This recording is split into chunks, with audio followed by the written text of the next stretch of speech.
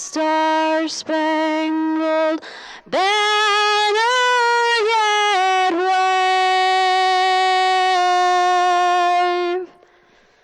o'er the land of the free and the home of the brave.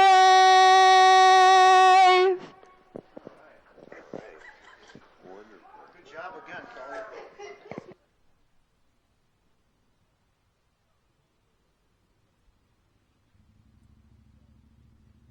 You know, And this is second call, middleweight GP, ultralight GP, second call, middleweight GP, ultralight GP, second call.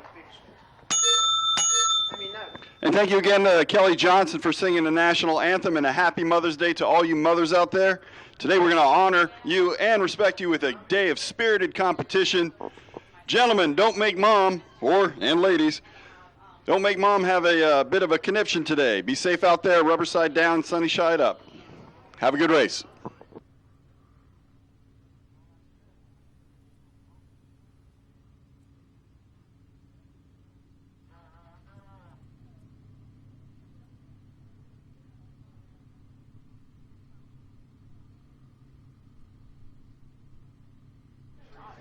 And this is last call, middleweight GP, ultralight GP, last call, middleweight GP, ultralight GP, last call. And ladies and gentlemen, this morning in our middleweight GP and ultralight GP class, we will be running 24 laps with no wave start. Again, 24 laps.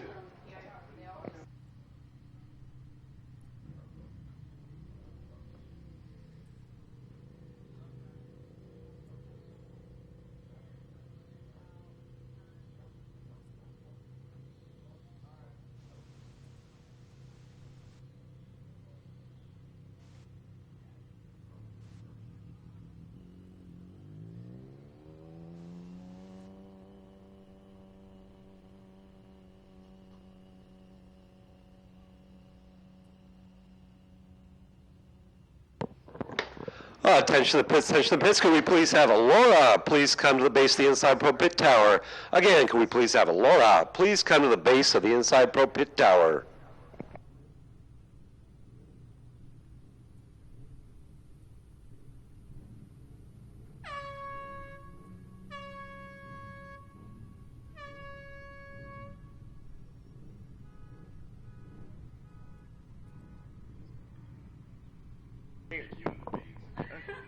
Okay, Jason. Today's middleweight GP, our endurance race, will be a 24-lapper, and it's sponsored by our infamous SFRC, or also known as Sang-Froid, that's French, Riding Club. Headquartered in Portland, right here locally. These guys are, as Jason pointed out, well beyond hipster status. They are the real deal. They're Completely authentic, Al. Absolutely. We're going to work on your French, my friend. Are you ready? Work with me. Sang-Froid. Say Got froid. There you go. Froid. I believe it means cold. Sang is blood. So cold-blooded riding club. As opposed to... They are the Sang-Froid Riding Club.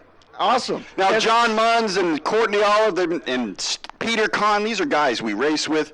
You know, we enjoy their time. These guys are fantastic. If you don't know who the SFRC is, these guys put on our racer workshops before the season even begins. I know that. This is something they brought to us to offer to the rest of the motorcycle community.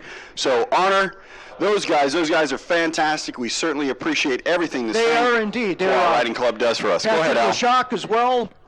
Those guys do nice rides out in the community as well, and they know what the hell they're doing. So check them out. Check out their tent here at PIR this afternoon or this morning. Good guys, very friendly, very good diplomats of the sport of motorcycle racing, and we're very, very proud to have them in our community. Thanks, guys and girls. All right, here we go. We got to get started with our middleweight GP. Up first, we have number 176, Joshua, the Scientist Melanson. He's out of Puyallup, Washington. He's with Redline Vinyl Graphics in Bridgestone. 2 on the grid. It's 151, Derek Edwards. He's out of Milwaukee, not Wisconsin. That's Oregon, of course. He's sponsored by 15racing.com, Bridgestone, and Silkaline. Next, we have rider number 80. That's Derek Stotts out of Portland, Oregon. He's with Bridgestone. Brad Pinkstaff heads up the fourth position, 137. He's sponsored by KFG and Zlock Racing. El Jefe, the president, Chris Page out of Portland, Oregon. A57, Moto Corsa, and Woodcraft are his sponsors. And his VP, of course, following behind there, Matt O'Rourke, sponsored by Bridgestone, Dunlop, and RS Racecraft. Number 86 is Danny Houghton out of Aloha. He's with AbsoluteSixPack.com, Southwest Bicycle, and EBC Brakes. Eighth on the grid, it's our own Star Herman on bike 221. Next, we have rider 36, Sam Bodges. He's with KFG Racing, EBC Brakes, and Bridgestone. Andrew Strantz, pilots bike 751. He's 10th on the grid. He's sponsored by KFG, Falcon Toast Race Engineering, and Silcoline. And it's the Gray, Mike Gray out of Portland, Oregon with Competition Motors, Pacific Supersport, PSSR Track Days, and Vicious Cycle. Our first group is off. Derek Edwards off to a great start, representing mile number 151, but here comes Matt O'Rourke and Chris Page on those Ducatis. We'll get to the lineup in the second wave here in just a moment. We want to mention that Steve Suter was also part of that group, and our second wave is off. Let's talk about our second wave. Number 91, actually first on our list, just got out of the starts here pretty good. That was Alex Taylor. He's with Rebel Gear, Cycle Gears, and Bridgestone. Jacob Keener, pilots bike 65. He's second on the grid. He's sponsored by JK Racing and Bridgestone. And if you missed Max Maduro's flag modeling yesterday, you missed a treat. He's rider number 390. He's with 24th in Meatballs. Ryan Dalling piloting that cool new KTM RC 390, sponsored by Premium Rush Motorcycle Rentals and Julie's Cookies. Rider number 735, that's Yassar Ahmed. He's out of Beaverton, Oregon. Cynthia CJ Strauss on bike 702. 708 is Christopher Woods out of Lake Oswego. And Gordon Lawrence rounds out the field on bike 712. He's sponsored by Cardenas Motorsports and Bridgestone. All right, you guys call this one. We got the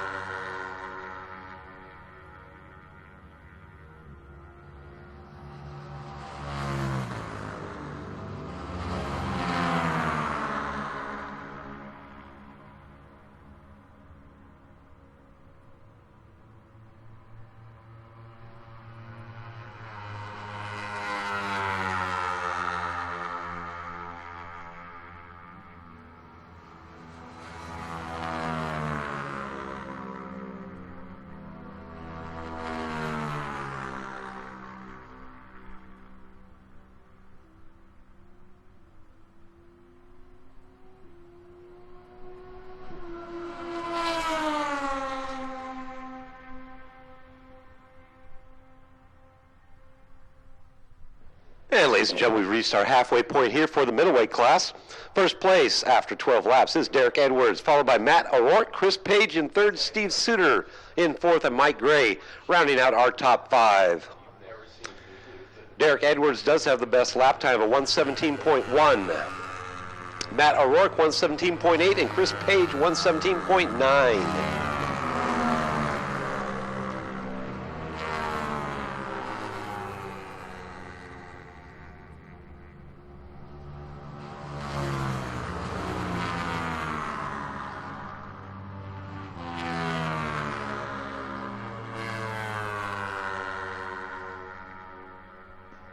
And ladies and gentlemen, in our ultralightweight GP class, first place after 11 laps is Jacob Keener. Second place, Alex Taylor. Ryan Dowling in third. Christopher Woods in fourth. And Yasser Ahmed rounding out our top five.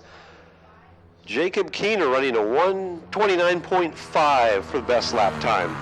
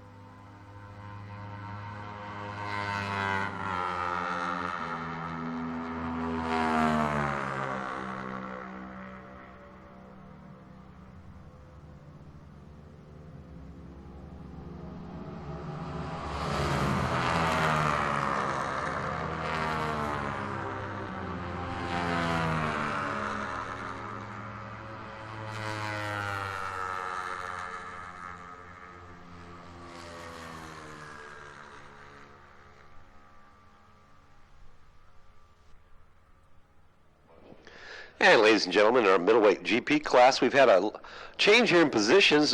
Chris Page moved up to second position, taking that from Matt O'Rourke, who's now in third. So our running order is Derek Edwards, Chris Page, Matt O'Rourke, Mike Gray, and now Steve Suter rounding out our top five.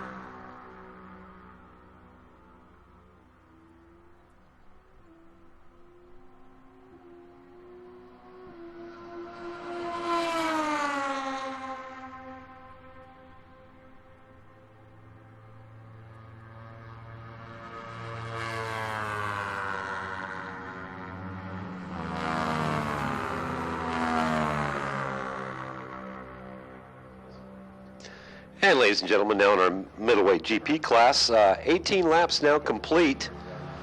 Derek Edwards in first, Matt O'Rourke now in second, Chris Page in third, and now Mike Gray has moved up into fourth. Steve Suter rounding out our top five.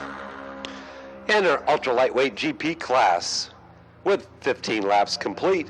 Jacob Keener in first, Alex Taylor in second, Ryan Dolling in third, Christopher Woods in fourth, and Yasser Ahmed rounding out our top five.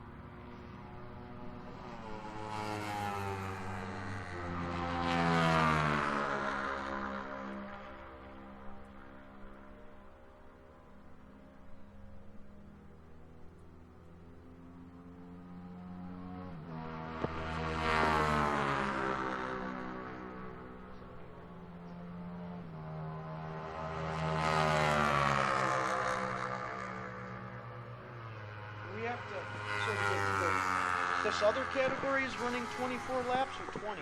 They're running 24, and what's going to happen is the flag will be thrown. And that'll be it. First group, and then that'll be it.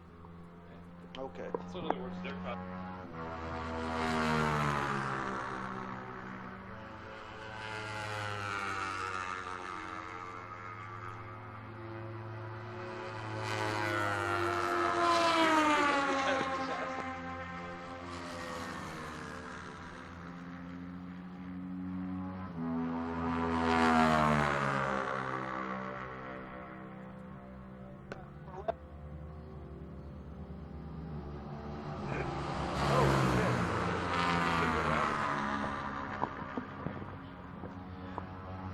So with 20 laps complete, it's our vice president and our president duking it out for second and third. They're virtually locked at the horns.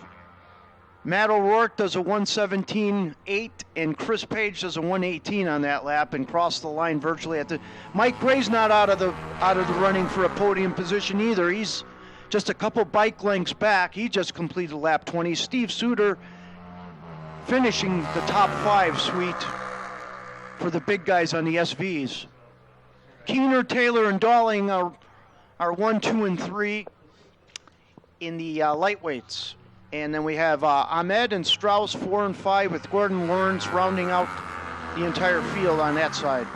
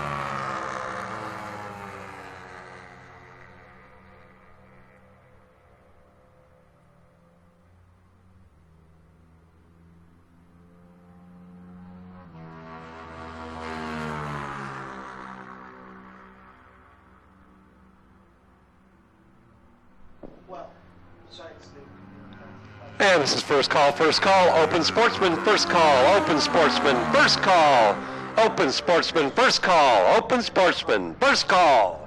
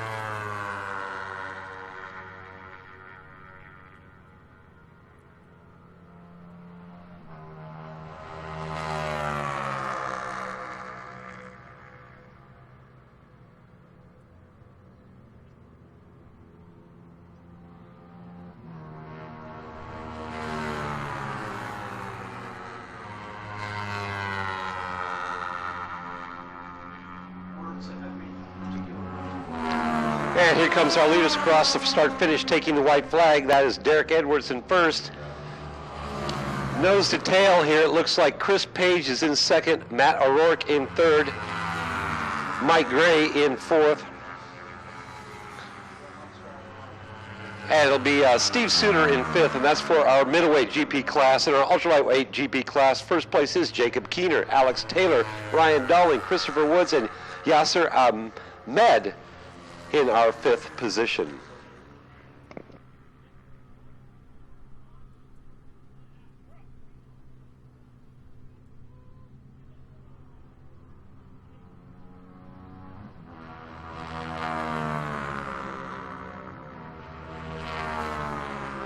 Yes, the second call, open sportsman, second call, open sportsman, second call, open sportsman, second call, open sportsman, second call.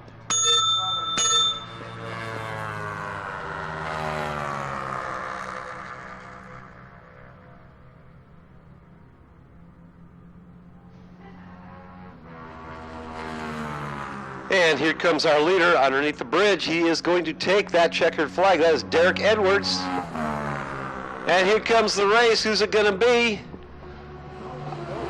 And it is Matt O'Rourke passing Chris Page to take second. Chris Page will get that third podium position. And Mike Gray coming across the line for a fourth place finish. I saw CL 390 going home yesterday. At the Express. And our ultra-lightweight class here.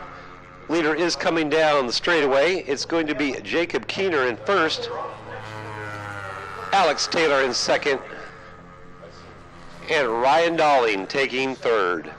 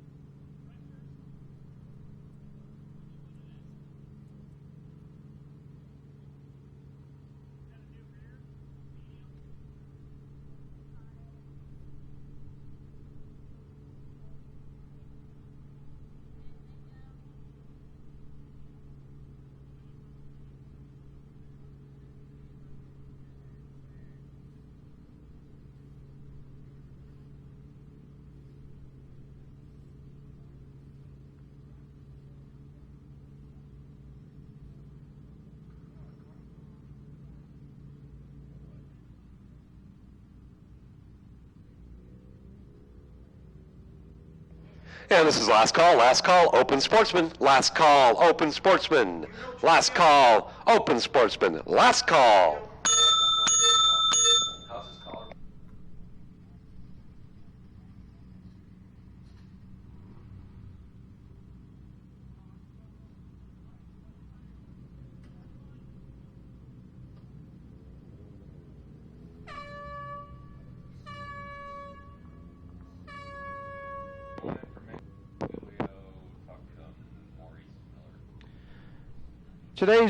This morning's Open Sportsman race is sponsored by Northwest Structural Moving Incorporated.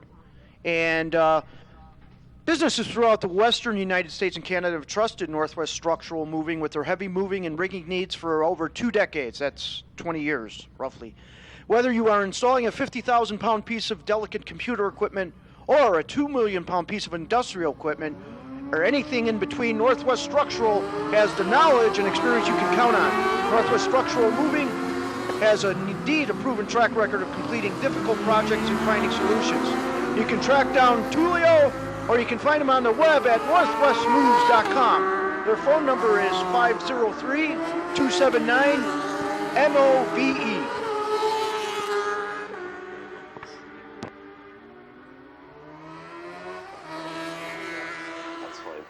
And ladies and gentlemen, this morning our Open Sportsman class, we have bike number 26, Josh McKay, sponsored by Kevin Jones Customs, Hot Bodies, and EBC Brakes. Bike number 167, Tim Griffin, sponsored by Cycle Gear Pitbull and Dunlop. Bike 169 is ridden by Patrick Sanford. He starts third on the grid. And bike number 731, BJ Miles, sponsored by Pitbull, Pilot Leathers, and Dunlop.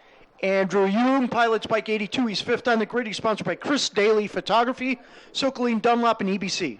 And bike number 740, Colin King from Portland, Oregon on a Daytona 675R. David Terry out of Portland, Oregon. He's on bike 711. He starts the seventh on the grid. He's sponsored by Dunlop Tires. And bike number 8X, Derek Clary from Tacoma on a ZX10R. Alex Marley out of Pasco. He's on bike 720, ninth on the grid. He's sponsored by OxArc. And bike number 78X, Sean Chrisap, sponsored by KFG Racing and Chrisap Orthotics and Prosthetics, Inc. Bike 310, my old friend Monta Knutson. He starts 11th on the grid. He's sponsored by my good friend Chris at CycleTune.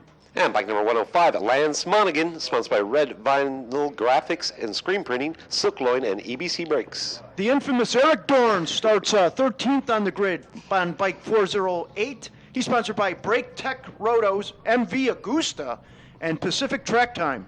And bike number 755, Steve Wellman, sponsored by KFG and Warpaint. Allison Smith pilots bike 719. She's 15th on the grid out of Victoria, sponsored by EBC and Dunlop. And bike number 904, Ryan Chrisap from Wenatchee on the YZF R6. Ooh, squeeze a couple in. Andrew Strantz, bike 751, 17th on the grid. Sponsored by KFG, Falcon Toast Race Engineering, and Pirelli. And bike number 27, Brent Benoit, sponsored by Benoit Machine, MotoFit, and Too Fast Track Days. Fred Jones on bike 757. He's sponsored by EBC Brakes and Dunlop. And bike number 827, Sean Johnson from Olympia, sponsored by Dunlop. Crystal Platt on bike 289. She's sponsored by Eric Dorn Racing. And our very own Tulio Salino, sponsored by Motocorsa and Northwest Structural and Moving. Okay, green up, revs up, bikes off. Everybody gets off nicely. Nice clean start.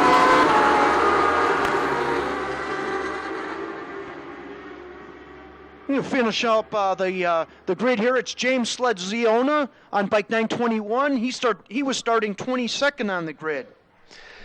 And bike number 933, Maggie Brown from Seattle, Washington. Ryan Doherty out of Tacoma. He's on bike 815. He's sponsored by Elka Suspension, Legal Shield, and Dunlop. And bike number 818, Brissa White from Bellevue, Washington. Chad May out of Bend on bike 736, sponsored by Dunlop and Pro Caliber in Bend. And bike number 216, Anton Brown, sponsored by EDR Performance and Dunlop. Rounding out the field, it's bike 721, Kevin Schisler out of Burnaby.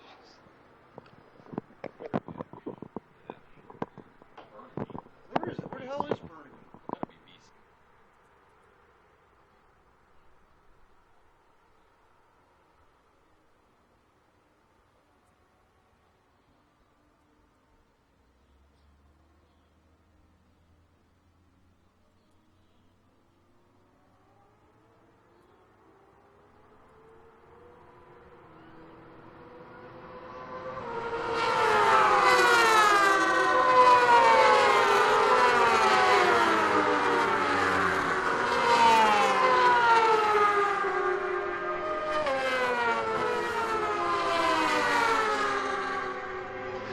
And ladies and gentlemen, in first place after one lap, it is Brent Benoit. He had a fantastic start off the line there.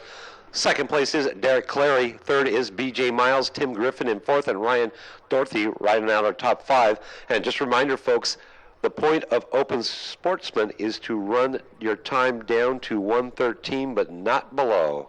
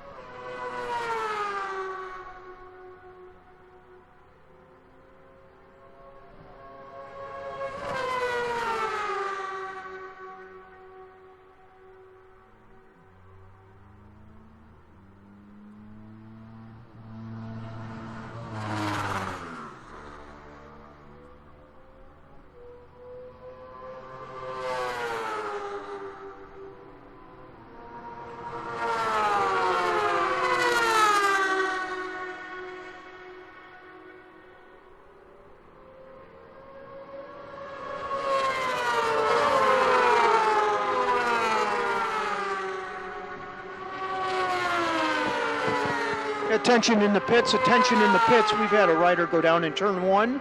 That's bike 736, Chad May. He's up and he's okay. That's bike 736, down in 1. That's Chad May. Pleasantly reported that he's up and moving about nicely.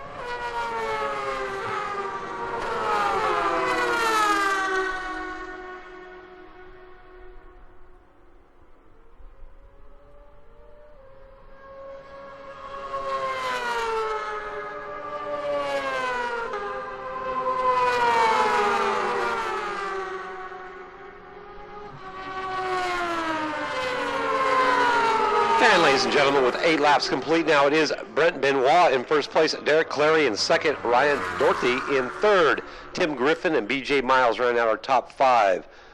So far, all of our riders are maintaining that lap time of 1:13 or better.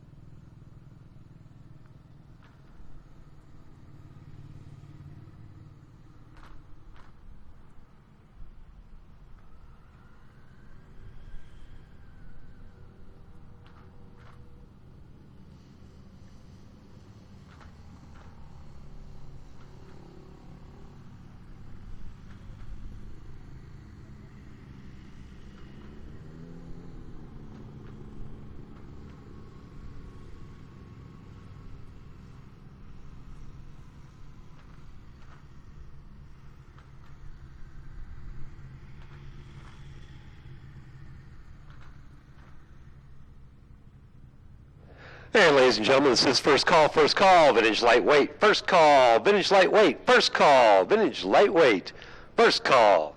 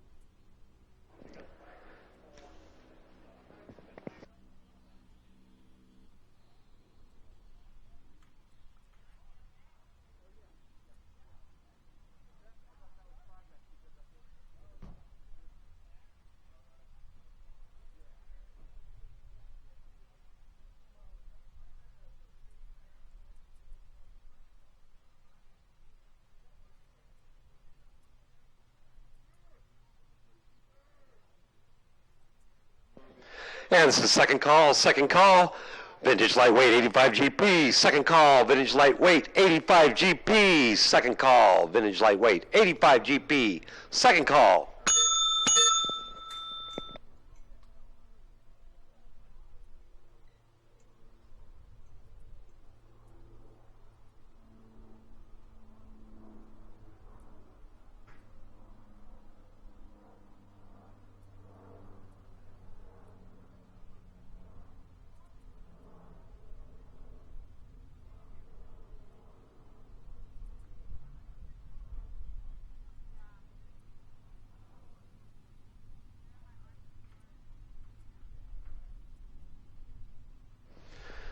And this is last call, vintage lightweight 85 GP, last call, vintage lightweight 85 GP, last call, vintage lightweight 85 GP, last call.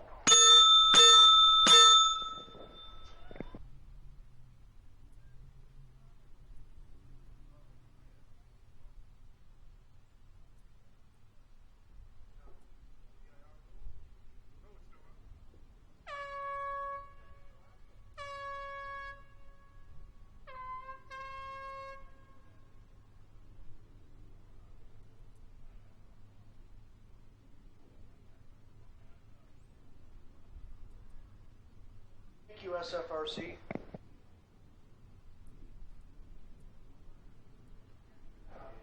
And ladies and gentlemen, this morning our vintage lightweight sponsor is Glass from the Past. GFTP has been specializing in the design and manufacture of cafe and vintage road race style fiberglass bodywork for classic motorcycles since 1998. GFTP was originally conceived while Brett was a member of OMRA and racing in then the 500 vintage class.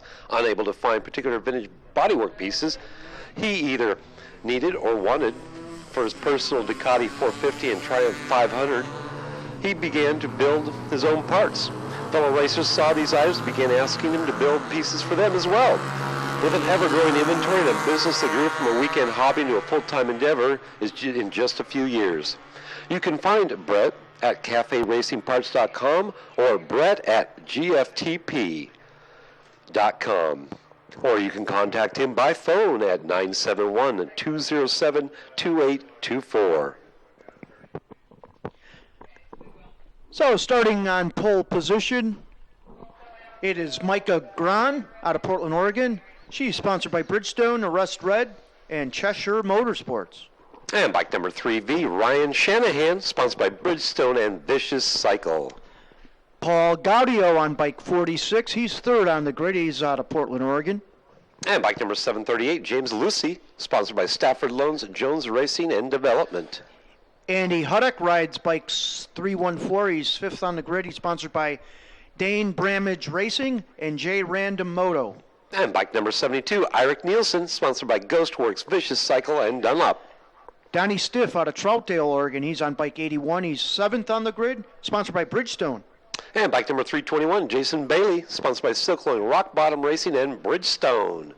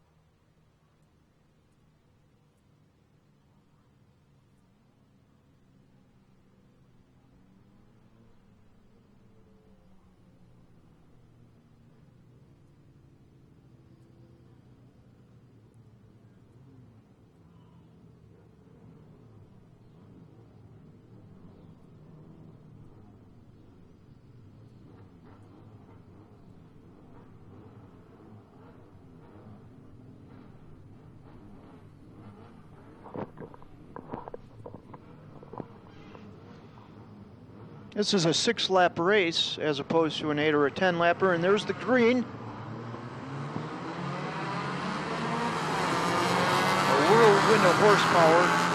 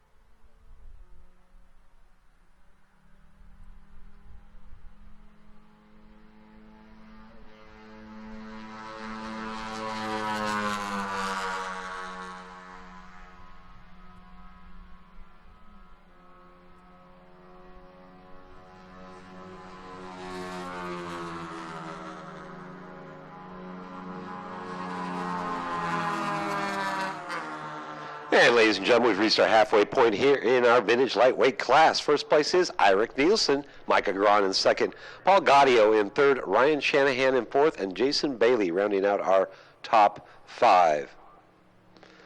Best lap time is Eirik Nielsen at a 1:32.1.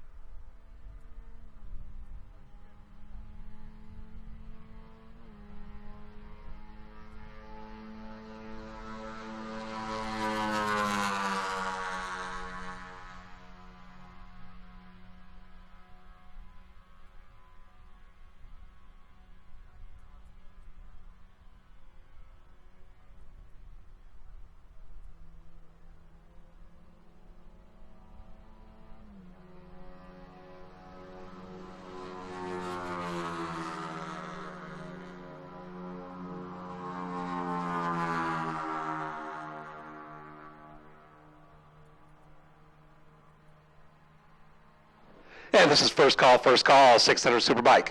First call, 600 Superbike. First call, 600 Superbike. First call.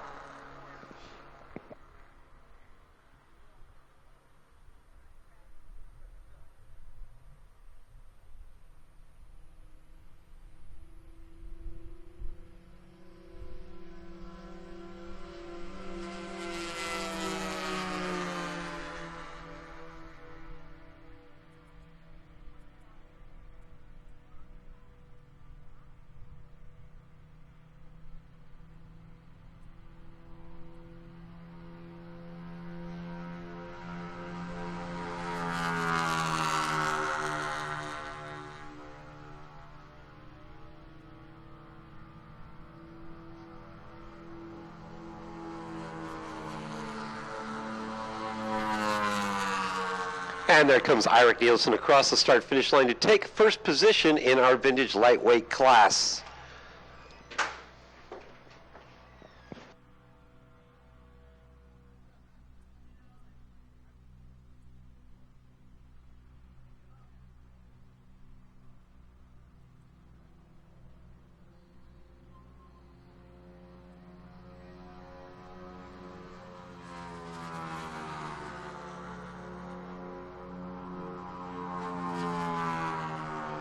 And Mike Agron takes second place. Paul Gaudio in third in our vintage lightweight class. And this is second call, 600 Superbike. Second call, 600 Superbike. Second call, 600 Superbike. Second call.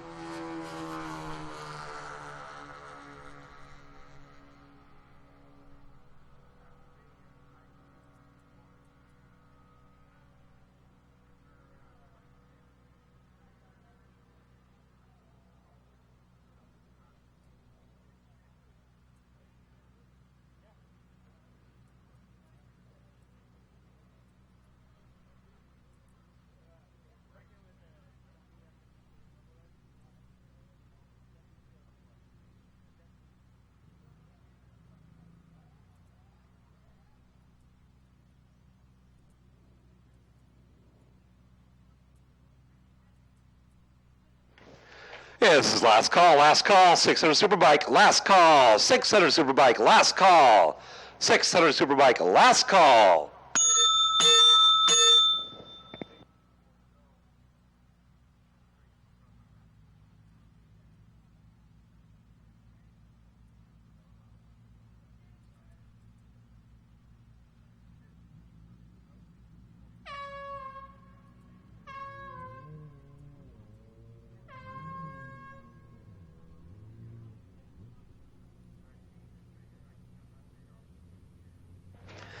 And ladies and gentlemen, this morning sponsoring our 600 Superbike race, it's our very own KFG Racing. Barry Russell and April Russell doing a fine job here and up in Washington with all your bike racing needs. They are authorized dealer of Olin's. They offer trackside support and service for all your racing needs. Their emphasis and expertise is suspension and can handle all your needs from their mobile suspension shop. They attend all OMRA, WIMRA, and AFM road racing events. You can contact Barry Russell at info@kfgracing.com or find them on the web at www.kfgracing.com. And starting on pole position on our GP Suspension 600 Superbike race, it's the point leader, Paul Capps, on bike 15X. And bike number 126 at Jeremy Coffey, sponsored by KFG Racing, EBC Brakes, and For the Track. KFG Racing sponsored Jason Duty starts third on the grid. He's on bike 79. He's also sponsored by WCM Trucking, Two Wheel Dyno Works, and Dunlop. And bike number 96, Chris Jabotsky, sponsored by Cycle Gear, Dunlap, and EBC Brakes. Andrew Pignataro out of Portland, Oregon on bike 41. He's fifth on the grid. He's sponsored by Vicious Cycle, SFRC, and Woodstock Hardware. And bike number 75X, Andrew Rogers from Gig Harbor, Washington on YCF R6. Eric Nielsen on bike 72. He's seventh on the grid. He's sponsored by Ghostworks, Vicious Cycle, Dunlop, and Racer Gloves. And bike number 167, Tim Griffin, sponsored by Cycle Gear, Pitbull, and Dunlop. Luke Luciano out of Seattle, Washington on bike 188. He starts ninth on the grid. And bike number 55, John Munns, sponsored by Glass from the Past, Race Tech, and Sang-Hua Riding Club. Andy DeBrino comes back to PIR on bike 162. He's got a boatload of sponsors. Dunlop, DeBrino Designs, Penske, Yamaha, and KFG Racing. And bike number 82, Andrew Hume, sponsored by ChrisDailyPhotography.com, Silkloin, and Dunlop. Ryan Doherty out of Tacoma, Washington. He's on bike 815. He's sponsored by Elka Suspension, Legal Shield, and Dunlop. And bike number 20, Harrison Frost, sponsored by Vortex Racing. Anton Brown on bike 216 in 15th, sponsored by EDR Performance and Dunlop. And bike number 197, Joseph Palomeri from Bend, Oregon. And rounding out the field, it's bike 791, X, Jai Armstrong out of Ashland.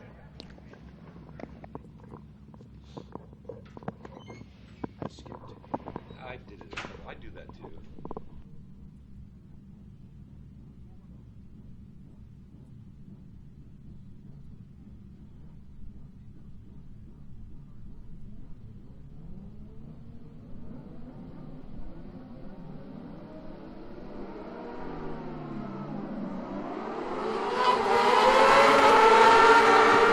Jeremy Coffey off to a ripping start. Here comes Andy DeBrino on the inside. He might make it to turn one in the lead.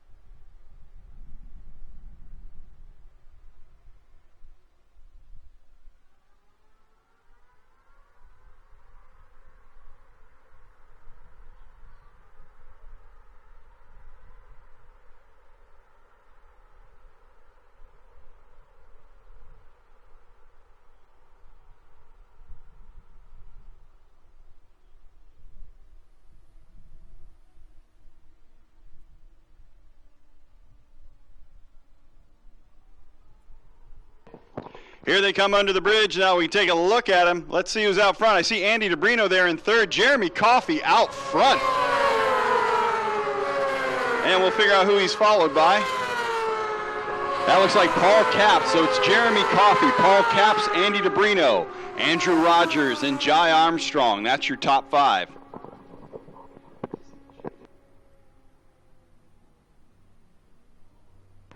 I'm going to guess it's either Jay or Jai Armstrong. Hopefully someone will correct me today. I think it's Jai.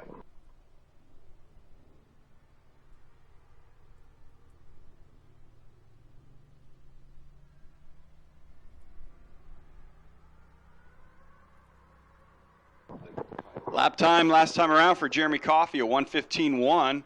Paul Capps, a 1:15.6. Andy DeBrino, 1:15.6 on the out lap. You can hear them on the back straight. Hopefully be able to catch a glimpse of them as they move their way towards turn 9. See if we've had any changes out there in our top three. They are bunched up, coming out of turn 9, under the bridge. Looks like Jeremy Coffey still out front, putting on a blistering pace, followed by Paul Capps and Andy DeBrino. It's coming into this race. 110s out of everybody. Looks like Andy's just sort of pacing himself a little bit out there. We know Andy's certainly capable of somewhere around 107s on a 600.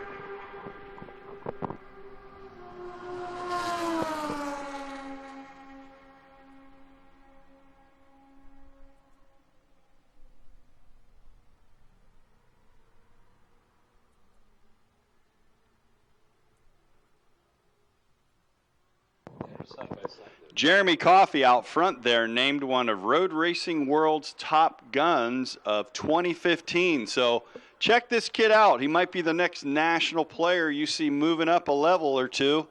Certainly seems to be putting on a little bit of a clinic here out front this race. We'll see what Andy can do with here. Maybe push Jeremy a little bit. And out front, it looks like Jeremy Coffey got Andy DeBrino now in a solid second place. Paul Capps fades to third. Coffey with a 109.8. DeBrino a 109.5. Paul Capps 110.8. Go, Jeremy, go.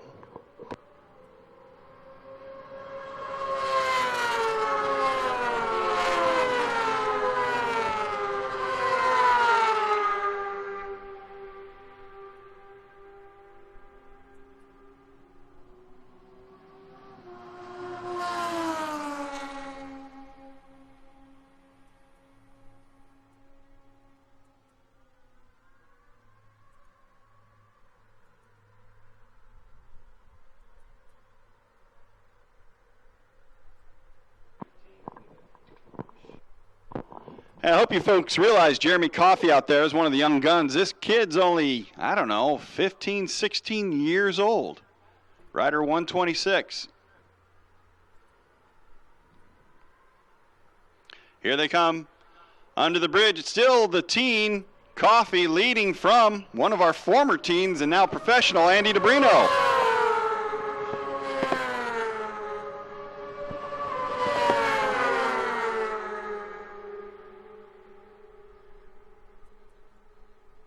Have a feeling Andy's sort of sitting in the catbird seat here. Probably going to snatch it away, but Jeremy out there got some pretty good pace, getting quicker with each lap. Taking a look further on down the field, we've got your top five is going to be Coffey, DeBrino, Capps, Andrew Rogers, then Jay or Jai Armstrong, a novice, Chris Jablonski, Ryan Doherty, Andrew Pignataro, and Eirik Nielsen. I would imagine that Jay might be a recent graduate, but we just don't have it on our system because you got to be an expert to be out with this group. Good to see Tim Griffin back out here along with Joseph Palmieri. They're both in 10th and 11th spot.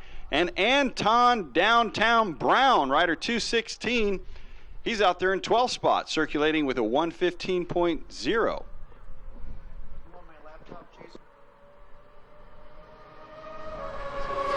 Halfway point, Coffey still leads over DeBrino. Last time around, a 109.7 from both. Good battle there between Andrew Rogers and Chris Jablonski. It looks like Jai Armstrong was in the mix as well. We are at the halfway point, folks.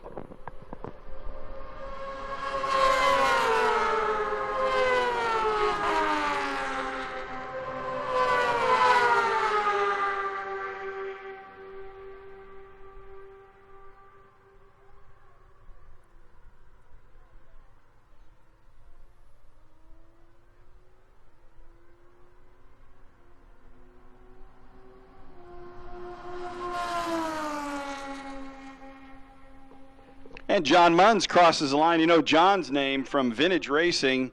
He's getting sort of reacclimated to modern bikes here. Had a long discussion with John before this got started. And I think we'll see good things out of him as he comes to grips with modern machinery.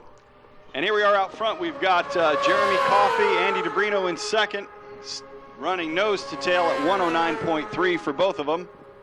That's the quickest lap out of both the front two. Paul Capps still in third, Andrew Rogers fourth, Jay Armstrong fifth. Andy DeBrino took the lead through turn one. DeBrino's now out front. We'll see what's going to happen to these lap times, whether they get into the 108s here very shortly.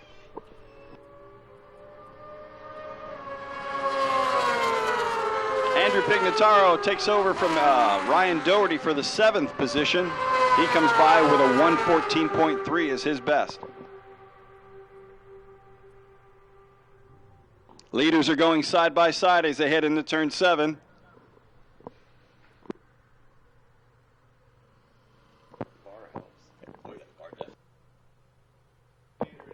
Catching a glimpse through 8's Jeremy Coffey back out in front. Jeremy Coffey giving Andy DeBrino the business here today.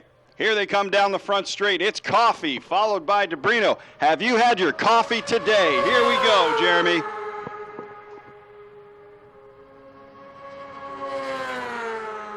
Andy's taking a look again on the inside. Will he take him on the brakes going into 1?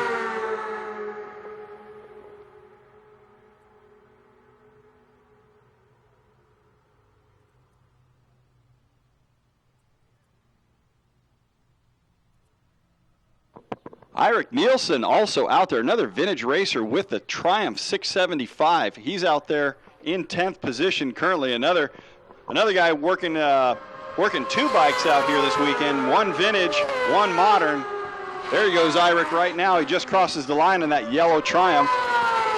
And this is first call, middleweight sportsman, first call, middleweight sportsman, first call, middleweight sportsman, first call.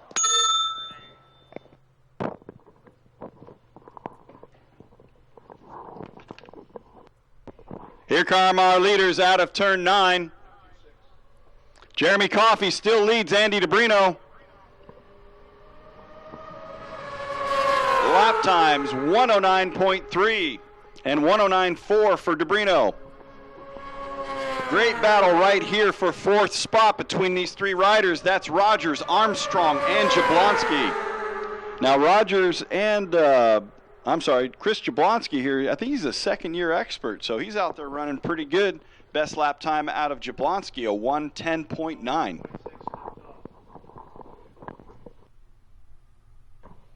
It looks like Jeremy Coffey may have given the lead over to Andy DeBrino with a little bit of on and off on the infield, so he continues on, but he gave up a bit of time there to Andy. Andy now takes over the lead.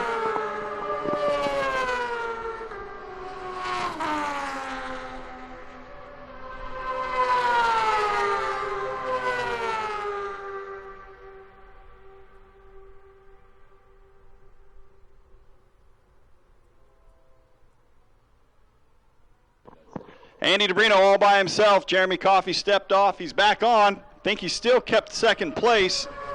But Andy DeBrino now in a class all by himself as he takes the white flag. Last lap. Paul Capps is actually now in second. We're going to see where Jeremy came back on track, and it looks like he's trying to lead this group for third. There he is. Coffey now in third. Should be able to hold on to that position. Those guys behind him are a couple seconds off of his pace. And it's the second call, middleweight sportsman, second call, middleweight sportsman, second call, middleweight sportsman, second call.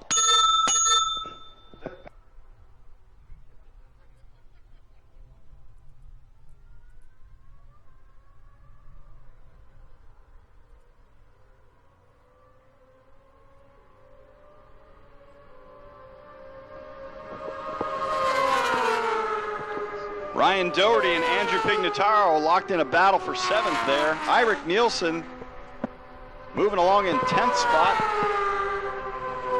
Anton Brown and Andrew Hume going at it. And here's our leader under the bridge. It's Andy DeBrino bringing it home. Your winner.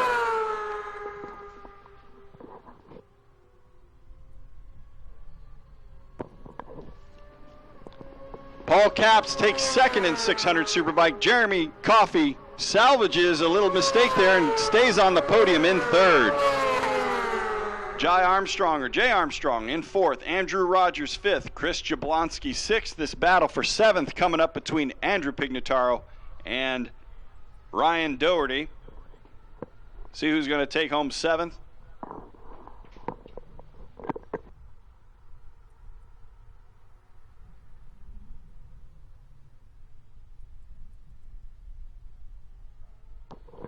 And here comes that battle for seventh between Pignataro and Ryan Doherty. Who's going to get at the line? Is it number 41?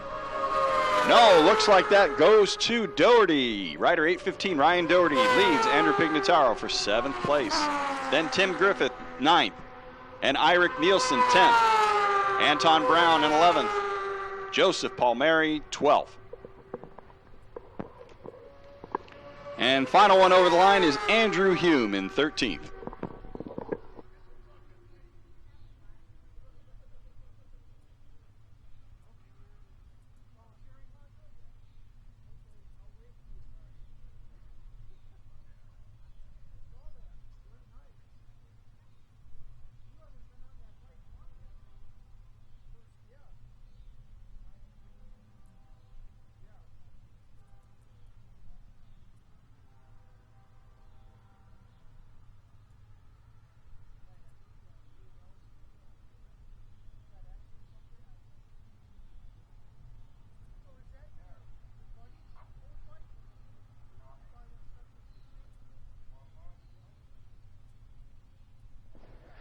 And this is last call.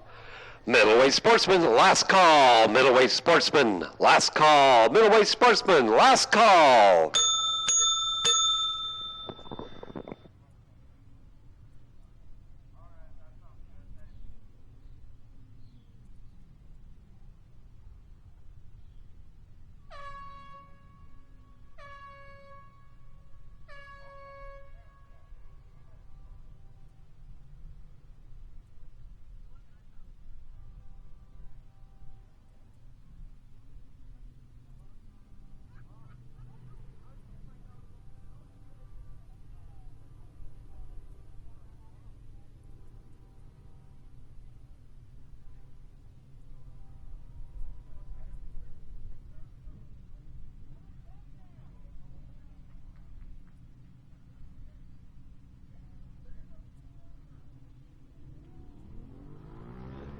And ladies and gentlemen, this morning, our middleweight sportsman class, we have bike number 137, Brad Pinkstaff, sponsored by KFG, Zlock Racing, and EBC Brakes. And this is one of those categories where novices actually race with the experts. So we've got first-year novice Dylan Ratch out there. He's out of Portland, Oregon on an SV650. He's rider 718. And bike number 709, James Walsh III from Oregon City. And out of Aloha, Oregon, it's Danny Houghton. He's rider number 86. He's out here with AbsoluteSixPack.com, Southwest Bicycle, and EBC Brakes. And bike number 15, David Wright, sponsored by Speed and Strength, Hot Bodies, and Plug Windscreens. Yeah, and if they have a 7 at the beginning of the number, that means they're a novice. And we have rider number 722. That's Randy Harris. He's out of Vancouver, Washington on a Suzuki SV650. And bike number 221, Star Herman from Portland, Oregon. Nick Taylor comes to us from Canby. He's rider 700. He's with Doc Brown Motorcycles in Bridgestone. And bike number 703, Travis Johnson, sponsored by Bridgestone. And finally, our grid is going to represent rider number 36. That's Sam Bogus. He's out of here with KFG Racing, EBC Brakes, and Bridgestone. Coming around on the warm-up lap, they will grid up, and we'll get this one started.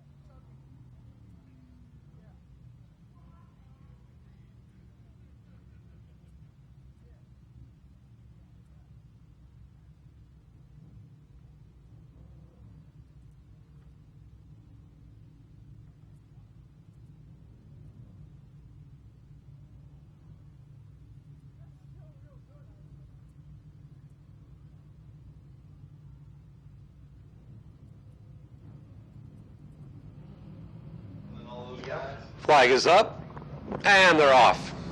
Good start out of our novice there. That's rider 709. Love that guy's orange wheels. Who is that, Dave? Who's 709 with us? That would be James Walsh III. There we go. James off to a great start. It's awesome to see novices sort of show these experts how to get off the line. We'll see if the experts can't reel them in.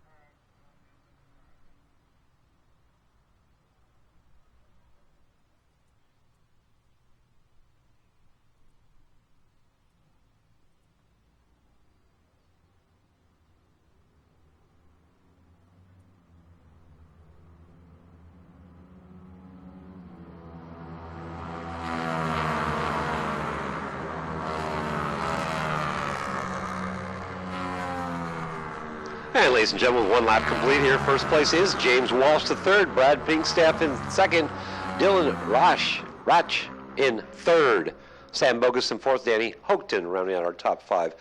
That looks to me like we've got a couple novices there in first and third, veteran there in second. You know, I have to say one of the best things I've seen this weekend is just the number of faces involved in this moto community that we have not seen together in such a long time. We've got Kat Foster out with us. She dragged Shane Turpin out with us, and he's going to be talking to us here at lunch. A little bit about Icon, but, you know, a lot about the man himself and his career thus far. And, you know, just great. What other faces have we seen out? Anthony Mansue was out here yesterday. Crystal Platt? When was the last time we saw Crystal Platt and Jenny Besaw out here with us? It's been a while, hasn't it? Fantastic, right? Yeah. So it's just a great reunion. A lot of great people coming out here yesterday. Been one of my favorite weekends almost of all time here. And just want to thank everybody for sticking with us here on Mother's Day, and happy Mother's Day to all the mothers out there.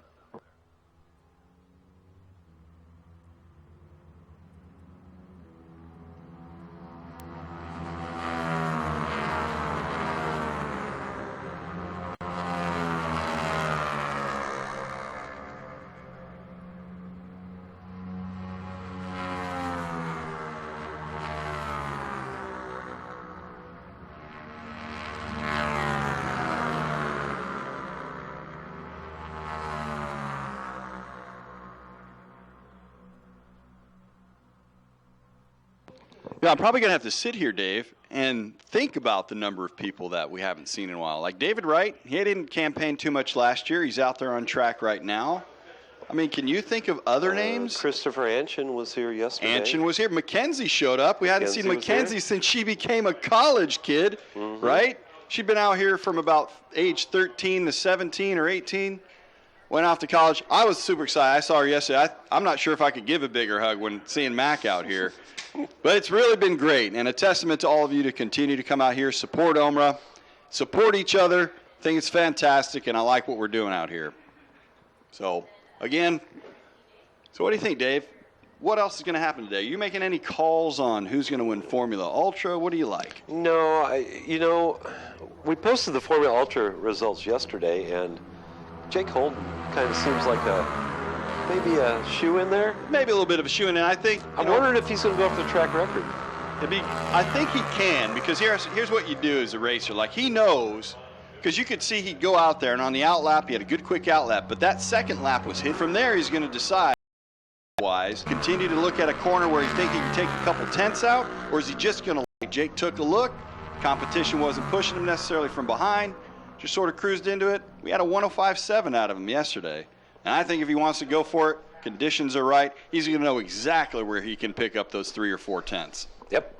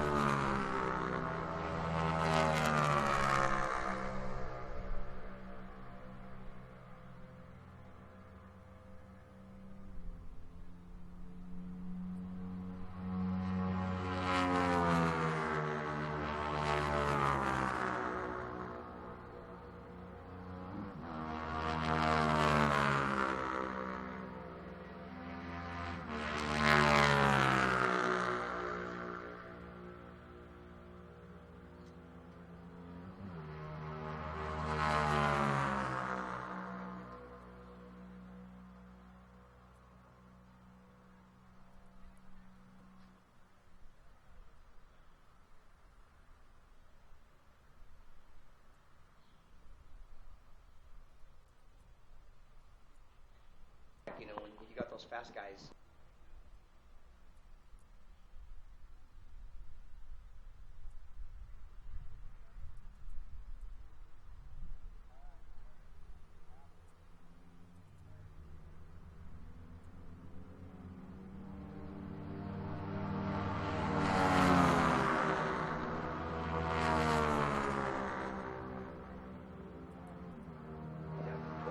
And ladies and gentlemen, we reached the halfway point in our middleweight sportsman class here race. Brad Pinkstaff has taken first place now. James Walsh in a solid second place. Dylan Ratch in third, Sam Bogus in fourth, and Danny Hougton rounding out our top 5. Best lap time so far has been Brad Pinkstaff at a 119.9.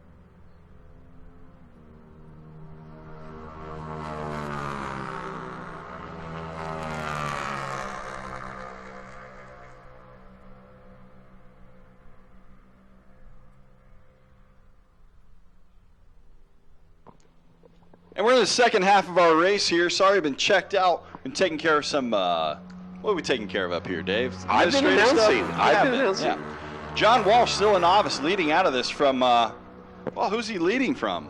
Brad Pinkstaff and Dylan Ratch in Yeah. third. Brad was ahead there back on the fourth and fifth lap, but now James decided he wanted it back. Well, the Pinkstaffs are the members of the Omer royal family, and he's the Grand Marshal of the family there, the main patriarch. They're doing a great job out there. 1:19.9 out of Brad last time around, or not last time around, I'm sorry, his best lap. time, yeah. Who's making a move out there that you can see on the data here, Dave? No, I would say James. We need to watch James. They should be coming underneath the Weimar Bridge here. I haven't heard anymore. And it looks like they might have a lapper in there. No, that's Brad trying to reel him in. So Yep. Walsh has now got Brad moving up on his tail as they head into the waning laps here of this race. And Dylan in a close third.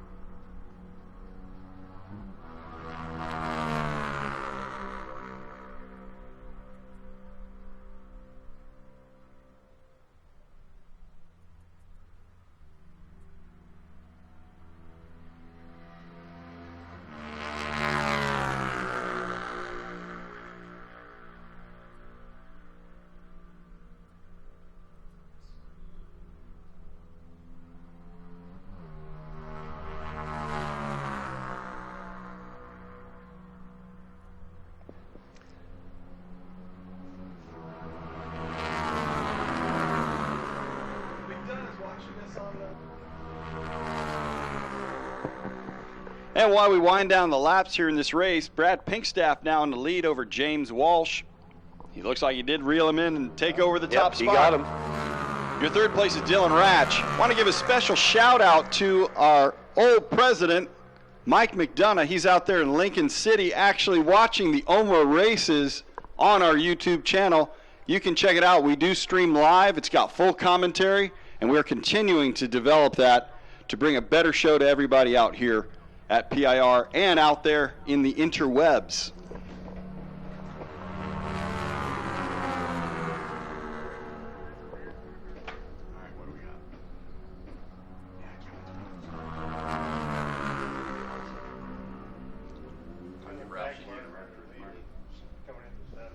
Okay.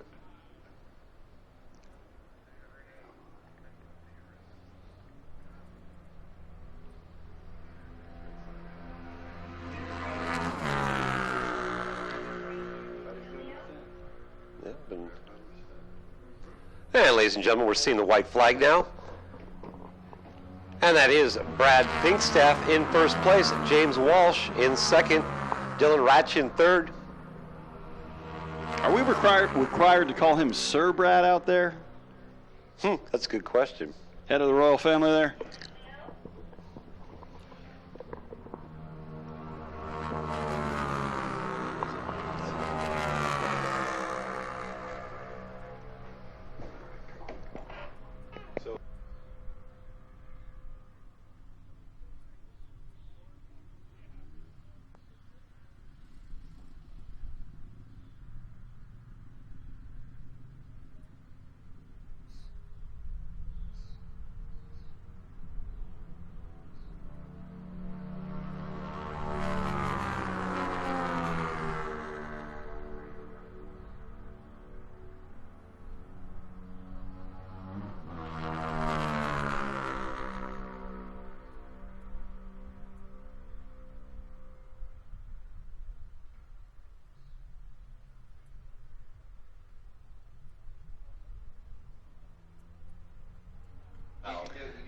And here come our leaders underneath the bridge. And they're going to take the checkered flag, and it will be Brad Pinkstaff in first, James Walsh III in second. And Dylan Ratch is going to come across the line here to take our third position in the middleweight sportsman class. Yeah, because you can really play that game. Yeah, that's the fun. Sam Bogus in fourth. Danny Hochton taking that fifth position.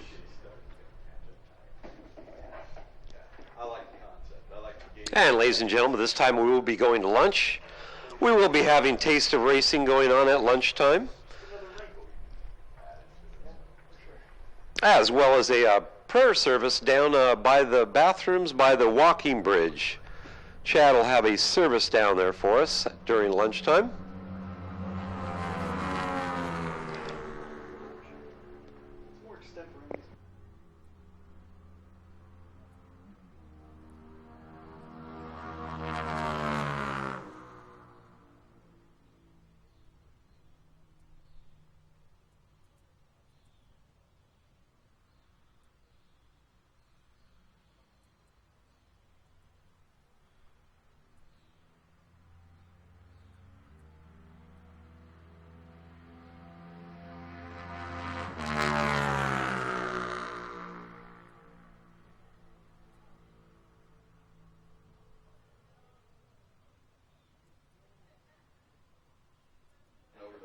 And ladies and gentlemen, we are officially now at lunch. Just a reminder, we'll be coming back to live racing at 1:30.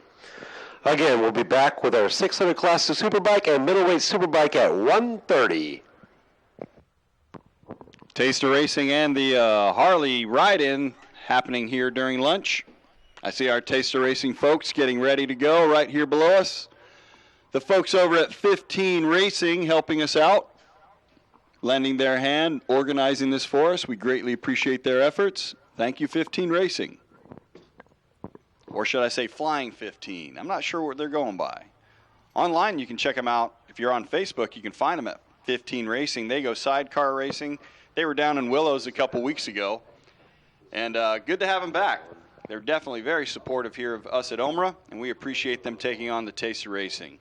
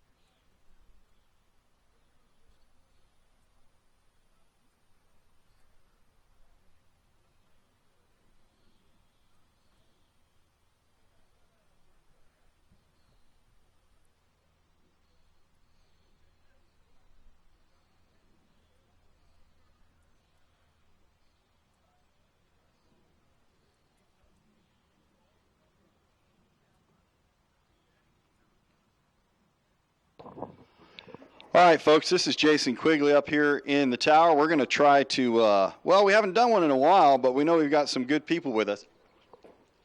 And who I have up here in the booth with me came out with Icon and our good friend Kat Foster. Most of you should know her from Moto Corsa days. She's out here with Icon in the booth back here on the second row. But I'm joined in the booth by Shane Turpin. We're going to talk a little bit about some Icon products. And I think this is one of those great opportunities, at least for me, to kind of geek out with somebody. Before we even turned on the microphones here, we were talking about, Vance and Hines machines, the sexy Kawasaki ZX-10s, the old production bikes that used to be out there. But, Shane, if you don't know who he is, he started out in road racing in the late 80s. Has been a champion in a bunch of different varieties. But just to give you a sample, 94, 95, he's the ARMA champ, set a lap record. Also worked with the Utah Superbike Association, #1 plate holder there, as well as Colorado, their road racing club. He's the #1 plate holder. He's ridden for the factory Yamaha team at the 24-hour of Le Mans. Has also worked with our good friend out here, Michael Siz, and their e-bike projects. The guy has been all over the place, World Superbike out there at Miller. We'll talk a little bit about Miller as well, what he's ridden. Also been in the British Superbike Series on a Ducati at the Cadwell Park. I think that's the one with the infamous jump. Going to see if Shane here has ever put it in the air over there. I'd like to introduce Shane Turpin. Shane, welcome to OMRA. We appreciate you coming out here, and let's get it started. Well, thank you very much for having me. This is a great time. This OMRA event is amazing. I've got a lot of friends out here, and you got Eric from EDR, and we're just having a real good time out here with Icon, and we've got a tent display down there, and we can have you guys come over and check out some of the crazy helmets and the. So you guys are doing like helmet fittings, because I heard someone that already got basically a corrective size, and so you guys really stress the sort of safety and your helmets. What varieties are you guys working at? Because Icon, generally speaking, has not been in the road racing scene. So what products are they bringing to bear that you see as road racing worthy? Well, I really love their Armada helmet, and I'm wearing it now, and I've been wearing it since I started riding the electric bike and started working with Icon. But, not only the helmets, but their gloves and everything. Everyone kind of looks at them as the stunter more crazy. Yeah, let's be honest, right? Let's have a real deal. We look at it as stunter gear. So how has that changed? Hugely. The quality of product is just amazing. All the stress tests and all the stuff they do on helmets with, Arai and Shoei and everybody else, our stuff is tested at a higher level than even their stuff is. So, it's really, really good stuff. I really love the eye-port visibility, the venting. The helmet's just top notch, and I'm just happy to be a part of their program because I've been the Arai guy and the Shoei guy for so long. I was a Shoei guy forever. Never found a Arai that fit my big Irish stupid head, but always a Shoei guy. I even tried OGK and stuff like that. Yep. So the Icon, they're looking to make inroads into this area. They are, and they're even a part of the Enduro program now. They've got the new Radiant helmet, and it's fantastic. I mean, they've got some really, really cool products down there, and we have them down there, so you should go check them out. And you've got a new rider also in Andy DeBrino. He must be out here sporting the Icon helmets as well. He absolutely is. He's sporting the helmets, the gloves, and we, it's quality stuff. And Andy DeBrino is a super fast kid, and he's, doing AMA, and we call Moto America now. And sorry about that. And but yeah, he's doing fantastic. He's super fast, super friendly, really neat guy. Yeah, well, let's not swell his head too much because we've had to deal with Andy for quite some time. But you're right, absolutely super fast, professional. We're super proud here at OMRA for Devin McDonough as well as Andy DeBrino, sort of our graduates here of our program who are going into the Moto America world. And we know that those guys are capable of taking it by storm. So digging what they're doing. Glad you're here with us. The other thing I'd also like to talk about is where you've been. I covered part of your resume, but I would only imagine that that's just starting to scratch the surface.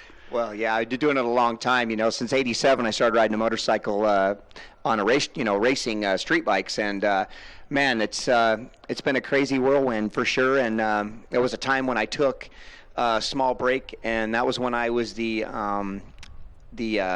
general manager for Bimoda.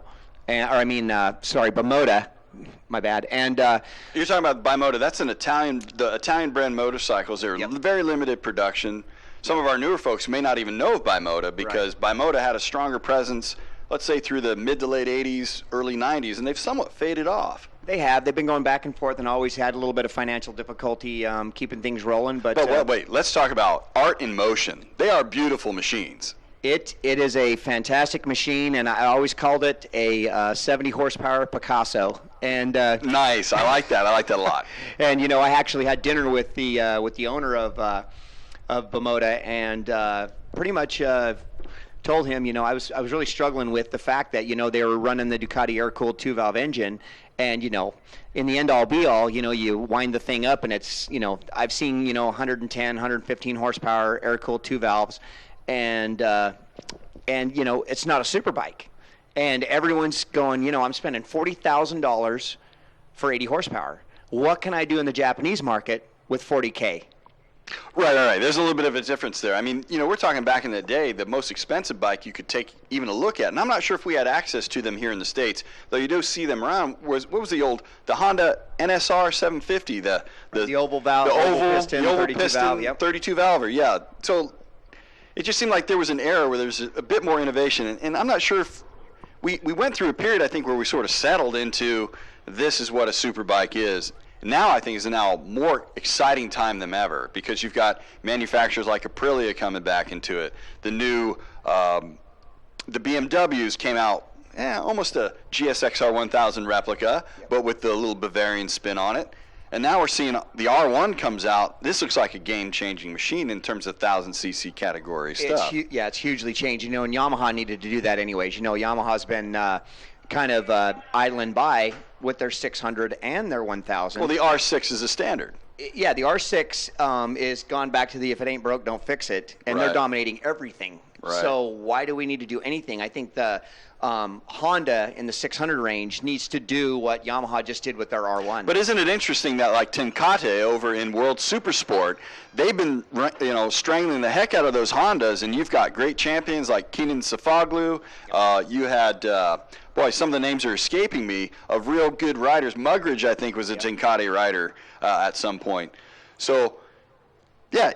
When it comes to the American game, Honda seems to be a half a step behind, and certainly like in a bit of club racing out here. Right, and also the rule changes, with World Supersport is basically a super trick super bike. It's a total kit super bike, right? Right. The Supersport name is a bit deceiving. It is. Yeah, it is. When you show a 600 with full data sensors on the wheel, speed sensors, traction control, there's no holes barred, and kit radiators. You've got a $60,000-$70,000 600 at the minimum. Yeah, they put a lot into it, and if you've ever checked out, I think it's available online. You can do a tour. Yep. They custom order bikes for machines, ship them out all over. They're not just for their race team. They actually do a production of race bikes. So yes, they do. Tenkate's got a real sweet program. It'd be nice if we could get that stuff sort of working in the States, which is, here's what I want to talk about next. You've had a long, illustrious career in motorcycle road racing. It really lacked support. I think when you and I were younger, through the mid-'90s, we had Scott Russell, the Fast by Faraci guys, Jamie James. We had all those guys on CBS Sports on Sunday. They'd show it on a Mother's Day. We'd get the Daytona 200. You'd maybe see Road Atlanta, maybe, what's the Elkhart Lake one? Road America. Road America. You'd see that one as well. How do we get this back? That's a very good question. I've, the media coverage and stuff right now is terrible. I mean, it's gone so backwards. And we were already struggling, trying to get more people, more sponsors. How do you do that with zero coverage? Right. Nobody just wants to step up and actually, get involved. And the type of money that we need to run a program is not there. And I'd like to believe that. The character of some of the ways that maybe some people view our sport, not just outsiders, but also insiders. We all have to be very good advocates for the sport that we love. And we all have to, work towards that end. Whatever that means. That could mean, attending events for sure. That can mean just being engaged in the social media world. I think there's a real opportunity here for road racing fans and road racing people in general. That if we collectively gather our voices and start to make more noise, because God knows we're capable on Sunday of making a heck of a lot of noise. There was a recent video that showed up, I don't know, live leak, wherever it came from. But a guy who was out in a Ferrari on the Nürburgring, just getting on it. And a guy's following him. And next thing you know, you see a guy on 2 wheels skitter around that Ferrari driver. That Ferrari driver thought he was hanging it all out. And here comes a guy on 2 wheels. And you just cannot sort of convey what that feels like, or that sense of just letting it hang out and feeling that. There's just something special about motorcycling. I think it infected you when you were young. I know it infected me. And I'd like to see if we can help all of us move this thing forward. I mean, for sure, all of us here at the track right now today, we're infected. That's why we're here. Absolutely. This game is, there's nothing else like it. I've skydived, I've been in a car, done some drag racing stuff, and there's nothing like that. Let's go back to your skydiving experience, because I'll tell you part of mine too. I won't kill anybody by ear beating them, because I want to hear about yours. But I went skydiving the first time, and when I got down to the bottom, all I thought to myself was, that was fun, but that's nothing like gridding up and taking off in a swarm of bikes going into turn 1. There's nothing like it. Nothing like it. Yeah, and that was the first thing. The first 30 seconds was intense. Right. And the then fall, right? Until you hit terminal speed and you settle in, it's exciting. You step out of the airplane and it gives you kind of an oh shit moment, and you watch the plane disappear, and then that's it. Then you're floating. Then you're just floating. You're just sort of being kind of lowered down. Yeah. But then like for me, I've always been the type that I've got a little bit of nerves when I take that grid. It doesn't matter how many times I do it, because I feel like that's the respect that the game deserves. But my head light's on fire. That green flag goes, it's on fire till that checker comes out. Absolutely. Unless I'm in no man's land, and then I can settle in and surf, but you know what I'm talking about. Absolutely. I think everybody here knows exactly that feeling that's gridded up on the grid. And I don't care if you've done 1,000 starts or if you've done 10. On the 1,000th start is exactly the same feeling I had when I first gridded up. I mean, it's, you've got all those emotions rolling in your head, and you're trying to focus on the starter flagman, and making sure the bike's in the right gear, and, you just want everything to be perfect, and yeah, it happens every single time. It doesn't matter how many races you've won, or it's the same feeling every time. It's amazing. Yeah, it's almost like I describe it as sort of feeling like, I know I'm going to jump into a shark tank. I'm willingly jumping into that shark tank, and let's have some fun and try not to get bit. Absolutely, absolutely. Well, all right, I'm going to put you on the spot here. I know and we'll figure it out. Here's the spot. It's a real tough one, Shane. I hope you can manage this. Okay. Of all the bikes you've ridden, all the race bikes, which would you say was your favorite? Wow. That's a tough one. I'm going to let you think on that one for a half a second. Let's simmer a little bit here. Yeah, I'm going to let you think on that, because I also want to talk to other people out there. You were also a part of the documentary that was on the Discovery Channel about the electric bike, or the GP. It was the GP bike they were chasing after at the time. Yeah, I actually rode both. I've raced the electric motorcycle through Michael, and we're talking about the Moto-Sizz C1. Right? Yes, the C1 MotoGP gas bike, which was, if I remember correctly, a longitudinally mounted motor. Twin crank. Kind of a GSXR motor split in half with a 15-degree offset of the valve train or the head, or somewhere up top it was a little offset, yeah, right? the very end gas version that I rode was the cylinders. It was a straight 4 sitting sideways, twin cranks, and they spun opposite of each other, so it canceled the rotating weight in the motor. And then it had one single long intake camshaft down the middle and 2 exhaust cams, one on each corner. And that was the last configuration I rode. Quite an innovative design, wow. Yes? Michael's no joke when it comes to that type of stuff. He's super, super talented, smart man, and it was amazing to go to the facility and actually see what he did. His genius and his craziness, he was never happy with, the Japanese have got this head right. I'm going to use that. Right, they're sort of get locked into the legacy, sort of moving things along, incremental. Whereas Michael just basically said, "I'm tearing up the sheet, and we're starting from scratch." Exactly what he did, and it was funny because the one of the first versions of that motorcycle was a GSX-R 1000 head on top of his Minecrafted motor. And that may be the part that I'm thinking of where I left off, my favorite thing about the bike, and I'm sorry, I can't always stay on task. I want to move and just, so I apologize, Shane. And if it gets too much, you let me know. Let's just finish out the subject. But the thing I loved about that bike was the hot swapping of the springs. The fact that you could hot swap a front end spring, you could hot swap a back end spring on basically an extended pit stop. Yep. Yeah. It was incredible. He had really, obviously became an innovator in suspension design and changing stuff. And I mean, this guy built homes. I mean, this guy is a designer. Right, architectural, right? Yes. Fascinating design, a lot of modern stuff. When you watch the documentary and he says, "Hey, you know what? I'm going to build a motorcycle." Tell me the name of the documentary again. It was just a Discovery. What was it called? We'll figure it out. We'll get back. Yeah, We'll have to look at it. Someone's going to Google it for us. I know somebody out there listening knows it, and they certainly can text it to me any second. But let's continue to talk about that particular program. Were you part of the program? I know it was Mark. I can't remember the guy's last name. It wasn't Gardner. But they went out there and they actually broke the record. They were the first to do the ton, which was 100-mile-an-hour average. Yes. In the electric bikes. Yes. So he switched off from the gas thing in the MotoGP pursuit there over to the electric motorcycles, and became even seemingly very innovative, able to put together a great bike. That bike raced out here against our gas bikes. Yep.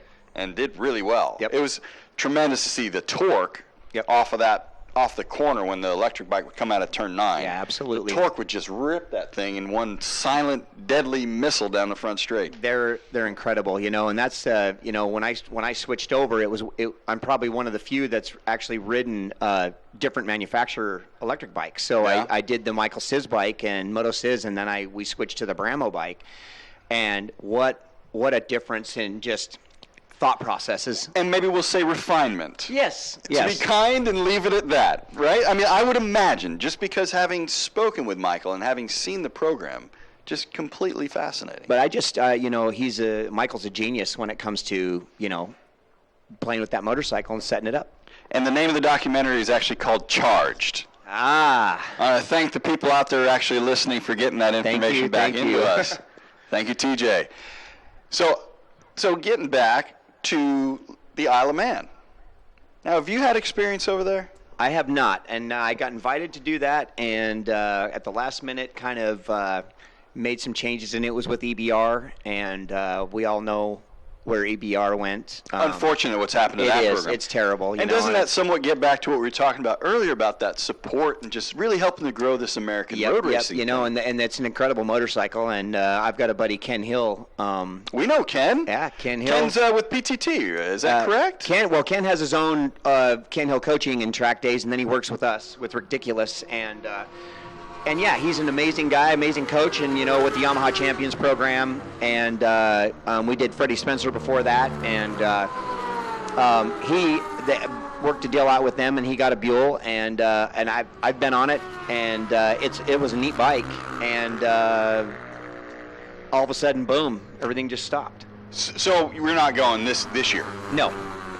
I swear, we got to build this thing. We're going to build this and get you over there, because I have always wanted to do it. Like, I think of maybe I would be able to do, what do they call it, the Thursday ride or the Friday afternoon ride, where they just sort of let street riders out there and do it. Me personally, and I don't know about you, you're a far more experienced person than I am, but I'm also a bit stupid, so I also think that this is something I could do. I watch the videos and I just think, yeah, I'd like to give that a shot. I agree. I wouldn't be in the top. I probably wouldn't qualify, but man, would it be, just as a racer, just the idea of the Isle of Man, it's a bucket list thing. It is a bucket list thing. I think, one of the scariest parts about Isle of Man is we all think about a tiny mistake and your life is over. So it's one of those things where you take 3 or 4 years, 5 years to develop your speed and develop learning the racetrack. You got 38 miles of twisties and turnies, and it could all go bad real quick. So kind of gently rolling into a pace and figuring the place out. My deal was a 5-year deal.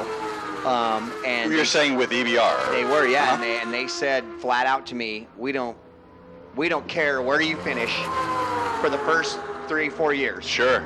But towards the end of this program, we want to see some speed, and that's and granted, learning that facility is years and years. Remind me again, is it 37 miles? It's 37. Oh, look at that. You see? Yeah. Yeah. That's why I said 38. It's round. I I hate oddball numbers. No, I didn't hear you say 38. Oh, I'm sorry about that. Yeah, no worries. And that's it. And that's the thing is 38 miles. Yeah, your favorite country road. Then I want you to tell me how many lefts and rights there are in it. Everybody at the Isle of Man that's finishing the top 10 can do that.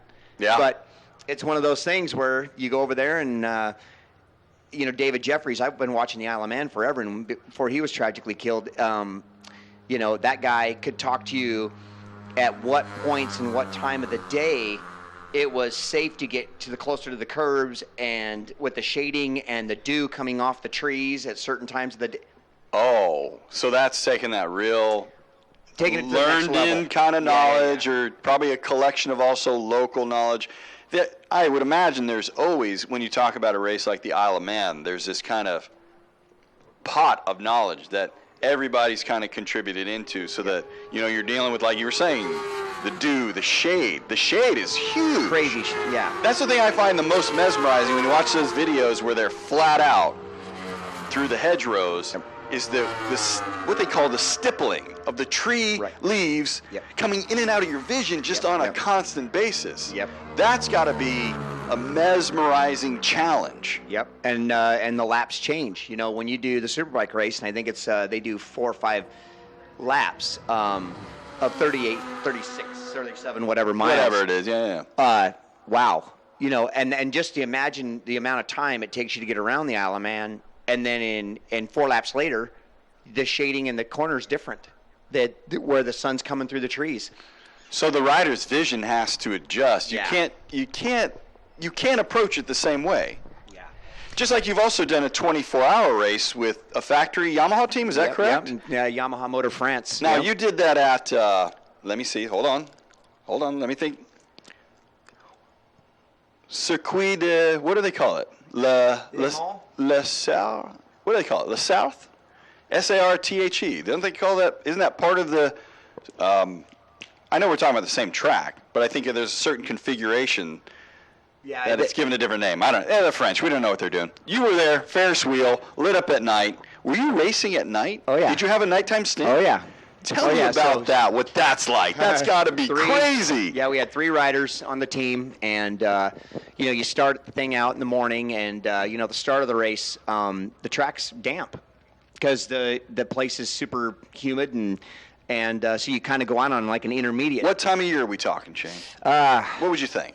Early summer, late summer? When do they do it? It was early summer, I believe. Okay. Okay.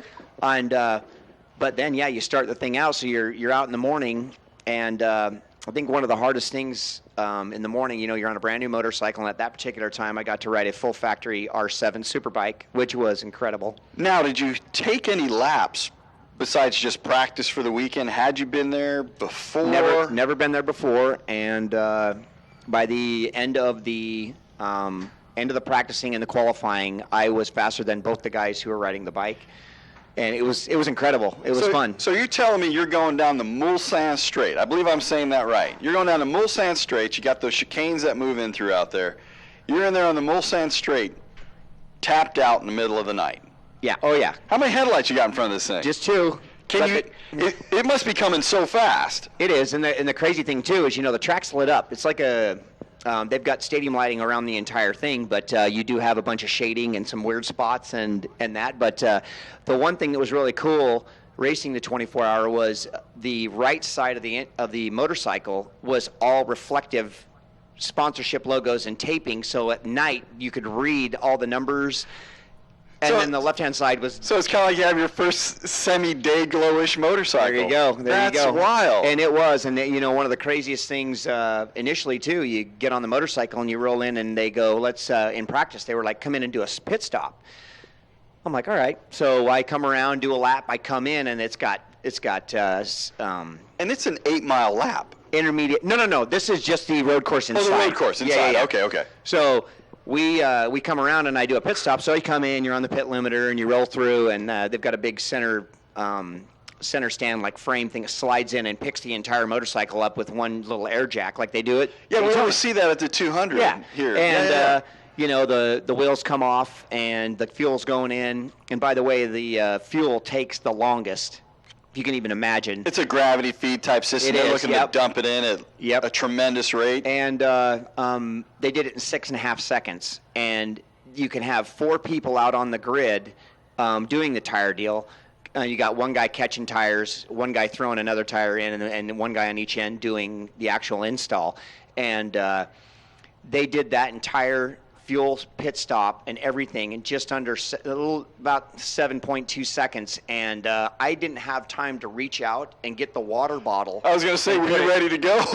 I reached out to get the water bottle to do the entire pit stop, and I was like, they tapped me on the back when the bike hit the ground, and I thought to myself, oh my God, they forgot to tighten stuff. Because I'd watched them do pit stops in the garage, and they were just like kind of fake rolling the bike up like I was coming in, and then they'd swap them, and it was amazing. And was the tap on the back your go sign to The go? tap on the back was, hey, you're dilly-dallying, get your ass onto the front straightaway. That's awesome. My God, I wish I had experienced things like this as a racer. It's fantastic. Well, Shane, I mean, we're going to have to go back to the question. We got to circle back around. Your favorite race bike that you've ever campaigned? I've been pondering that while we've been chatting, and boy, I would have to say, oh man, it's a toss-up between a TZ250, race TZ250. What era? Are we talking early 90s stuff? We're talking probably the last production one that they built, in full race spec. We're talking Rich Oliver's Yes, world, right? Kit cylinders, kit everything. Yeah. That and a Super Mono. I actually got to race a Super Mono, and Now the Super Mono that was is I think they made a 570 and they made a 550 and a 570 or 580. They made 2 different motor versions of that bike, and it was only a couple-year production bike, but it was a twin that they capped off one of the cylinders, so it was a single 550 or 570, under 300 pounds. So, if I may, it sounds like what Roland Sands is doing-ish, right? Yes. A sort of really light thumper for a power plant. Yes. GP-like handling. Yes. So it sounds to me like at your heart, you're a GP kind of guy. It was just cool to be on a bike that back then that was just so cutting edge. It was so against the grain. It was Ducati came out with something that was carbon fiber bodywork, carbon fiber tail section. The only thing on it that wasn't carbon or magnesium was the frame, and it was incredible. You could do no wrong on it. You could put that bike anywhere. It'd be like right now taking a TZ250 and putting a thumper engine in it and high revving motor and I think it made like 65 horsepower or something like that. It was incredible to ride. It was fun. So I think that was fun. I've ridden a lot of cool super bikes, and I have some really, really super technical super bikes right now with Magneti Morelli on them, and they do auto blip, and they do all ride-by-wire, electronic throttles. A lot of cool motorcycles, but that thing was raw. Right. Yeah. It's the sort of the analog versus the digital world. I kind of talk to that with people. If I go out and drive a newer car, there's just sort of it's got great bells and whistles, it's got X, Y, and Z, but for me, and this is just a personal preference, there's a little bit less of a connection between me and my machine. So I kind of feel the same way when it comes to bikes. A lot of the darn fangled whiz-bangery that they're putting in all these new bikes, I think is fantastic. That new R1, like we were talking about, is phenomenal. But you're right, there's that rawness, that feel you get from those bikes where the lightweight is what's trying to be achieved. You don't need that brute strength of a power plant to get a fascinating ride. Yeah, it's hard to sort of, for me to put into words those sort of differences. I think you're just, all I can say is like it's analog versus a digital experience. It's very incredible too when you have more rider-centric. How about that? It is. It is. Yep. And you look at MotoGP right now, and you look at the young guys coming in, and they're just so dominating because they've been in the digital world for so long and had traction control and had wheelie control and launch control and all the bells and whistles that they know nothing different. Right. And sure. you get the old school guy who is coming from a GSX-R 1000, ZX-10s, something with no TC, or moderate TC, and now you've got this new R1. And trying to get the guy to go to full throttle because it has lean angle sensors and it has stuff helping the rider. We're less trusting. We are. Well, I mean, I don't know about. We've all hit our head. Not you. We've all That's gotten right. to the throttle and gotten launched off a motorcycle, and that shit sucks. Right. Your head's aching. You were like, I'm never doing that again. Now you've got a motorcycle that you can actually do that on. You can give it the beans and let the electronics take over. And that's what's happening now with MotoGP and all this other stuff. The raw days of Wayne Gardner and Eddie Lawson and these guys riding 500. Let's talk about Gary McCoy around the last few corners at Phillip Island. The king of slide right there. I mean, that's just complete analog, letting it twist outside. Try to do that on a MotoGP bike now. It won't let you. No, it's going got to turn the stuff off to get it to burn the tire. Oh, it's got an algorithm telling you the fastest way from point A to point B is calculated like this. There you go. Yeah. There you go. So making it easier for anyone to get on a motorcycle and be safe now with all this electronics. And I think it's awesome. It's awesome at that end because that's the end that I call sort of the chainsaw on two wheels kind of axe murderer thing. Yep. That's sort of necessary. What I like when you talk about club racing, let's just sort of bring it back to a local thing. Our starter classes, the things that are popular here, like the Ninja 250 classes. Which is one of the most incredible things. I am so happy with Kawasaki for bringing that motorcycle out because it's given the new guy purpose, getting on a motorcycle, learning power, learning the brakes, learning all that without big horsepower. Yeah. It's not the guy jumping on the ZX-10 or the GSX-R 1000 or R1 and not having the ability to, it gets into a corner with a little bit too much lean angle and goes to the throttle a little bit abrupt and high sides himself to Pluto, and he's laying in an ambulance, and his wife says, "You're done." All right, we're not coming out here again.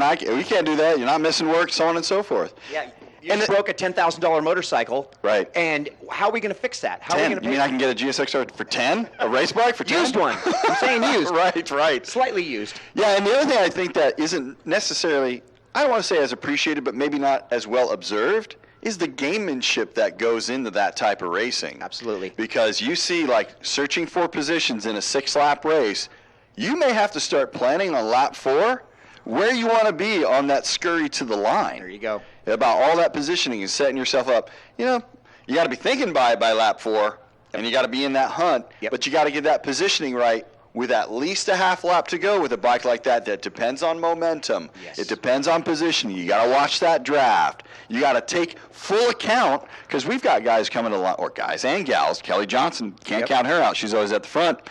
They're coming to line 6 to 8 deep, anywhere from 5 to 6 to 8. If Adam Fawcett's back out here, they're up to 8 deep. It's amazing, and it's such close fun racing because of the horsepower. Yeah. There's not crazy stuff you can throw at one of these, and you could. You get Eric going on something at EDR, and he'll turn something inside out. And one of the rules things that we'd like to do up here, I'm not fully versed on them, but in our 250 class, it's pretty much pump gas production. and it's unmessed with. It's like the production classes you've got down at AFM. Yeah, and it's incredible. It's such fun racing to watch, and you can pretty much, obviously, can crash on anything, but of course. the idea there they've proved it. They do it. Right. Because they're going bar to bar. They're banging are. just as hard as the big guys. It's awesome. It's awesome, but the speeds are a lot lower. Right. It's incredible fun racing to watch, and I'm just so glad Kawasaki jumped in there. Now you've got everybody else following them now. Yamaha's coming out, R3. Well, now we're moving into the 300s, right? There you go. And then we've got a guy down here who picked up one of the KTM Yeah, 390s. 390. He Yep. bought a street version, converted it over to bring it out here because there wasn't a cup available to him. Yep. But that's another great machine that has come out in the last year. Yeah. In addition to the R1, Yeah. the V4 Aprilias. I mean, there's a lot of good stuff that I think, like we were talking earlier, we got to get that support up. We Yeah. gotta Yes. get our voice as big as Yes. it can be. We're a bunch of crazy people out here. We know that for sure. Yep. We're passionate about what we do, and I just think all we can do is sort of build from here. Yeah. Yeah. And just having your local shops, having the rider or the customer appreciation days, bringing people in, handing out the schedules to the events, making people more aware. And this social media gig with Facebook and Twitter and Instagram, we can post that type of stuff. But obviously, the shops and all the other guys need to be involved. There's a little bit of a in my observation, because I help do that for this organization. There's a little bit of a demographic disconnect, a little bit with social media, just a little bit. Yeah. Because it tends to be guys our age. You and I did not grow up sitting in front of a device. Right. We tend to just use them as a tool, put them in our back pocket. But it is critically important, and I think that kind of at this juncture, we can all do a little bit better in terms of, maybe squeezing in on some of that NASCAR crowd and say, hey, you guys got full cages. We don't. Yeah. And we're going bar to bar. And you can find a lot of this stuff locally without having to pay out. I mean, I don't know if you've ever been to any sort of NASCAR weekend or, let's say kart racing or something, but you're in for a pretty big dime if you're going out to those things. I have. I've actually been to Las Vegas to a NASCAR deal, and got to talk with one of the gentlemen that runs the Las Vegas Motor Speedway, and they make more money in one event that actually pays for that entire place Season. for the entire year. So it definitely has its importance with us, doesn't it? It's insane. It's insane because now we're looking at, and I know something that's near and dear to you, I'm sure, I won't put words in your mouth, but Miller Motorsports Park Eh.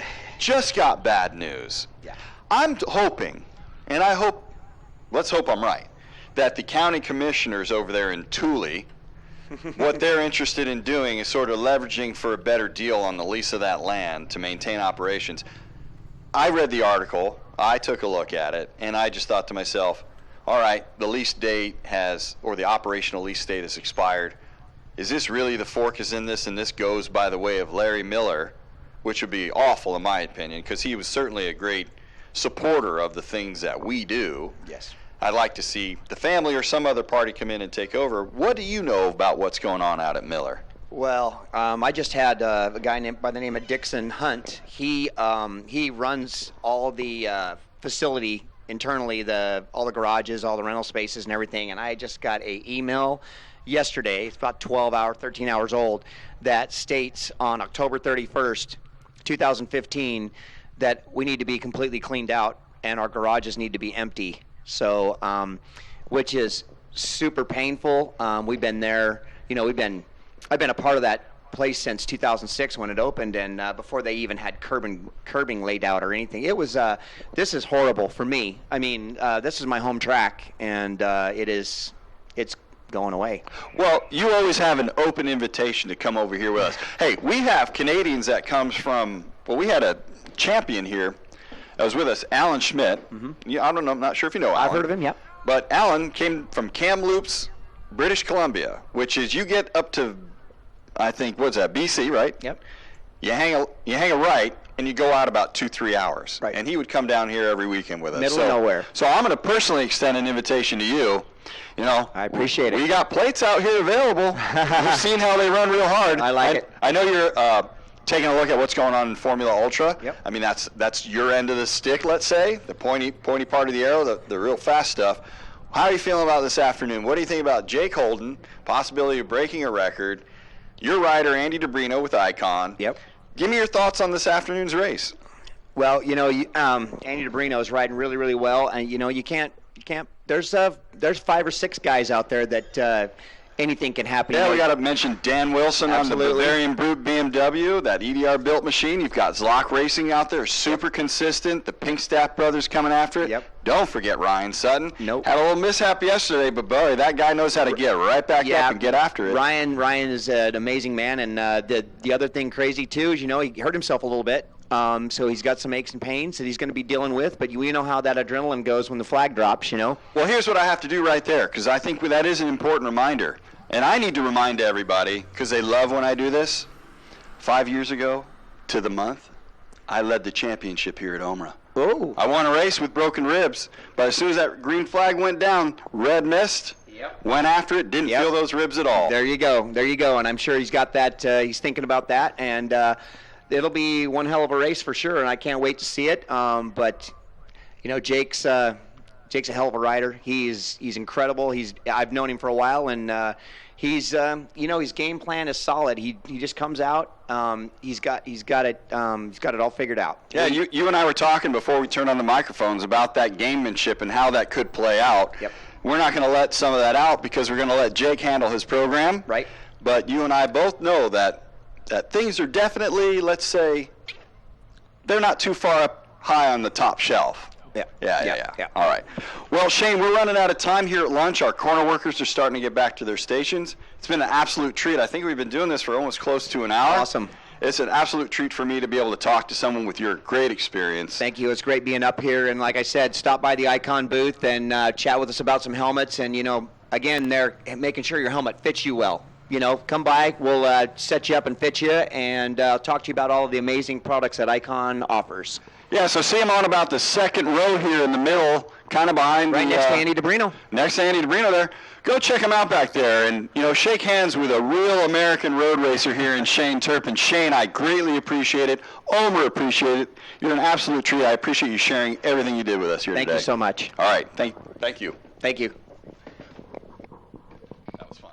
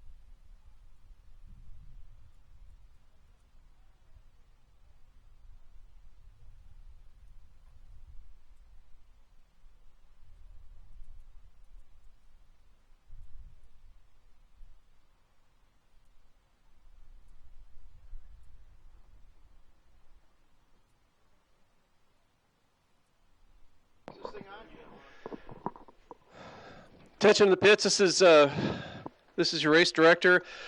You probably know there's been oil out there from through 7, 8, and 9. We had a lot of people out there working on that. We've got it cleared up and blown off. So I actually drove through there with the truck, and I don't think there's going to be an issue with dust flying up. You're obviously going to have to be aware of that. Most of the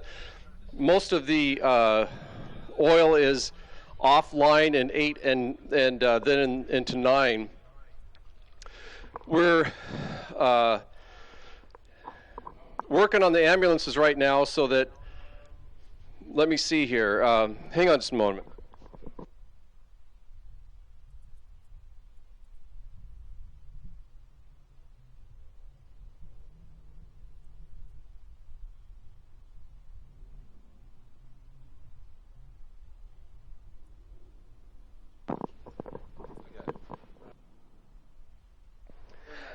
And ladies and gentlemen, this afternoon we're going to go racing started here shortly. This is First Call, 600 Classic Superbike, Middleweight Superbike, First Call, 600 Classic Superbike, Middleweight Superbike, First Call.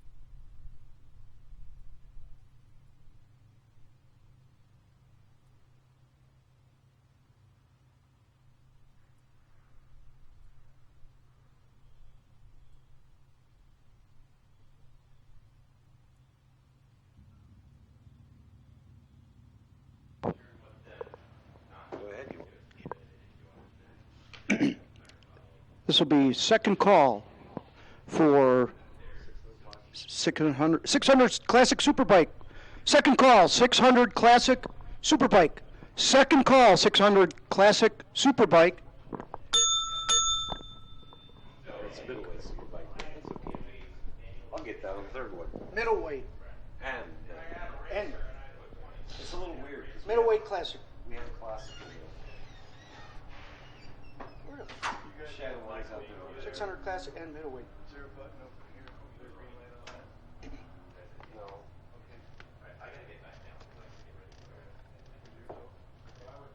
Oh, I see. No, that wasn't on. Okay, that's not us.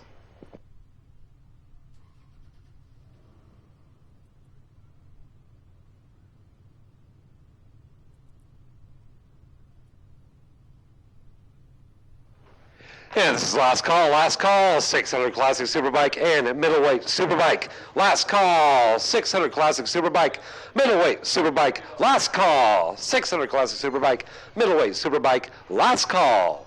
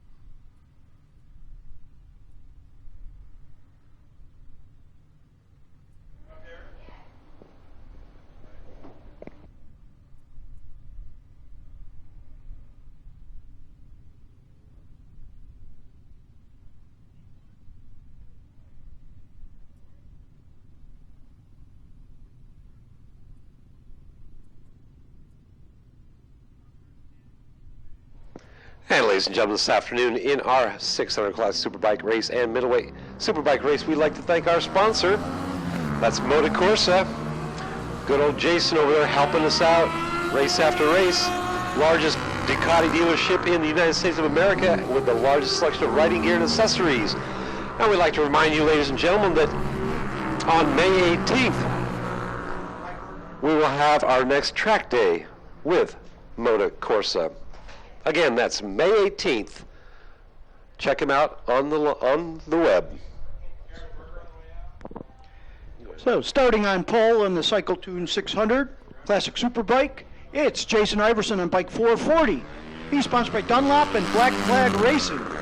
And bike number 169, Patrick Stanford from Hillsboro, Oregon on YZF 600. And last in the 600 Classic Superbike group, it's Shannon Lang out of Portland. She's on bike 7.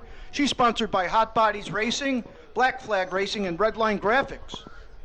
And starting with our middleweight superbike category, sponsored by Moto Corsa, we have bike number 125, Oliver Jervis, sponsored by Zlock Racing, Pirelli, and EBC Brakes. Starting second, it's Matt O'Rourke on bike 10. He's sponsored by Bridgestone and Dunlop and RS Racecraft.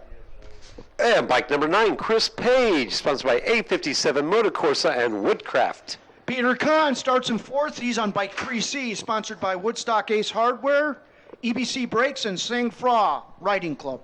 And bike number 151, Derek Edwards, sponsored by 15racing.com, Bridgestone, and Silkloin. Starting sixth on the grid, it's Steve Suter on bike 62. He's sponsored by PBI Sprockets, Two Fast Track Days, and EGR Performance. And bike number 176, Joshua the Scientist Mellingson, sponsored by Redline Vinyl Graphics and Bridgestone. Eighth on the grid, it's David Moore on bike 73, sponsored by Replay XD, Spy, Burnaby Kawasaki, and Scotia Plumbing. And bike number 49, Mike Gray, sponsored by Competition Motors and PSSR Track Days. Brian Moe is 10th on the grid. He's on bike 14. He's sponsored by MotoBits, Cycle Gear, Lockhart Phillips. And bike number 80, Derek Stout, sponsored by Bridgestone. Danny Houghton on bike 86 in position 12. He's sponsored by AbsoluteSixPack.com, Southwest Bicycle, and Dunlop. Yeah, it looks like we're gridded. Looks like we're about ready to go here. Flag's Green coming is up. There's a There wave goes our start. first group.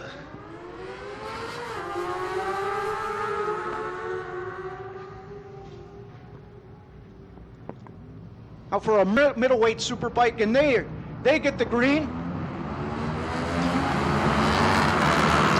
Service has a rocket start off the line, Dave. Yeah, he sure did.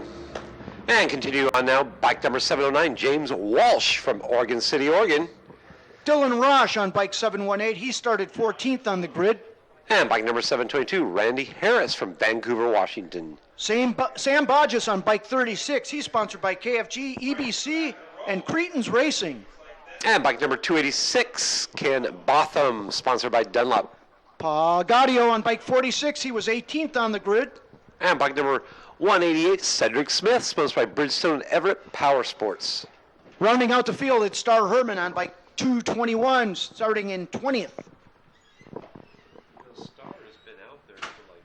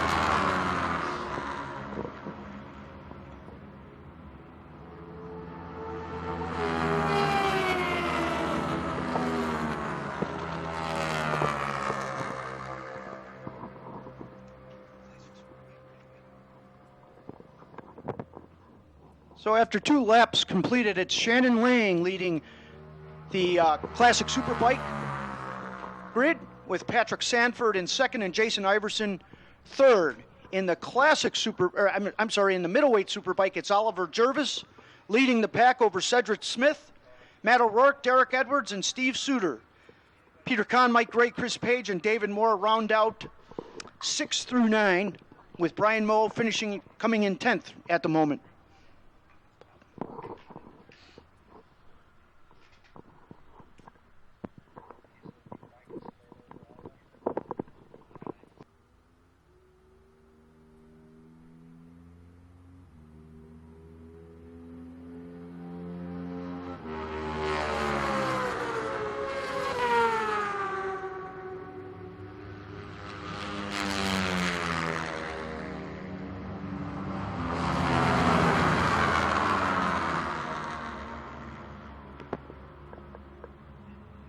So after 3, it's Patrick Sanford. He's taken over the lead from Shannon Lane. Jason Iverson continues in third. Oliver Jervis throws down a 1:16.3. He leads the middleweight superbike over Matt O'Rourke and Derek Edwards. So it's Jervis, Smith, O'Rourke 1, 2, and 3. Sanford, Lang, and Iverson 1, 2, and 3.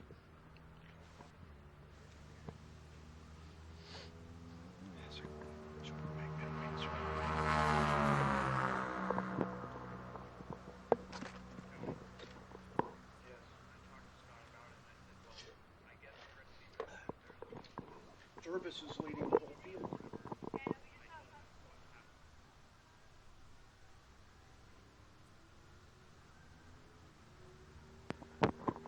Here comes Oliver Jervis under the Portland International Raceway Bridge.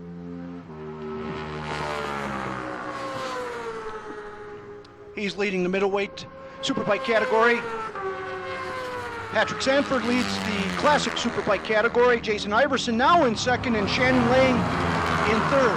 Jervis, followed by Cedric Smith, Matt O'Rourke, Derek Edwards, and Chris Page now, our president, in 5th position in the middleweight superbike category. Suter, Moore, Kahn, Gray, and Brian Moe, 6 through 10, I'm sorry.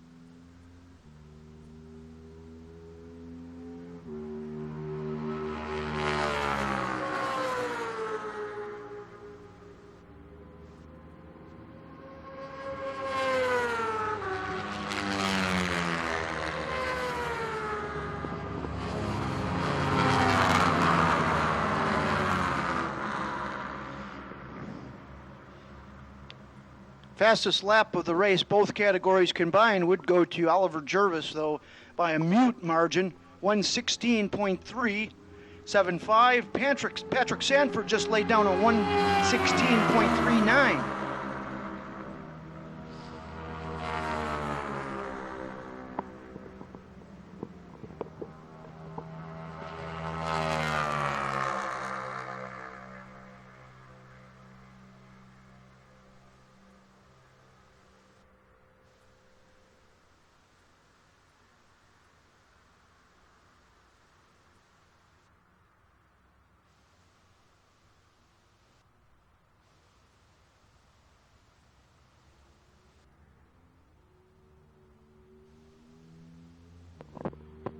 Attention in the pits, attention in the pits. May we have TJ report to the start line?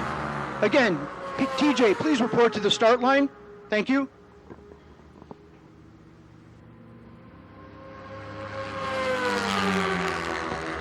Six laps complete. It's Patrick Sanford, Jason Iverson, and Shannon Lang 1, 2, and 3 in the middleweight category. It's Oliver Jervis, Cedric Smith, and now Chris Page has pushed himself up to the podium position in third. Matt O'Rourke, his vice presidential buddy, in fourth, and David Moore in fifth. Derek Edwards, Steve Suter, Mike Gray, Peter Kahn, and Brian Noel, 6 through 10.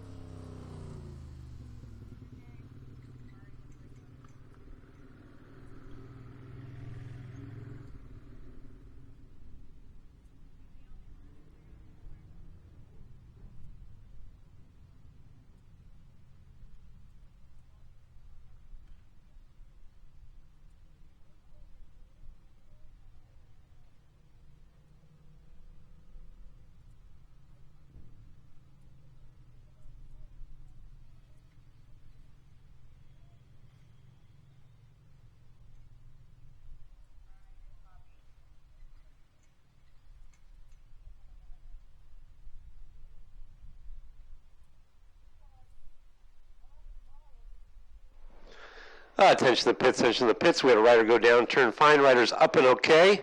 Shannon Lang, bike number 7. Again, the rider's up and okay. And we have completed 6 laps in our 600 class superbike and middleweight superbike.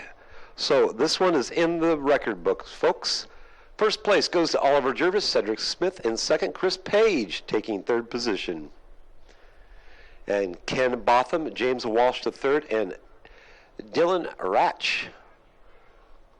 Our 123 in the 600 Classic Superbike.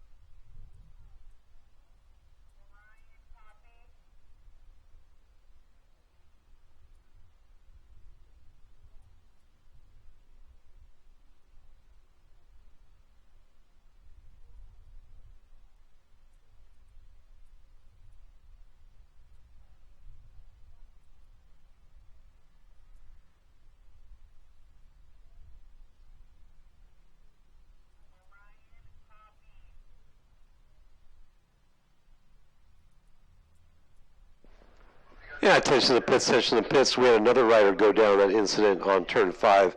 That rider's also up and okay. That's bike 3C, Peter Kahn. Again, the rider's up and okay.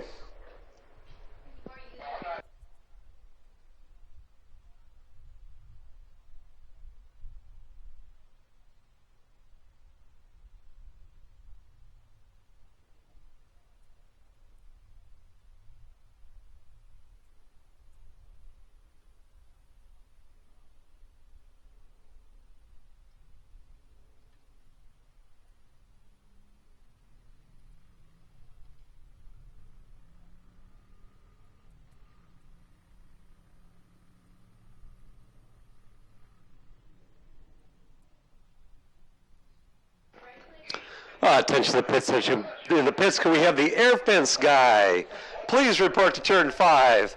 Again, can we please have the air fence guy report to turn 5? Thank you. And ladies and gentlemen, we're going to have to do a little repair work on our air fence. We're looking at least another 5-minute delay. Our next race will be the ultra lightweight super sport. But again, we're holding right now as we fix our barriers on turn 5. And again, can we have our air fence personnel report to turn 5?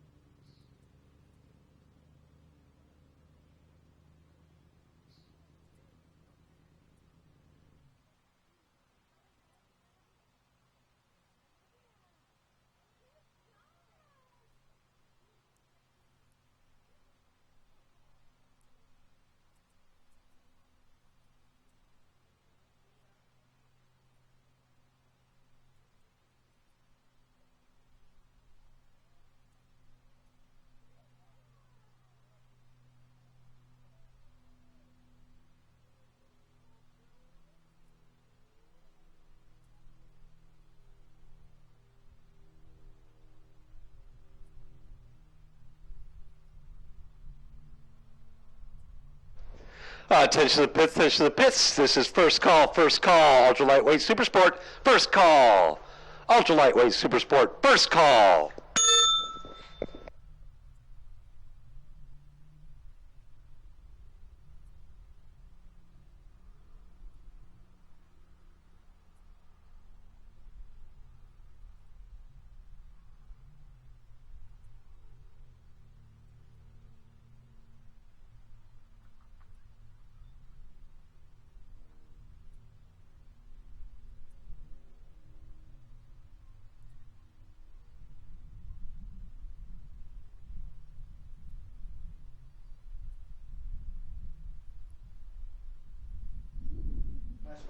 And it's the second call, ultra lightweight super sport, second call, ultra lightweight super sport, second call.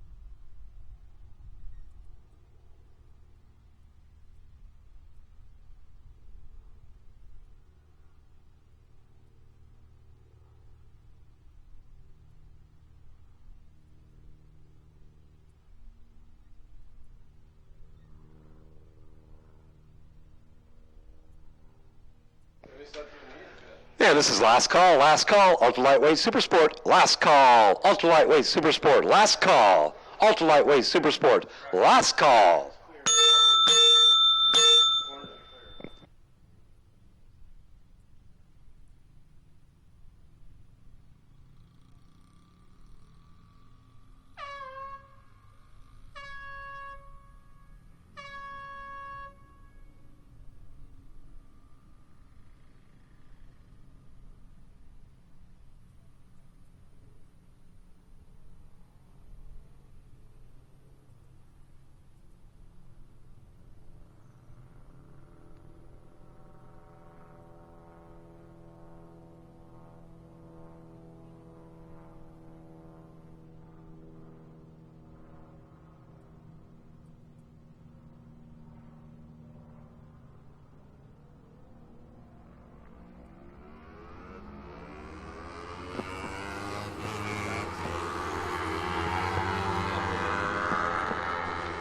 This afternoon's ultra lightweight super sport is presented by J.R. Johnson Incorporated.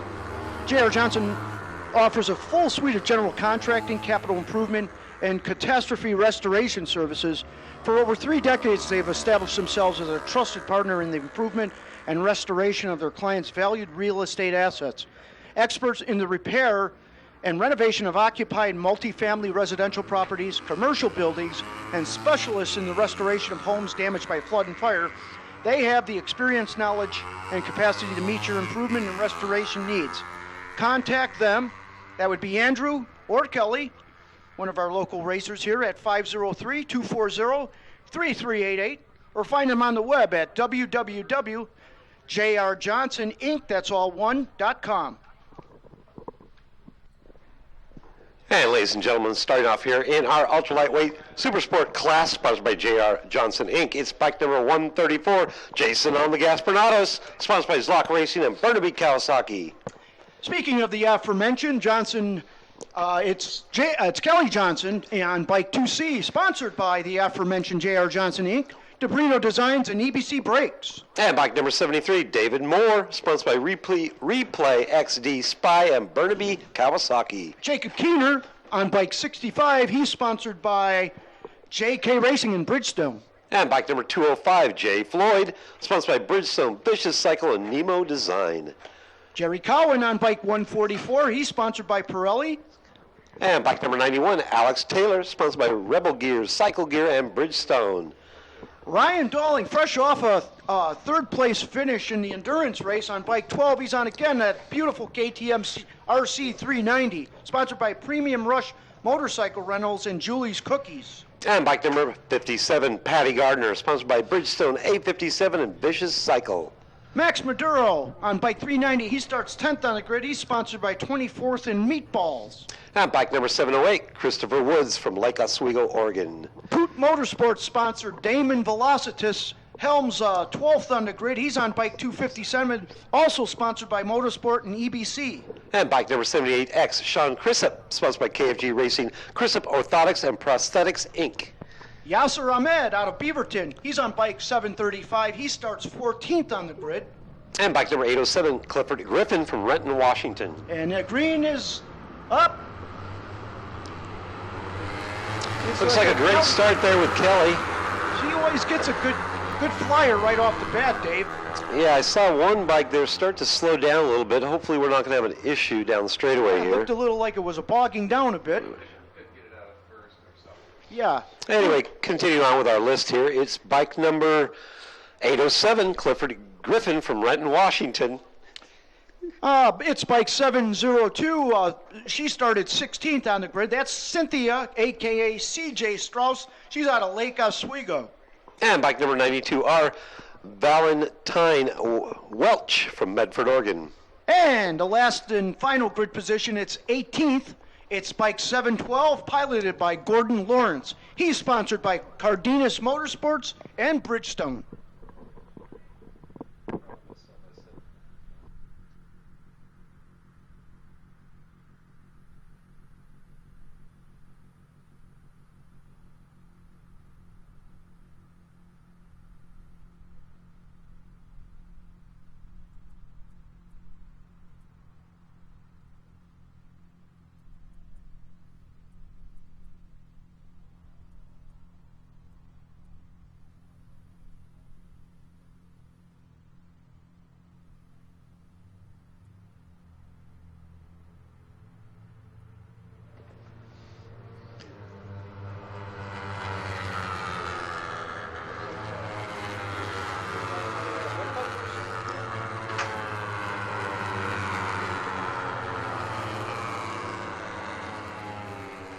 And ladies and gentlemen, with one lap complete, first place is Jason on the Gaspard Autos. Second place, David Moore. Valentine Welch in third. Kelly Johnson in fourth, and Jay Floyd rounding out our top five.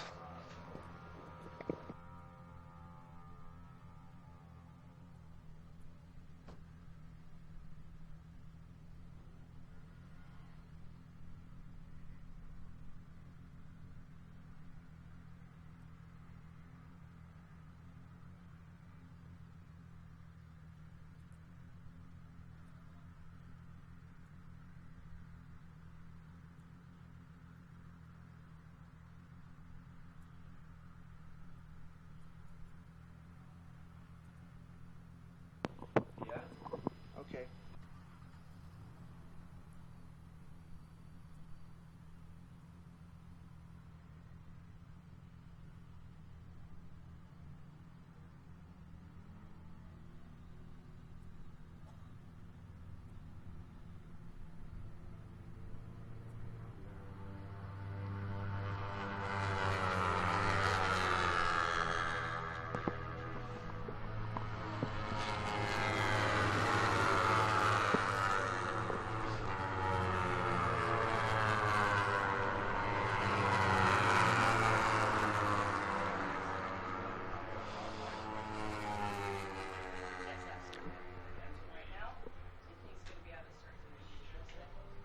After 2 laps complete, we still have Jason on the gas, leading over David Moore and Kelly Johnson.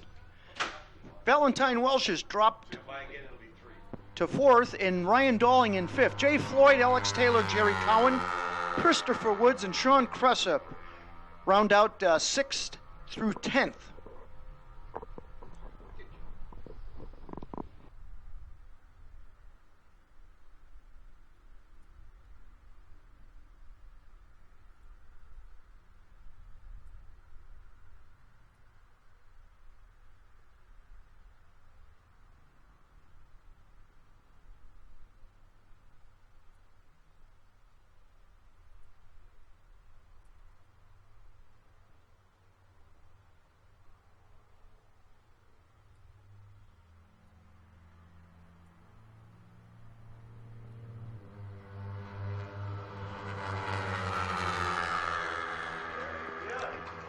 And ladies and gentlemen, we've got the halfway point here in our ultra-lightweight super sport race. First place is Jason Gaspernato. Second place, David Moore. Kelly Johnson now has moved up into third. Valentine Welch in fourth. Jay Floyd in fifth. Jason Gaspernato and David Moore side by side.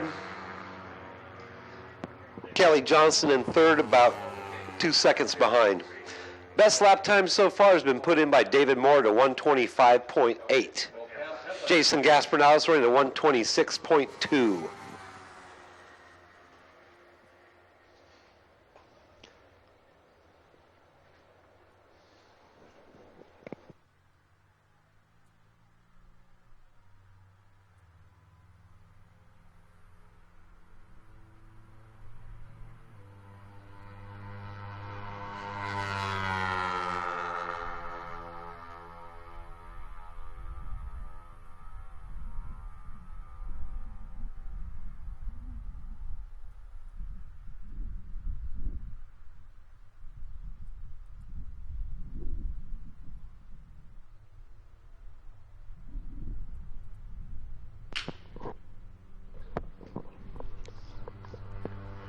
There's Gaspernatos across the line with a 126.3. He's gapped Moore a bit. And that lap was well over a second over Moore. Kelly Johnson crosses in third. Valentine Welch in fourth and Jay Floyd in fifth. It seems like Ryan Dawling grabs Floyd on the straight, but Floyd gathers him back up in the infield, and by the time they cross the line, he nips Dawling.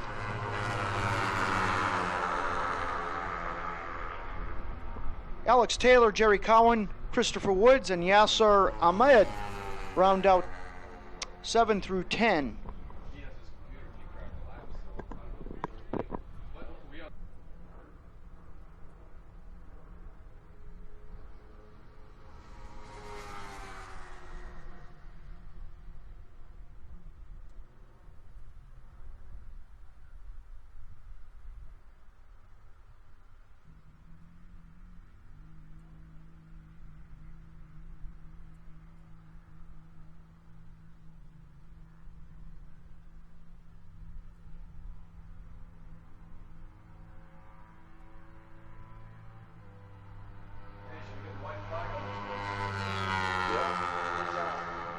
And ladies and gentlemen, our leaders now are seeing that white flag. That is Jason Gaspernato coming across that finish line in first, David Moore in second. And here comes Kelly Johnson across the line in third. That is correct. The first 250. We got a pretty good pack 4 through 8 there, it seems. That's Jay Floyd, Jerry Cohen, Ryan Dawling, and Alex Taylor.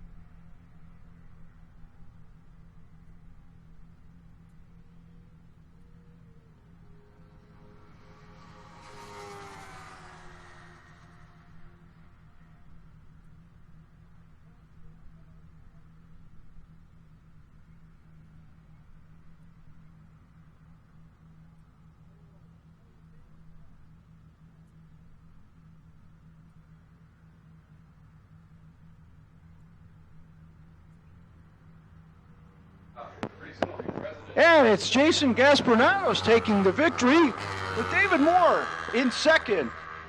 Here comes Kelly Johnson across the line in third for the final podium position.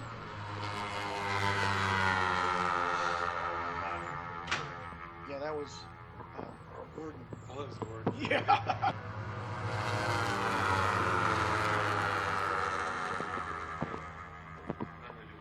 And it looks like Valentine Welch grabbed fourth in that pack. Jay Floyd fifth. Jerry Cowan sixth. Brian Dawling seventh. And Alex Taylor crosses in eighth. Christopher Woods just crosses in ninth. And Breeza White finishes up the top 10. And this is first call, vintage lightweight. First call, vintage lightweight, 85 GP. First call, vintage lightweight, 85 GP. First call.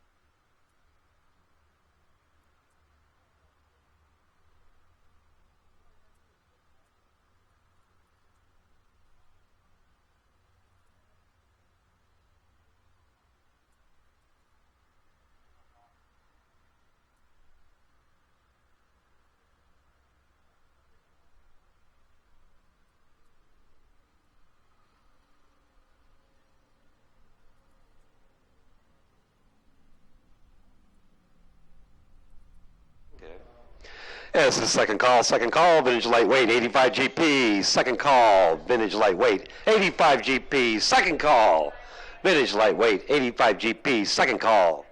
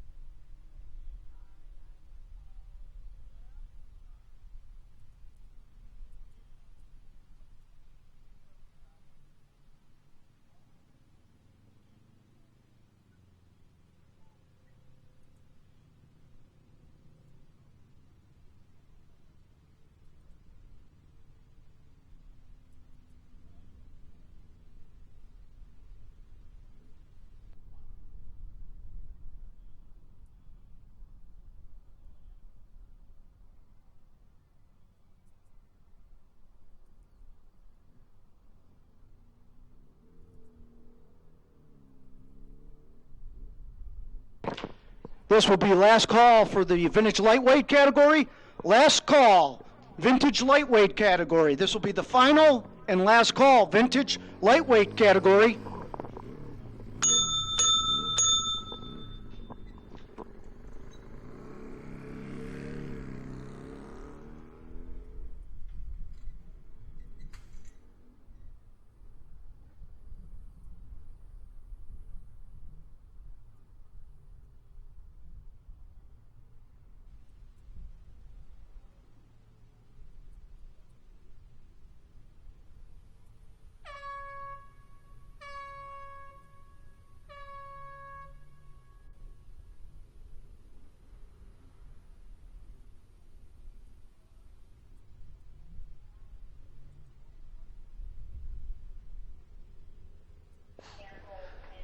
And ladies and gentlemen, this afternoon, sponsoring our lightweight vintage class, it is Glass from the Past.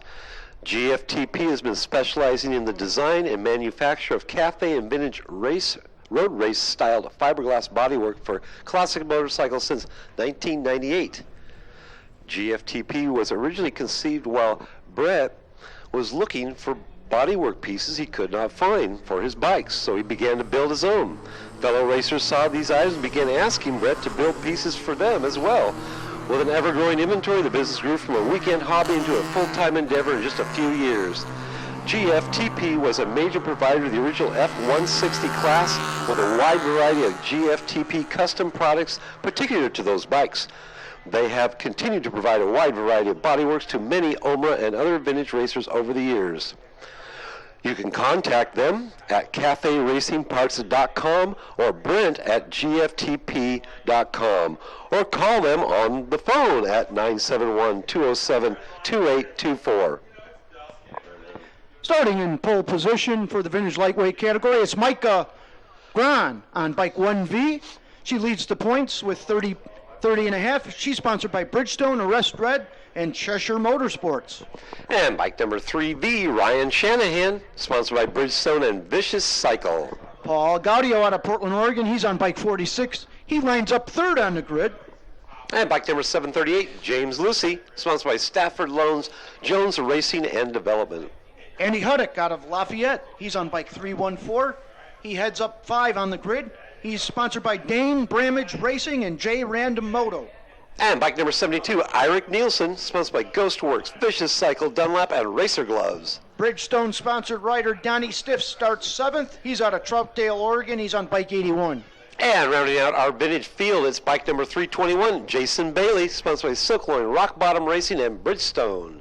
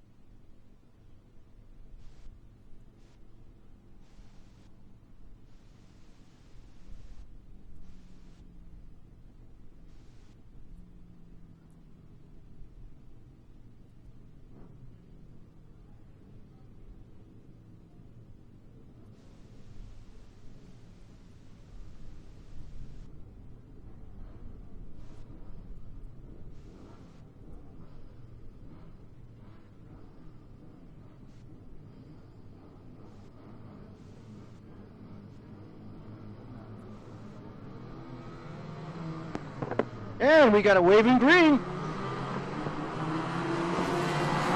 And look at him go. I believe that's Ryan Shanahan getting the jump out front there. We had one come from the hot pits there. Didn't Yeah, catch who a is number that on them. coming from the hot pits, Dave? I'm curious, is this the category that John Munns usually runs in? Yes, it is. Okay, we're missing John today, maybe due to the Mother Day holiday? Well, actually, he was out on the 600 earlier. Oh, was he? Okay. Yeah. My mistake. We'll check him out later, huh? In the, what is it, 6... I thought mistakes was my job. Scott, no mistakes from you. Only the announcers make mistakes. Yeah, that we were commenting.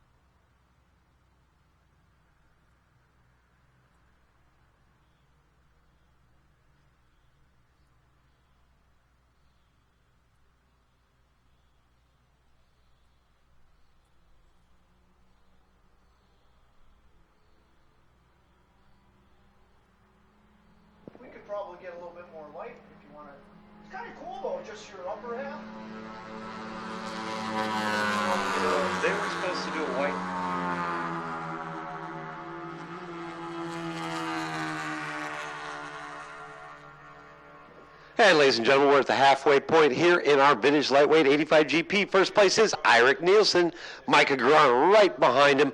Paul Gaudio picking up that third position currently. Ryan Shanahan and Donnie Stiff rounding out our top 5. Best lap time so far has been Eirik Nielsen at 134.3.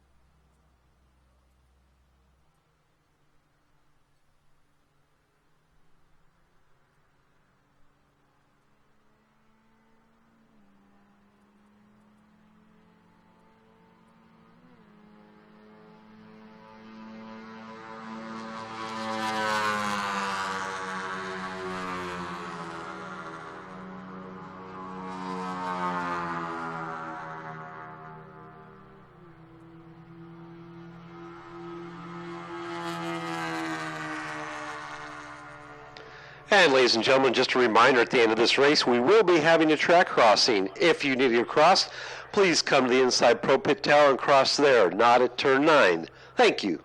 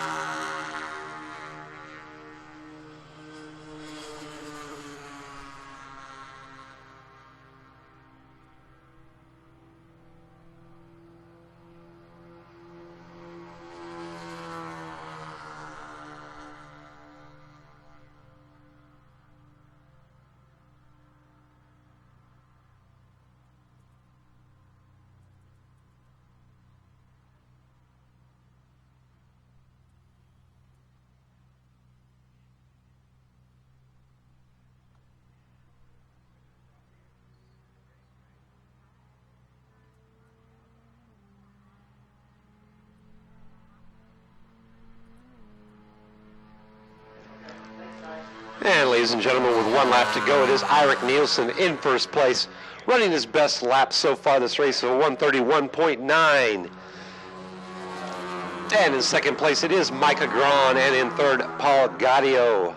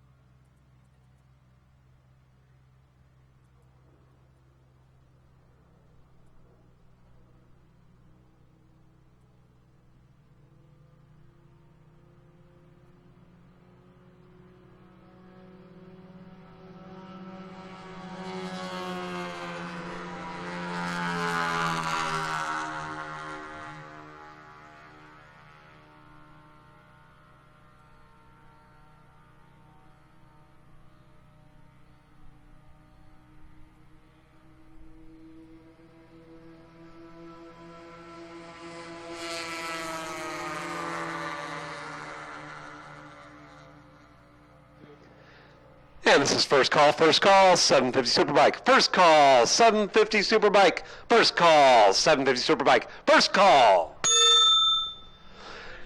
And ladies and gentlemen, Eirik Nielsen coming across start-finish line to take first place in the vintage lightweight class. And here comes our race, ladies and gentlemen, it's between Micah and Paul. Looks like Micah's got the advantage coming across start-finish now. It's going to be Micah Grant in second, Paul Gaudio in third.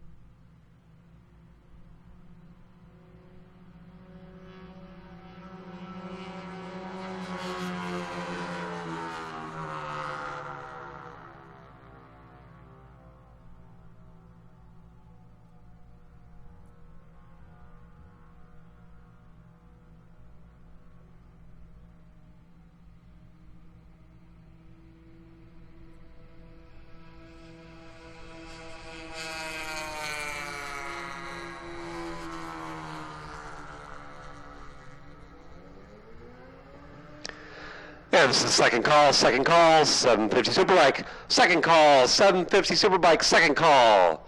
750 Superbike, second call. And ladies and gentlemen, right now we will be having a track crossing. If you need to cross, now is the time to do it.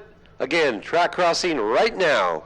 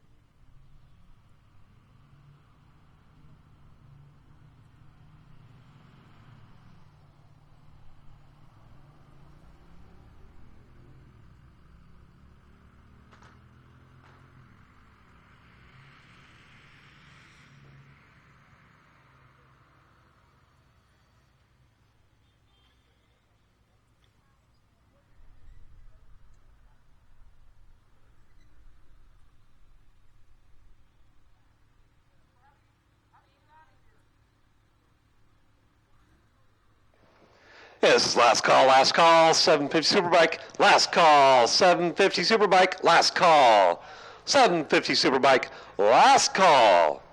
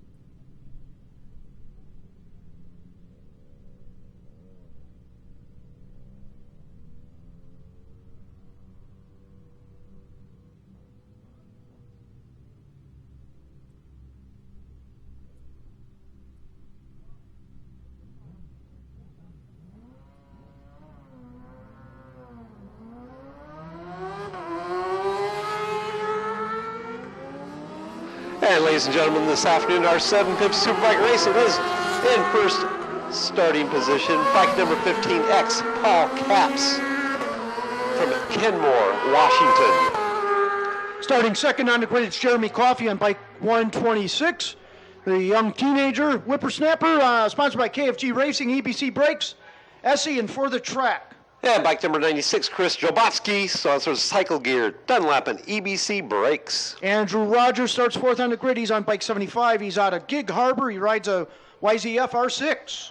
And bike number 72, Eirik Nielsen, sponsored by Ghostworks, Vicious Cycle, and Dunlop. Luke Luciano out of Seattle, Washington. He's on bike 188X. He starts sixth on the grid. And bike number 26, Josh McKay, sponsored by Kevin Jones Customs, Hot Bodies, and EBC Brakes. Eric Dorn on bike 408. He starts 10th on an MV Augusta F3. He's sponsored by Brake Tech Rotos, EDR Performance, of course, and Pacific Track Time. And bike number 20, Harrison Frost, sponsored by Vortex Racing. Anton Brown, bike 216, starting 11th. He's sponsored by EDR. And bike number 197, Joseph Palomeri from Bend, Oregon. Jai Armstrong out of Ashland. He's on bike 791X. He starts 13th. And rounding out our field is bike number 79, Jason Duty, sponsored by KFG Racing Dunlap, WCM Trucking, and Two Wheel Dyno Works. Yeah, I skipped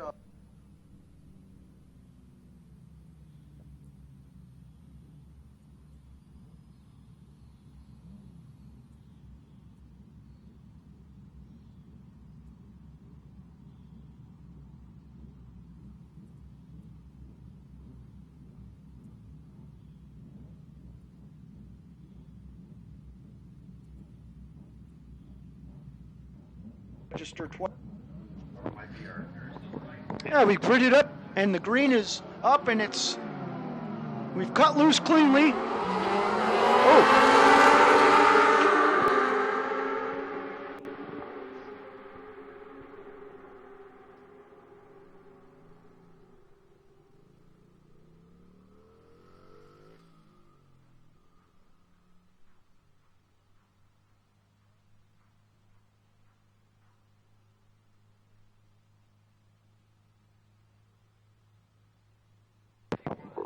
Paul Capps leads from Jeremy Coffey.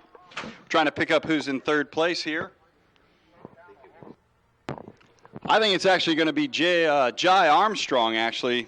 We got him listed as a novice number up here, but his last two digits end in a 9-1, so that might be Jai Armstrong we're talking about. He's a real strong rider out of EDR Performance shed there.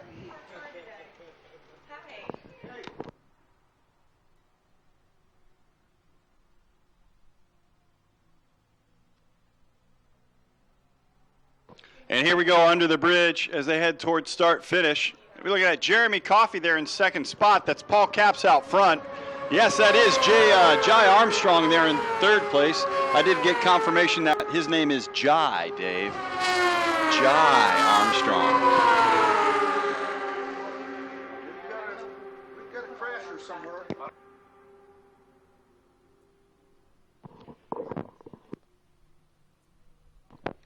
Paul Capps and Jeremy Coffey are within 1/1000th of each other on the outlap at a 115.5 each. Jai Armstrong on his outlap was at a 116.0. We have Andrew Rogers in fourth, Skylar Benoit fifth, Eric Dorn in sixth, Josh McKay seventh, Anton Brown eighth, Joe Palmieri in ninth, Eirik Nielsen rounding out your top 10.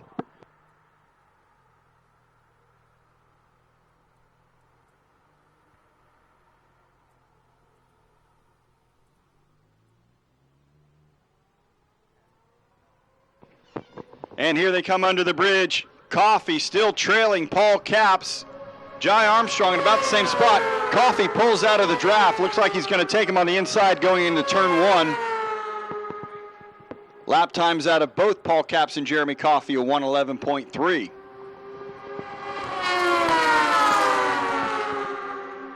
Looks like Eric Dorn's caught up in a pretty good battle there. Skylar Benoit and Josh McKay, maybe even Eirik Nielsen as well.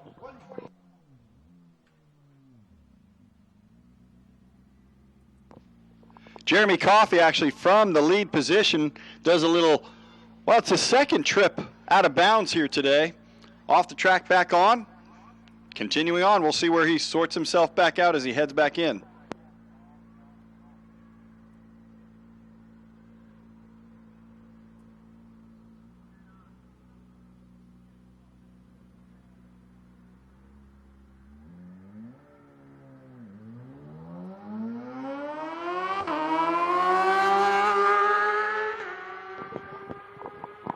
And here comes our leaders out of turn 9. Well, actually, I'm not sure if I believe that was Jeremy Coffey into the infield. I'm going to guess it was probably Paul Capps because he's the one that's fallen back into the arms of Jai Armstrong. Andrew Rogers still in 4th, looking for that battle involving Eric Dorn. Here they come, the gaggle of 4. Dorn's in the middle there somewhere. Eirik Nielsen in the front of that group. There goes Eric Dorn around Eirik Nielsen. And Joseph Palmieri and Josh McKay are in that group as well.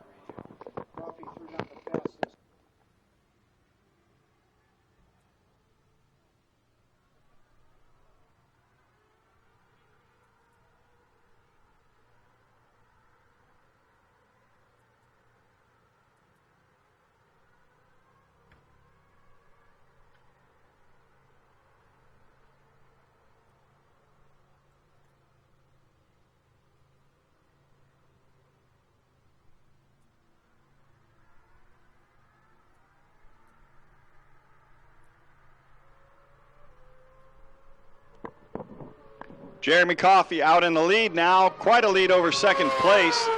Paul Capps second. Jai Armstrong third. It's Andrew Rogers who's coming on real strong here. He's in a strong 4th position, possibly looking to get himself on the podium. Skylar Benoit, a little bit of a lonely 5th place. But here comes that battle for 6th. We have 4 riders, including Eirik Nielsen. We normally see him on vintage bikes. Eric Dorn right in there. He actually lost a spot to Palmieri on the last lap, and Josh McKay hanging in there as well.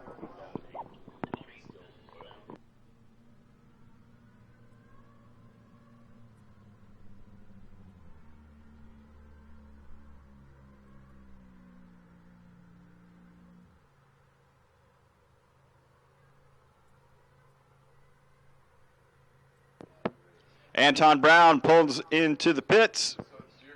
Going to retire out of this one early. And we're taking a look for our leader as they come around turn number 9 under the bridge. It's Jeremy Coffey at the halfway point. His last time around, a 109.946. Battle for second heating up between Capps, Jai Armstrong, and Rogers. Skylar Benoit, that lonely 5th position, looking good out there. And here comes that battle for 6th. It's now looks like up front. A couple have broken away from the 2 behind. It's Eirik Nielsen. He's got Joseph Palmieri to deal with. Eric Dorn's lost another position. He's fallen back to 9th place.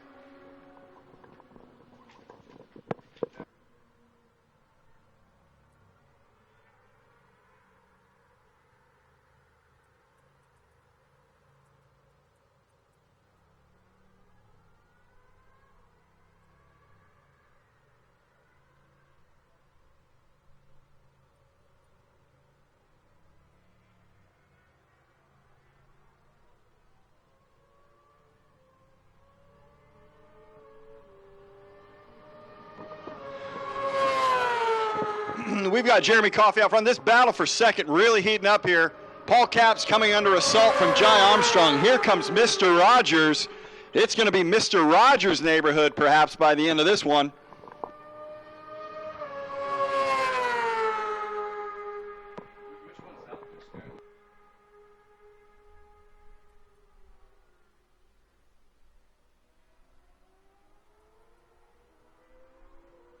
That's a male, Skylar? And the battle's heated back up. Looks like Josh McKay has finally gotten on with the program. He's now challenging both Eirik Nielsen and Joseph Palmieri for that 6th position. Josh McKay with a really solid 114.0, running 3/4 of a second quicker than Nielsen and Palmieri in front of him.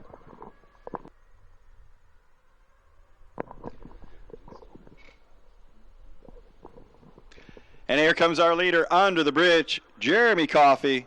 Hey, class all his own.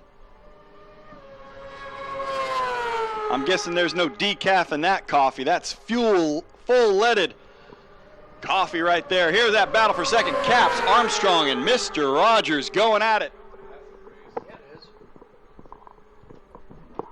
That battle for second, they're at about 111.5 each. Andrew Rogers in the fourth position, looked in the strongest there with the best lap times of the trio.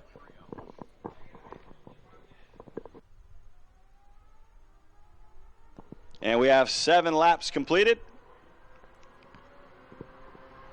Josh McKay has now gotten in front of Eirik Nielsen and Joseph Palmieri. Eric Dorn's going to have to get on with it to see if he can stay with that group and challenge them at the end here.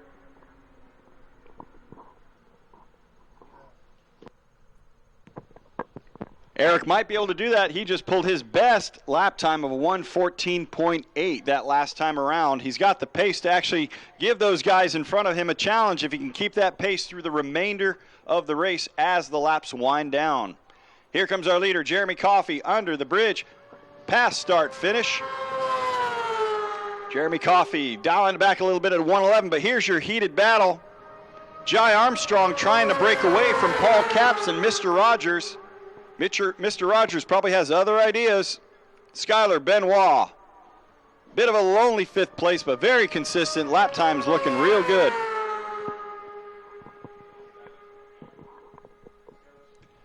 I think Josh McKay has broken away from that pack. He's now, last time around, he's holding solidly in the 6th place. See if they've reeled him in, and it looks like someone has. Palmieri's come back up onto his tailpipe. Is going to give him the business. No, I'm sorry, that's Eirik Nielsen, actually. He's the one chasing down Josh McKay. Eric Dorn has Joseph Palmieri in his sights. Eric Dorn takes a couple tenths out of him. Caps,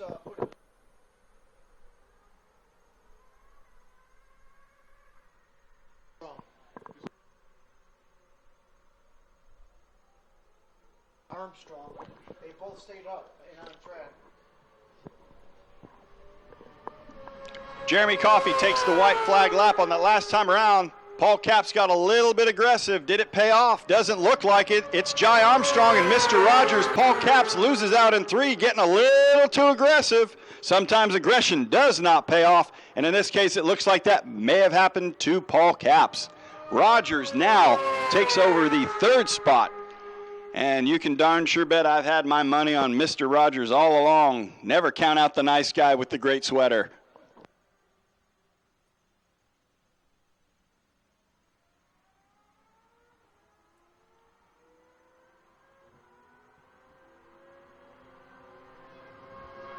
Lap for Josh McKay. Eirik Nielsen chasing him down. Eric Dorn, you got one more to go. You got to reel in Joseph Palmieri.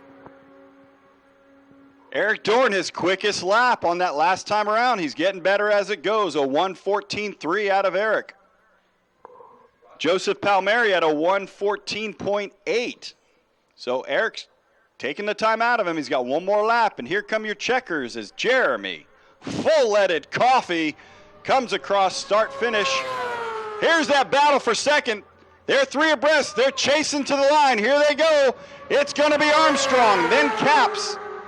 And Mr. Rogers is kicked out of the podium neighborhood.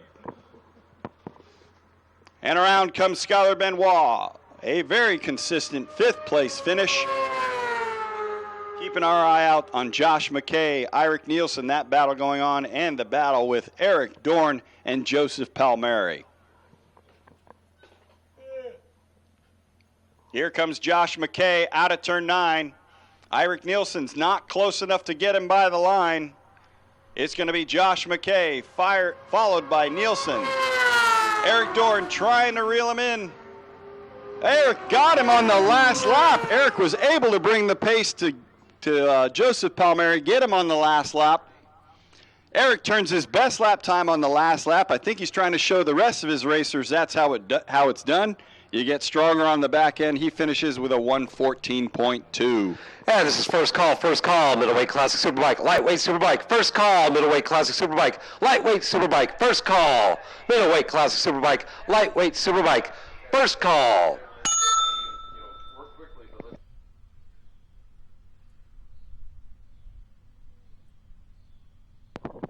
Well, that was a fun race, Dave. Did you enjoy that one? I sure did, Jason. There's some good riding out there. That battle for second was really something else. All three of those guys should get a little bit of a trophy out of this one, but unfortunately, Andrew Rogers is going to miss out. But I thought he looked really strong out there. I was pretty impressed with his riding. And congratulations to Eric putting on the gas there at the end.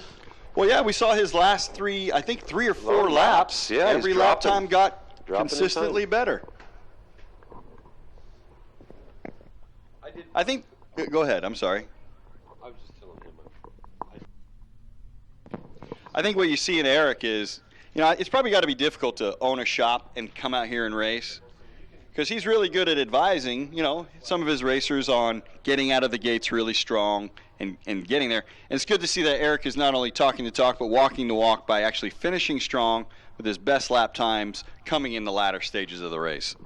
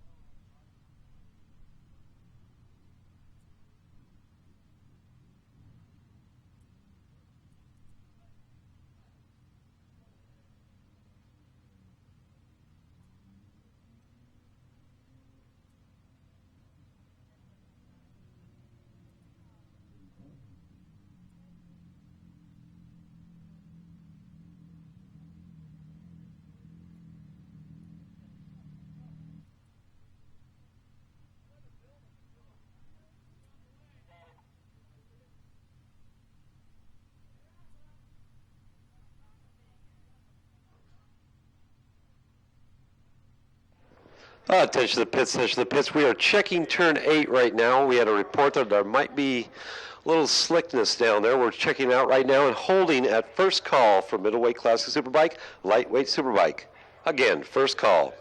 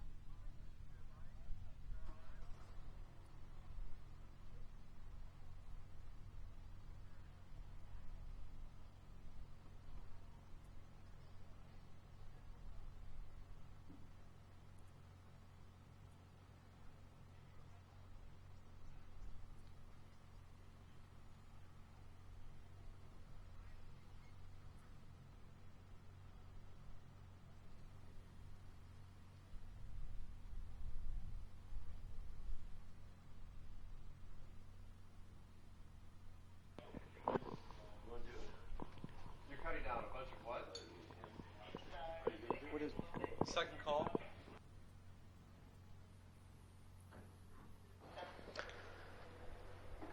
And it's the second call, middleweight classic superbike, lightweight superbike, second call, middleweight classic superbike, lightweight superbike, second call.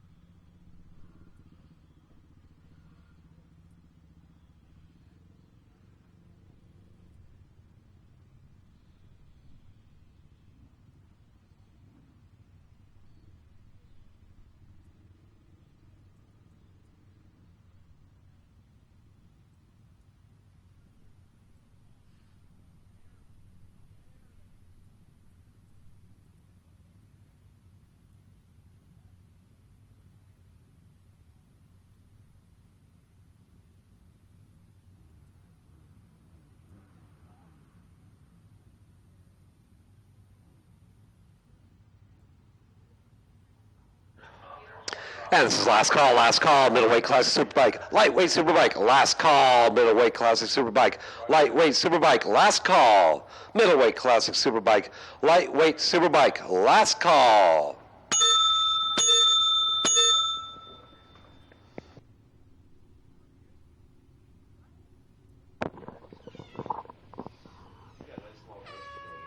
Want to go?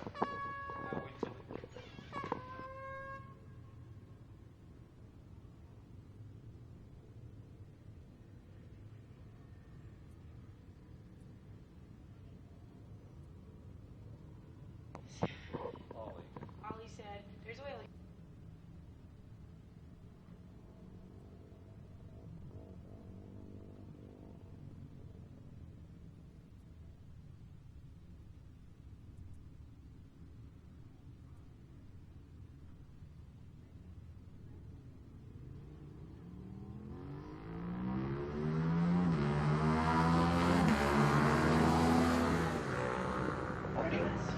Starting on pole position, it's bike 151, Derek Edwards.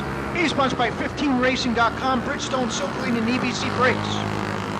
And bike number 49, Mike Gray, sponsored by Competition Motors and PSSR Track Days.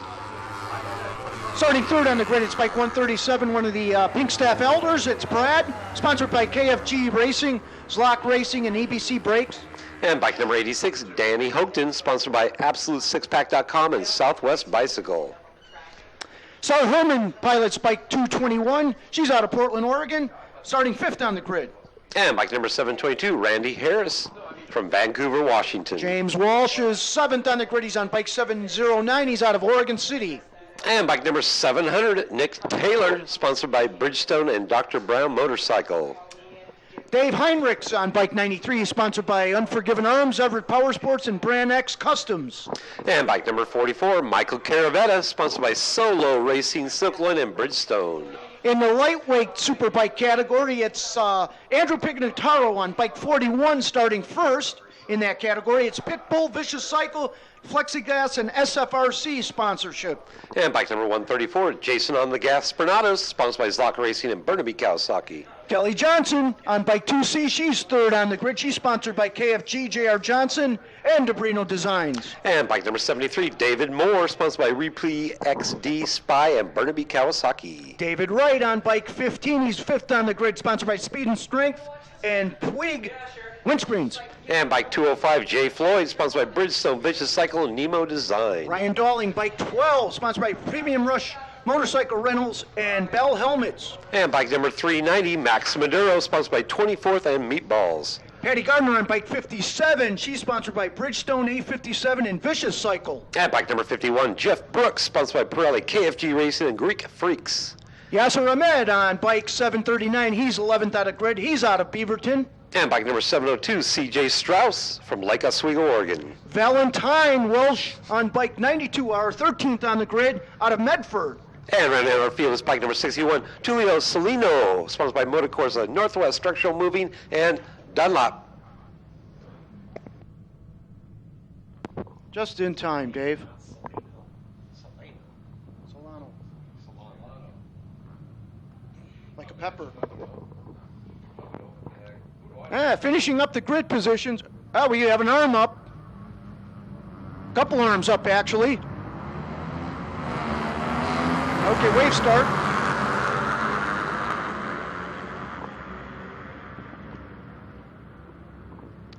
Here's the second wave ready to go. And there's the green. Everybody off looks like safely. Oh, somebody's roaring from the back of the pack there.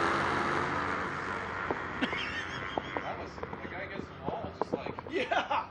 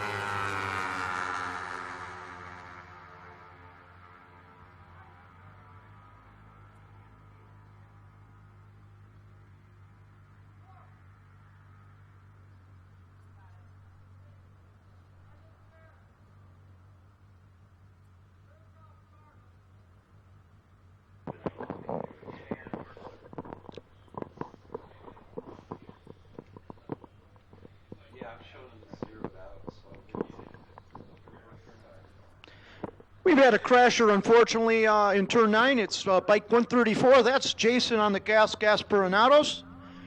Jason is fortunately up and he's jumped over the wall on his own power, so good to hear. He's gone down in turn 9, unfortunately. His day in racing is perhaps over, but he's doing well.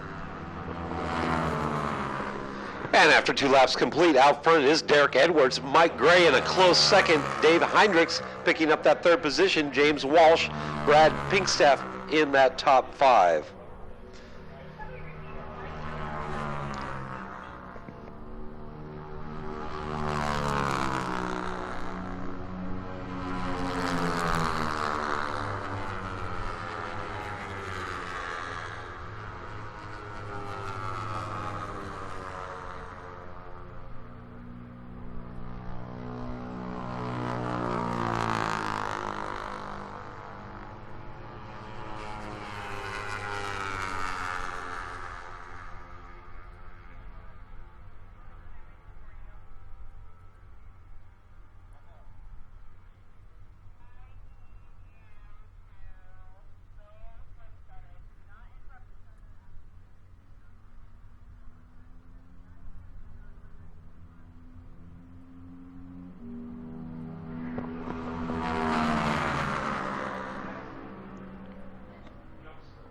So across the line now, lap 3 complete. In the books, it's Derek Edwards leading Mike Gray by just a couple bike lengths, perhaps. It looks like Mr. Gray might be interested in getting a victory this afternoon. Dave Heinrichs crosses in 3rd, James Walsh the 3rd and 4th, and the elder Pinkstaff, Brad, in 5th.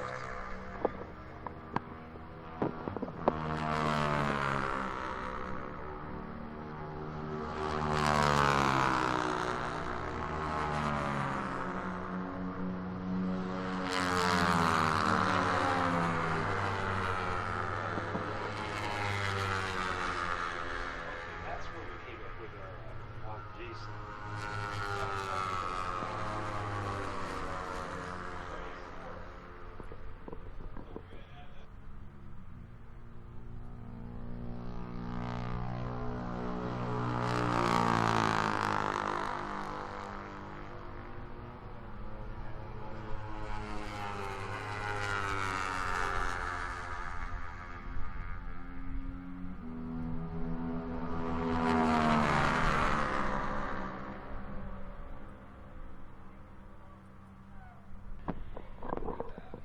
Four laps complete. It's Derek Edwards leading Mike Gray by just a couple bike lengths. Here's Dave Heinrichs crossing in 3rd. Again, Edwards and Gray running almost identical lap times. 1:17.3 for both of them as best laps. And, I'm sorry, go on, Dave.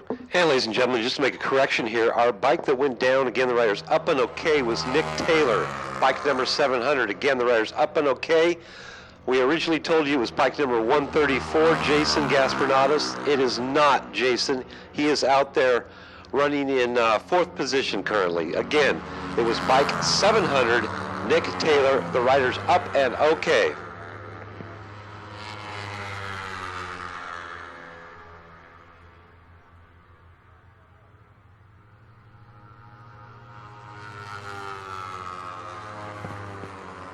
Yeah, looks like we got quite a battle going on for the lead here under the bridge. I'm guessing through some back markers. Let's see who got through the back. Yeah, it's Mike Gray in the lead now. No, I'm sorry, Derek Edwards still.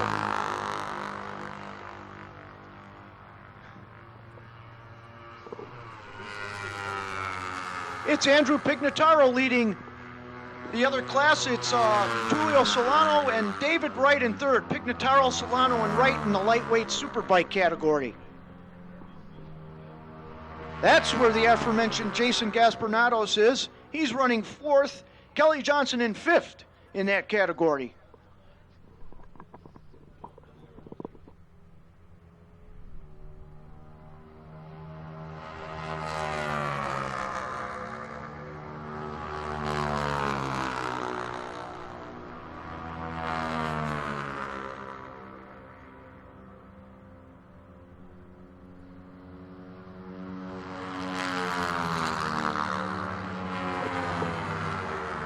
Looks like bike 390, Max Maduro has entered the pits for some apparent mechanical gremlin.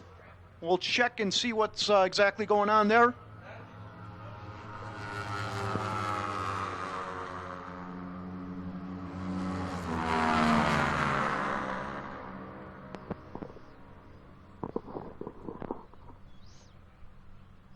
So it's Edwards still holding on over Gray.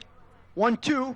They've gapped Heinrichs by, almost a whole straightaway, almost the whole front straight. Heinrichs crosses in third. James Walsh now.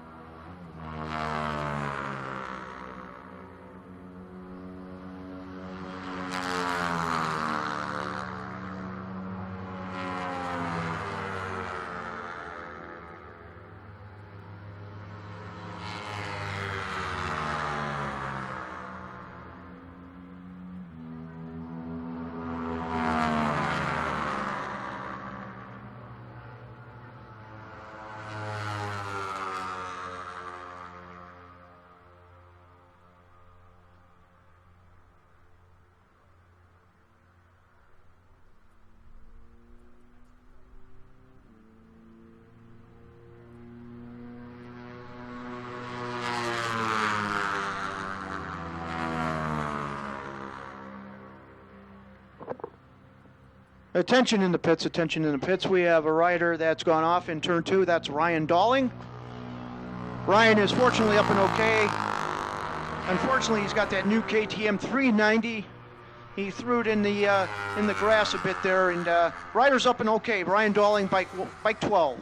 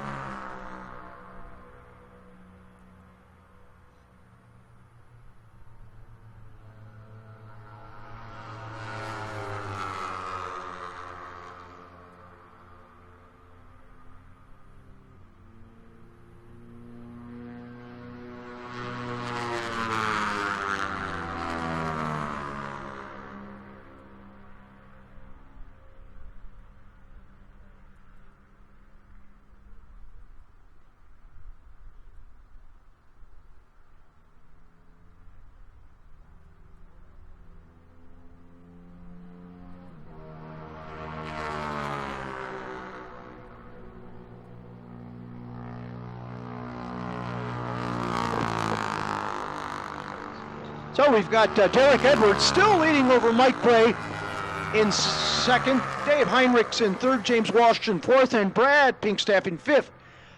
In the lightweight category, Andrew Pignataro still leading well over Tulio Solano and David Wright in third.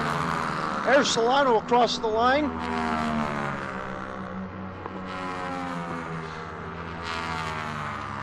Gaspernados in fourth and Kelly Johnson in fifth. And this is first call, Formula Ultra, first call, Formula Ultra, first call, Formula Ultra, first call. So Mr. Edwards and Mr. Gray take the white flag. See if Rick Gray's got anything for Edwards. It doesn't look like it now. So back markers coming into play in the infield portion. Mike had a hiccup in that last lap. He ran a 120.6. Been running consistently 117.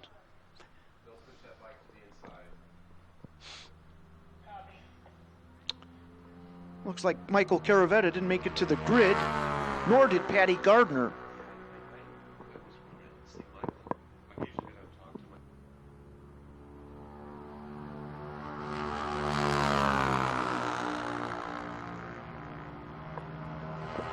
Here comes the leader under the bridge.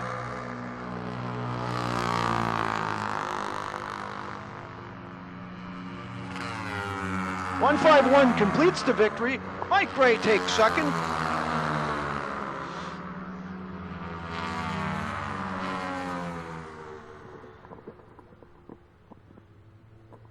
We don't have any delays, right, Scott?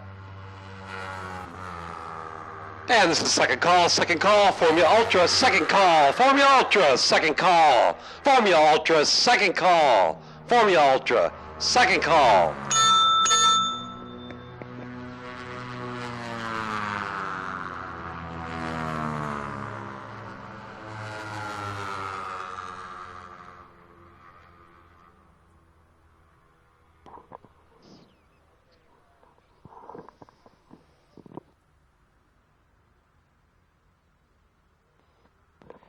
So middleweight classic superbike, it's Derek Edwards, Mike Gray, and Dave Heinrichs. 1, 2, and 3. James Walsh and Brad Pinkstaff, 4th and 5th. They've got Houghton, Herman, Harris, and Taylor. That's 6 through 9. There's Andrew Pignataro. He crosses the line as the victor in the lightweight superbike category.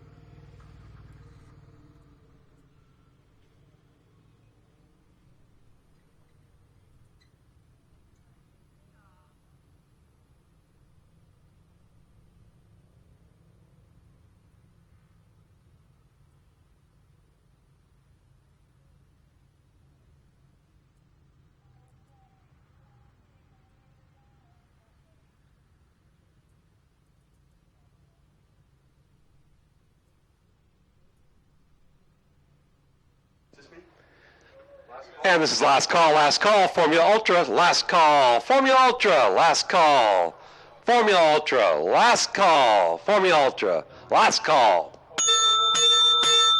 Before we see.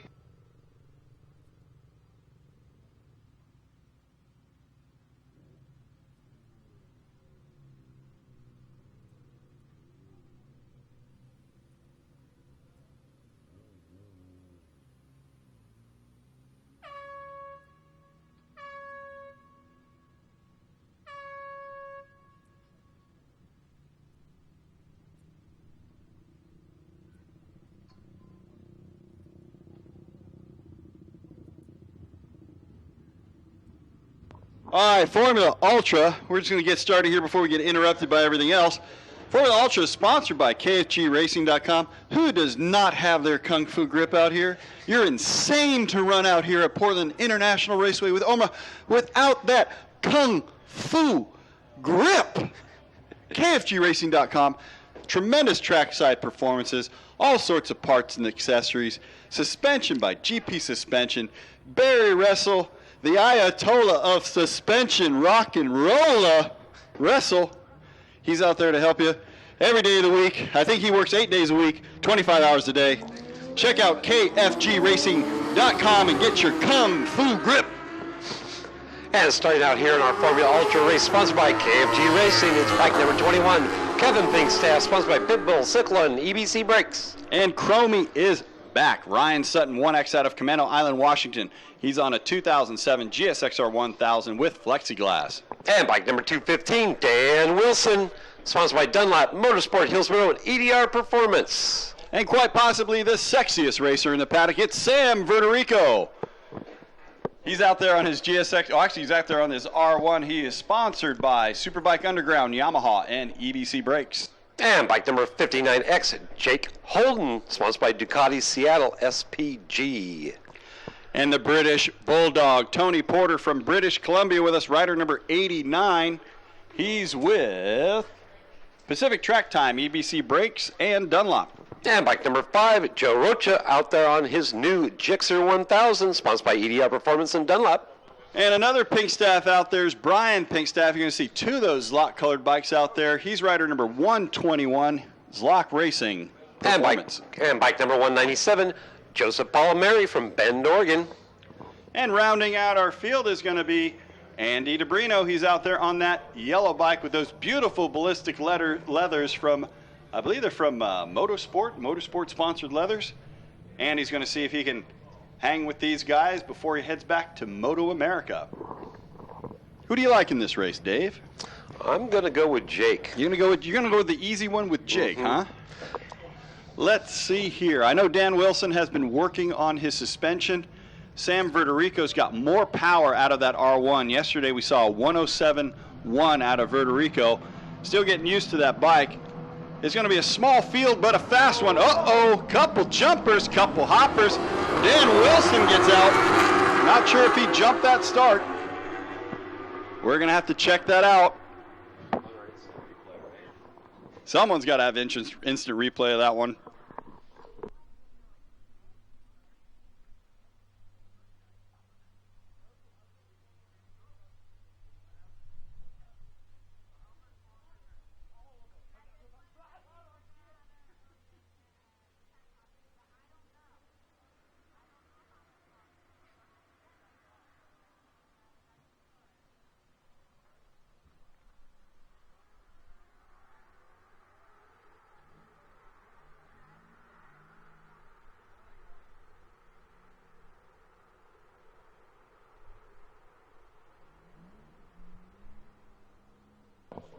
And it looks like officially we're getting a jump start there for Dan Wilson.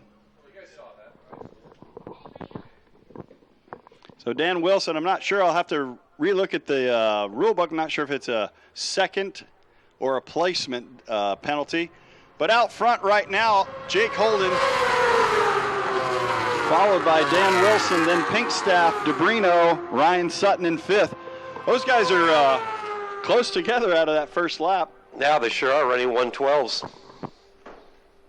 High 112s. 112 is a quick out lap. There's some people who wish they could get a 112 on their thousands out here today. Yeah. I talked to 3.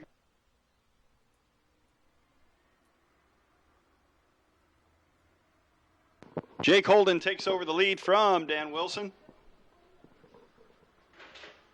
We're going to keep reporting as if Dan Wilson doesn't have that penalty for that jump start. We're just going to call the race as we see it, let the officials sort it out afterward. And they're on to the back straight. We can hear them roaring back there. Take a look and see if they've separated out at all. Jake Holden was in the front through the infield, as we heard from our turn stations. And here he comes out of turn 9. Under the bridge, it is Holden, followed by Wilson. Looks like Kevin Pinkstaff in 3rd. So Jake Holden just went and put in the same time he did yesterday on the second lap, a 105.934. We'll see if someone, maybe Dan, can push on him a little bit, drop that a little bit. We're close. You're exactly right, Dave. He had a 105.9 in the first part of that Formula Ultra race. And then in the second restart, he went down to a 105.7. So going to be interesting to see. I know they've made suspension adjustments there to Jake's bike. Going to be interesting to see if he's going to be able to get closer to that record. Well, if you notice, the next 5 are running 107s. Yeah, Dan Wilson with a very respectable 107.1. Same with Kevin Pinkstaff, 107.1. Ryan Sutton in 4th with a 107.3. Andy DeBrino, 107.8. Sam Verderico, 107.5. And we hear them roaring onto the back straight. And we don't get out of the 107s until 7th place with Brian Pinkstaff with a 107.8. And here comes Jake Holden under the bridge. See if he's charging for a lap record. Does he feel it today? 106.1. Ryan Sutton coming up real quick there on Kevin Pinkstaff as they head down towards turn 1. I bet he's going to get a run on him going into turn 1, catch him on the brakes. Yeah, it almost like Dan, Kevin, and Ryan were running all three side by side over the start-finish there. Well, Sutton was actually the only other rider to get below a 107 on that last lap. He got a 106.8. Yep. Andy DeBrino and Sam Bertarico both running 107s. Bertarico actually, he was in front of Andy on the prior lap, so Andy was able to take him off on that last one. So Andy up to 5, or 5th, I should say. Yeah, that was after the race 5.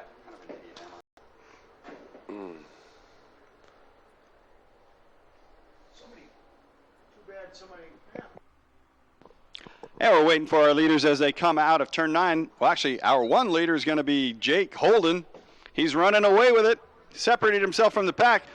Ryan Sutton has actually pulled himself up to 3rd. He's now chasing down Dan Wilson. A 106.3 out of Holden, 107.1 out of Wilson, and a 107 dead out of Ryan Sutton. Andy DeBrino still in 5th place, but he's running 3/4 of a second quicker than Kevin Pinkstaff on that last lap. Wonder if he's going to reel him in.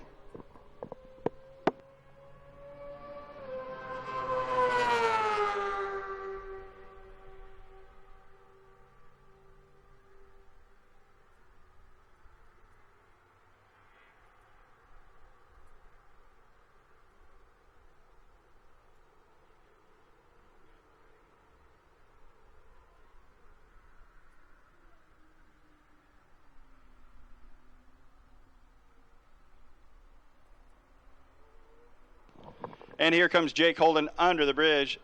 Halfway point in the race. 106.0. Dan Wilson still in front of Ryan Sutton. Sam Bertarico is about to get around Pinkstaff on the R1. You know, Kevin on that last lap really fell off pace down in the mid 108s. Lost about a second and a half off of his best. Not sure if he had a little bit of a moment there, but Kevin will have to regather himself and give chase because your top 5 is going to be Holden, Wilson, Sutton, DeBrino, and Pinkstaff. Oh, wait, no, we saw Bertarico looking to go around Pinkstaff, so may very well be Bertarico.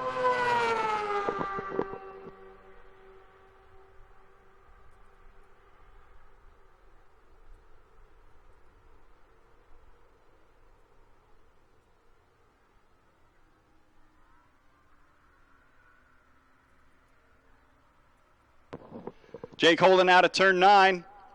See what kind of lap time he's throwing down. Not sure if we're going to see a track record here today. Now he's dialing it back a little bit.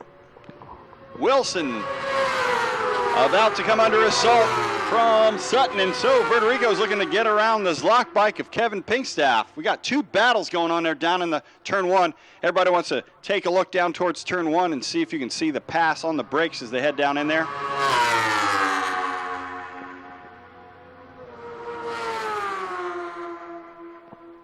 Well, just about everybody running in the 107s except for Jake Holden, the 106. That's right. Our 2, 3, 4, 5, 6 bikes are all down at 107s. Low 107s. They're within about a 1/10 or 2 of each other.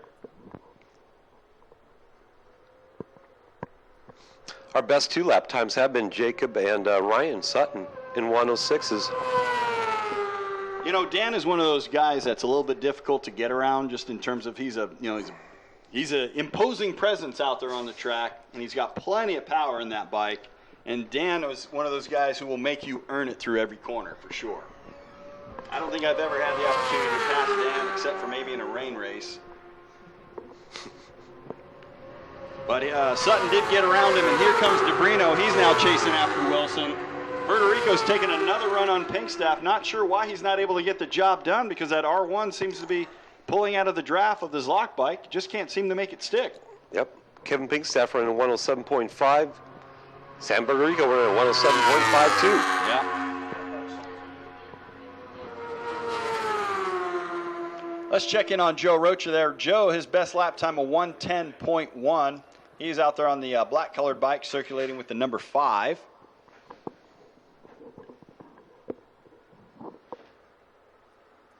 What do we have, 7 complete, Dave? We have 7 laps complete currently. I see Brian Pinkstaff back there now too. He's running that back in the 107.9s. Kevin running the 107.5s. You know, it was fascinating when I pulled up to the track this morning. It seemed like the Pinkstaff brothers were working together. You know, Kevin's had that bike for a couple years now, and Brian sort of new to the ZX10. I think he picked it up, I want to say, last fall. I could be mistaken, last summer. But it just seemed like it was like two brothers trying to, well, one brother trying to help the other brother get up to speed, because I'm not sure if we've seen Brian go this quick on the ZX10. So it's interesting to have another Zlock Racing ZX10 in the mix here. Well, and this morning they were out there practicing together. Yeah. I saw that. They yep. were going lap working with each other. I'm guessing that Kevin was kind of showing them the quick way around in terms of what he's picked up on that machine. Yeah. Well, and Brian obviously running 107.9s. He's picked it up. Very, very quick times. So it's like we've settled into it just a little bit with Holden way out front. Sutton had a bit of a cushion over Andy DeBrino last time around. Wonder if Andy's going to come up to challenge Cromie. That's always a good battle between those two. We watched them all last year go at it. And here comes our leader. He's going to possibly lap Joe Palmieri here.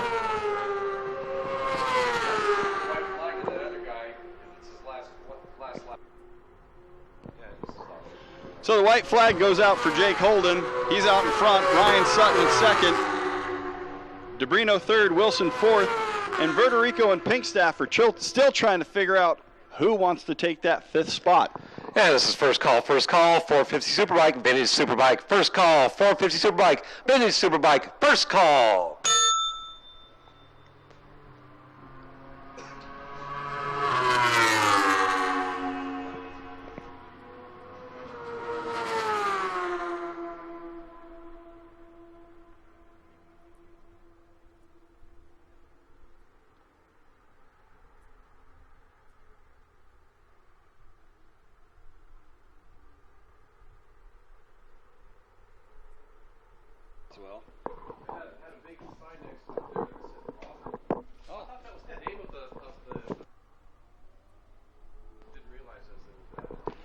Hey, here comes Jake Holden down the front straight, sitting straight up, taking a look at everybody. A little bit of hot dogging as he goes by. He takes first place. Ryan Sutton second. DeBrino in third. Oh, and Pinkstaff got Wilson on the last lap to take over fourth. Wilson relegated to 5th. What happened to Wilson's lap time that last time? He was a 107.5 while Kevin put in a 107 flat, so half a second faster than Dan so out he there. picked it up right there, half a second. Yeah, it doesn't look like a mistake out of Wilson. Just looks like Pinkstaff got on with it. And this is second call, 450 Superbike, vintage Superbike. Second call, 450 Superbike, vintage Superbike. Second call, 450 Superbike, vintage Superbike. Second call. And ladies and gentlemen, we'll be having a track crossing here shortly. If you need to cross, please come to the inside Pro Pit Tower to cross. Again, track crossing right now. He had a big crash yesterday.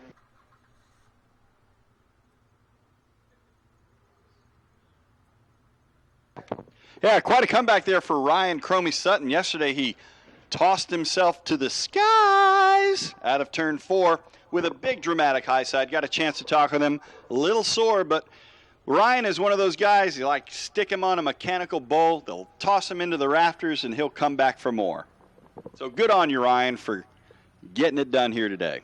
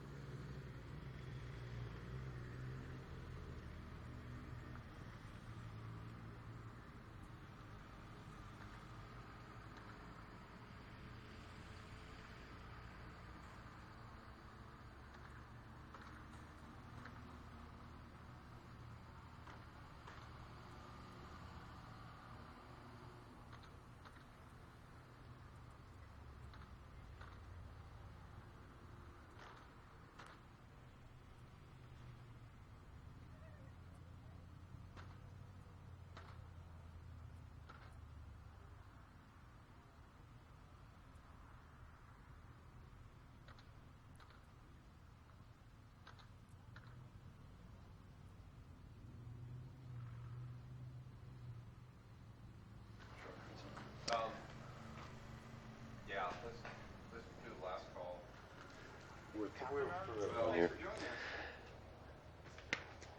And this is last call, 450 Superbike, vintage Superbike, last call, 450 Superbike, vintage Superbike, last call, 450 Superbike, vintage Superbike, last call.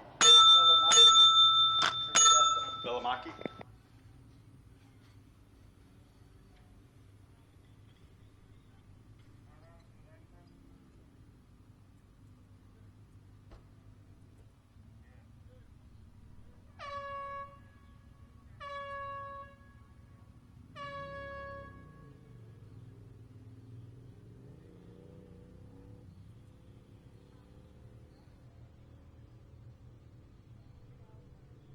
And ladies and gentlemen, as our 450s and vintage Superbike get ready to roll out here, we'd like to thank the sponsor of our vintage Superbike, Velamachi. Kevin Murray. Velamachi builds race-ready equipment and apparel that meets the rigorous standards of privateers, yet is comfortable and styled for everyday riding. Velamachi's gear is designed to help you get from paddock to podium with smart, simple solutions. Check out Velamachi on the web at www.velamachi.com. As they head out to take their warm-up lap, one guy that's got to get a bit of a mention here is rider 3V, Peter Kahn. Last time he was out here, just a little bit earlier this afternoon, his bike ended up on top of a hay bale and into the fence into turn 5. They've come out, re-tech the bike. They pulled it off the tire wall, stuffed it in a truck, brought it back to the pits, and it's good to see him back out there. Rest of the rider introductions, please, go ahead.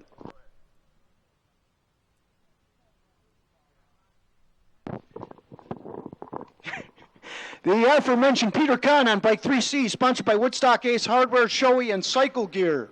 And bike number 62, Steve Suter, sponsored by PBI, Sprockets, 2 Fast Track Days, and Motul. Mike Gray heads up third on the grid. He's on Bike 49. He's sponsored by Competition Motors, PSSR, Track Days, and Vicious Cycle. And bike number 176, Joshua the Scientist Mellingson, sponsored by Redline Vinyl Graphics and Bridgestone. Brian Moe on Bike 14. He's fifth on the grid. He's sponsored by Zlock Racing, Competition Motors, and Cycle Gear. And bike number 137, Brad Pinkstaff, sponsored by KFG Racing, Zlock Racing, and EBC Brakes. James Walsh III out of Oregon City. He's on Bike 709. He's seventh on the grid. And bike number 86, Danny Hoagton, sponsored by AbsoluteSixPack.com, Southwest Bicycles, and EBC Brakes. Star Herman on Bike 221. She's here from local Portland, ninth on the grid. And bike number 718, Dylan Ratch from Portland, Oregon. Travis Johnson on Bike 703. He's on Bike 11, sponsored by Bridgestone. And bike number 36, Sam Bogus, sponsored by KFG Racing, EBC Brakes, and Bridgestone. Who do we got? Cedric Smith, the last position on the grid in that category. He's from Camano Island.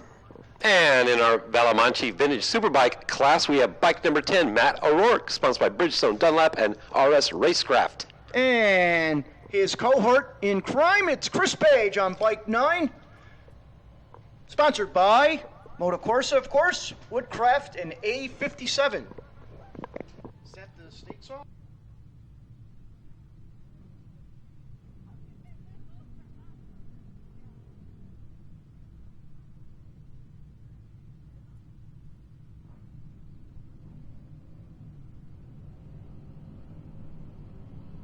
Flag is up, and our first group is off.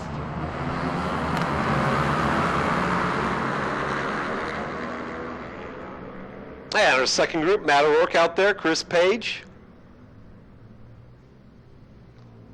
Both of them are off. You guys practically have identical bikes, don't they?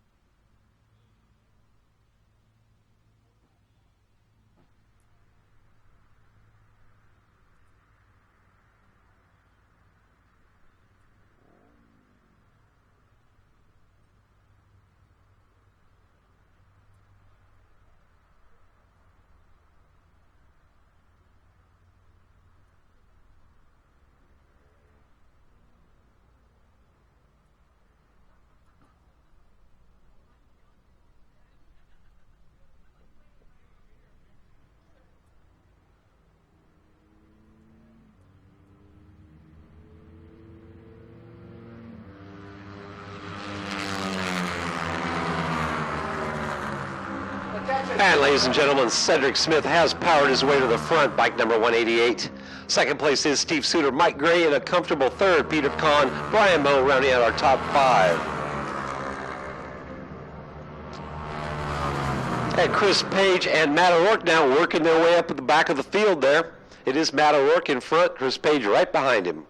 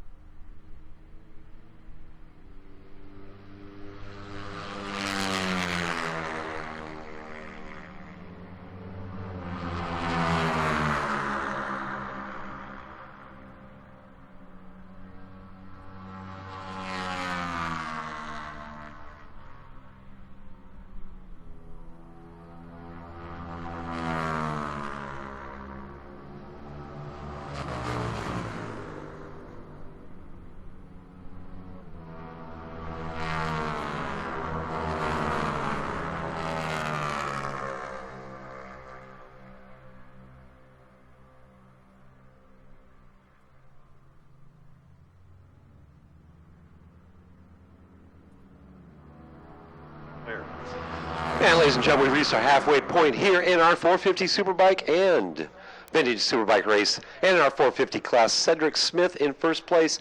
Mike Gray is now taking over second place, relegating Steve Suter to third, Peter Kahn in fourth, Brian Moe rounding out our top 5. Apparently Star actually made a pass out there.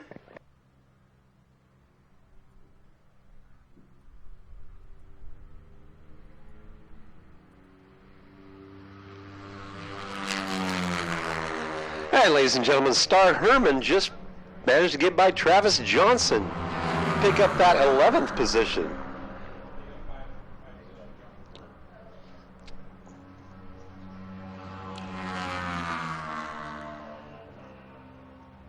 And our vintage superbike, they'll be coming across the line here shortly.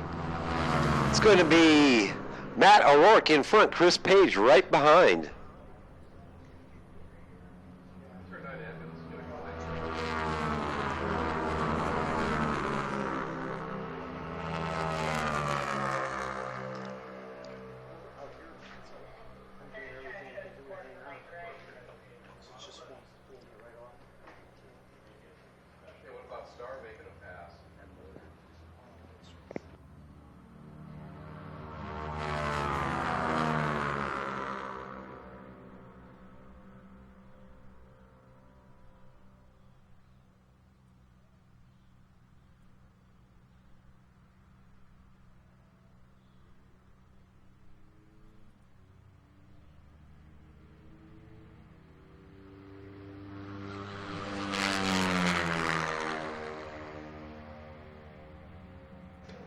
And ladies and gentlemen, Cedric Smith in a comfortable first position, but our battle here now is second, third, and fourth. Currently it is Mike Gray, Steve Sooner, and Peter Kahn.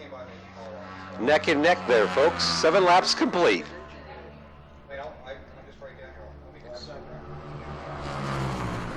And it's Matt O'Rourke and Chris Page still 1 and 2 in our vintage superbike class. We get 3 or 4 laps, so we're waiting.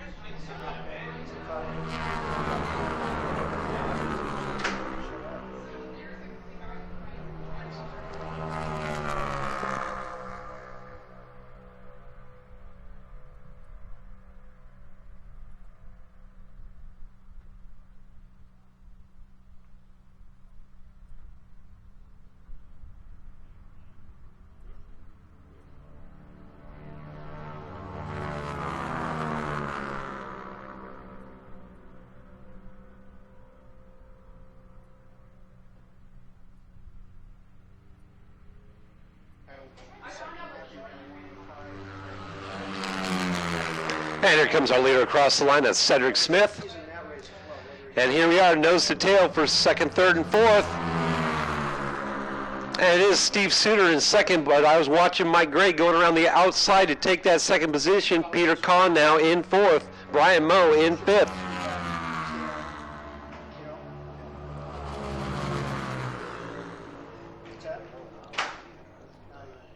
Yeah, he checked out after the second lap.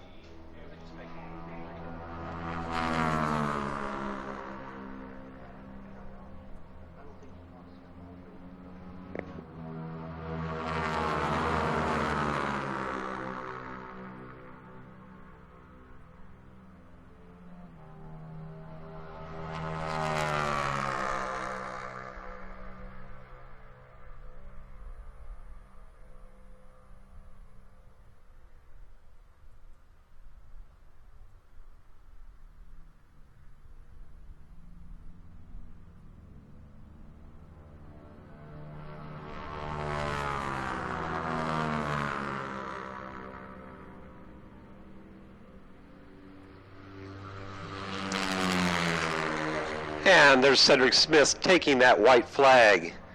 And here comes the race. Taking the white flag in second will be Peter Kahn now, getting by both Steve Sooner and Mike Gray. Steve Sooner relegated to third, Mike Gray to fourth now. This is going to be our battle, folks, when they come around. And this is first call, ultra lightweight super sport, first call, ultra lightweight super sport, first call, ultra lightweight super sport, first call.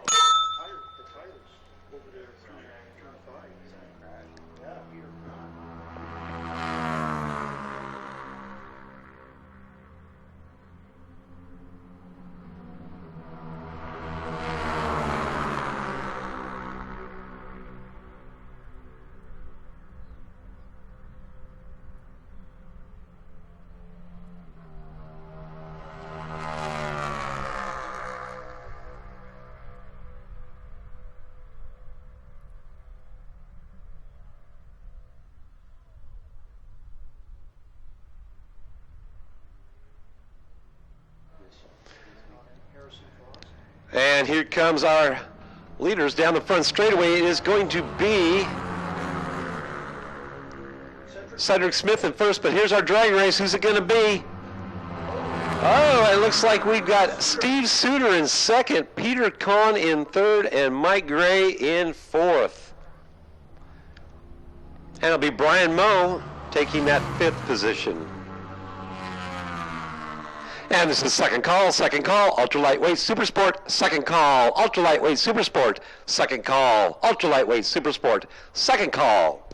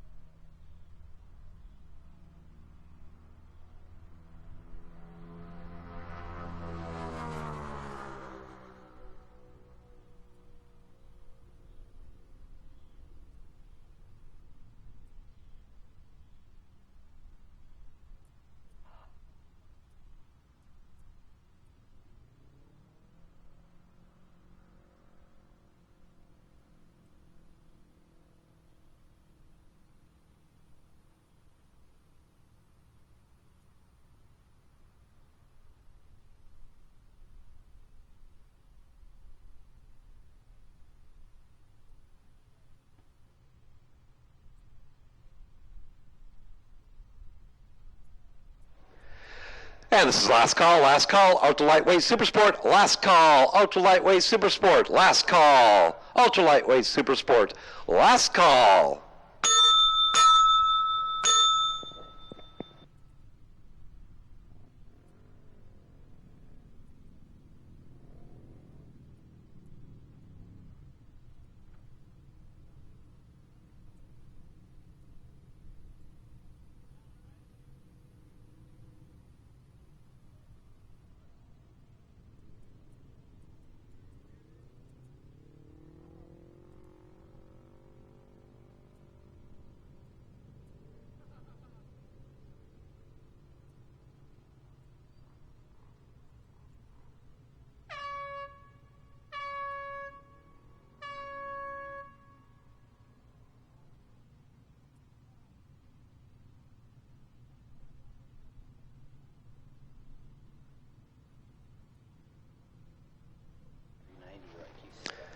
And ladies and gentlemen, this afternoon, sponsoring our ultra lightweight super sport class, it is J.R. Johnson, Inc., experts in the repair and renovation of occupied multifamily residential properties, commercial buildings, and specialists in the restoration of homes damaged by flood and fire. They have the experience, knowledge, and capacity to meet your improvement and restoration needs. Contact them at 503-240-3388 or find them on the web at www.jrjohnsoninc.com. Okay, starting from the pole position, it's bike 134, Jason on the gas, Gaspernados. He's out of Burnaby, Canada. He's sponsored by Zlock Racing in Burnaby, Kawasaki. And bike number 2C, Kelly Johnson, sponsored by Dunlop KFG Racing, and of course, J.R. Johnson, Inc. David Moore heads up the third position on the grid. It's bike 73. He's sponsored by Replay XD, Spy, and Scotia Plumbing. And bike number 65, Jacob Keener, sponsored by JK Racing in Bridgestone. Jay Floyd heads up fifth on the grid. It's bike 205. He's sponsored by Vicious Psycho, Nemo Design, and Camp Grizzly. And bike number 144, Jerry Cohen, sponsored by Pirelli. Alex Taylor heads up seventh on the grid. It's bike 91, sponsored by Rebel Gears, Cycle Gear, and Doc Brown Motorcycle. And bike number 12, Ryan Dowling, sponsored by Premium Rush Motorcycle Rentals, Julie's Cookies, and GoPro Hero. Patty Gardner heads up ninth on the grid. That's bike 57, sponsored by Bridgestone, A57, and Vicious Cycle.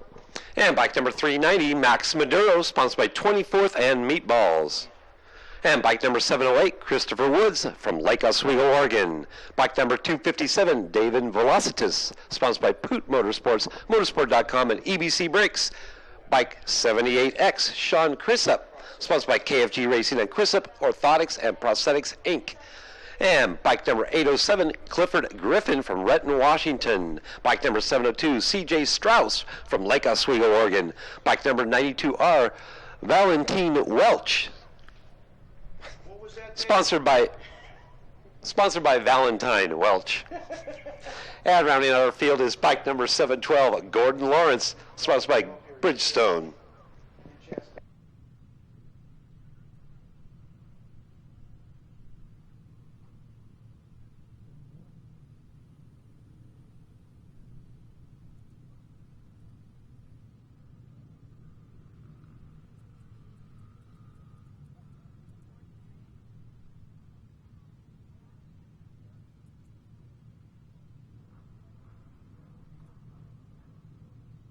What's his name? I was looking at a red ninja. Okay, let's go. Flag is up, and there they go. Is it with the white beard? And they see Kelly Johnson. It looks like she's side by side there with, I believe that's Jason Gaspernados out there. We'll get word here from our turn one corner workers.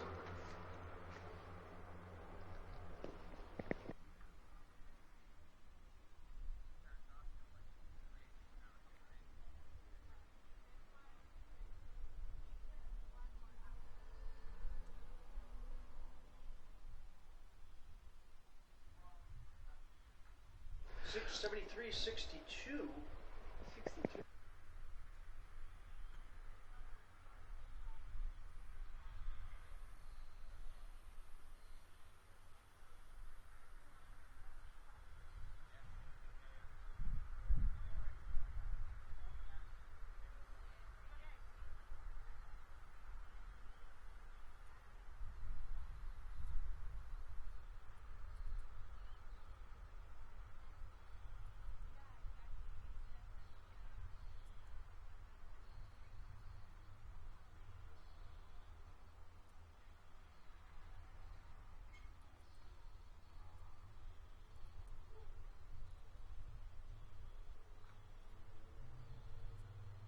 And here they come underneath the bridge, folks.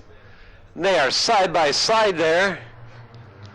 Who's it going to be? Oh, and it's going to be Jason Gaspernados, David Moore, Jacob Keener, Valentine Welch.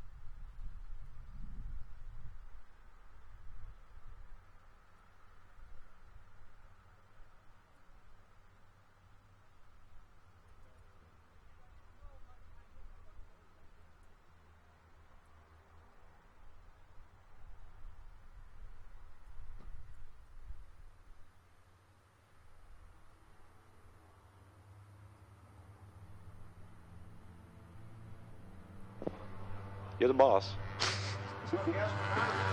And ladies and gentlemen, with 2 laps complete, it is Jason Gaspernados in first, David Moore in second, Kelly Johnson now has moved up into third, Jacob Keener in fourth, and Kelly Johnson's is good.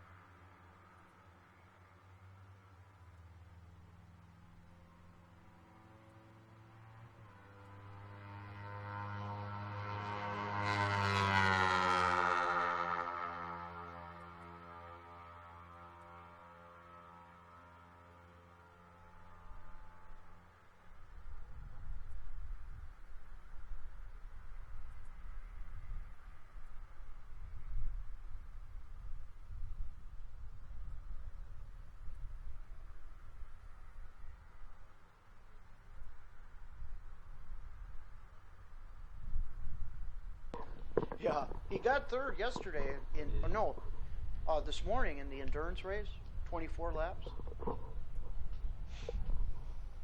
And ladies and gentlemen, our leaders are coming underneath the bridge currently. And they'll be taking the middle of the race flag, I hope. 3 laps complete, 3 to go. Jason Gaspernado's in first place. Kelly Johnson now taking second place from David Moore, who is now in third. Jacob Keener in fourth.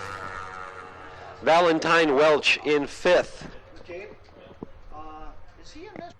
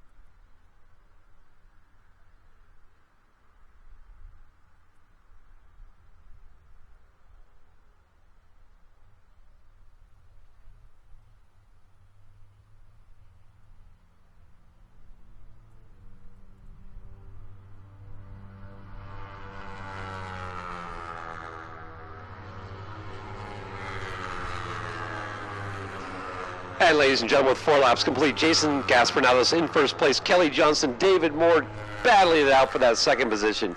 Jacob Keener in fourth, and Valentine Welch in fifth.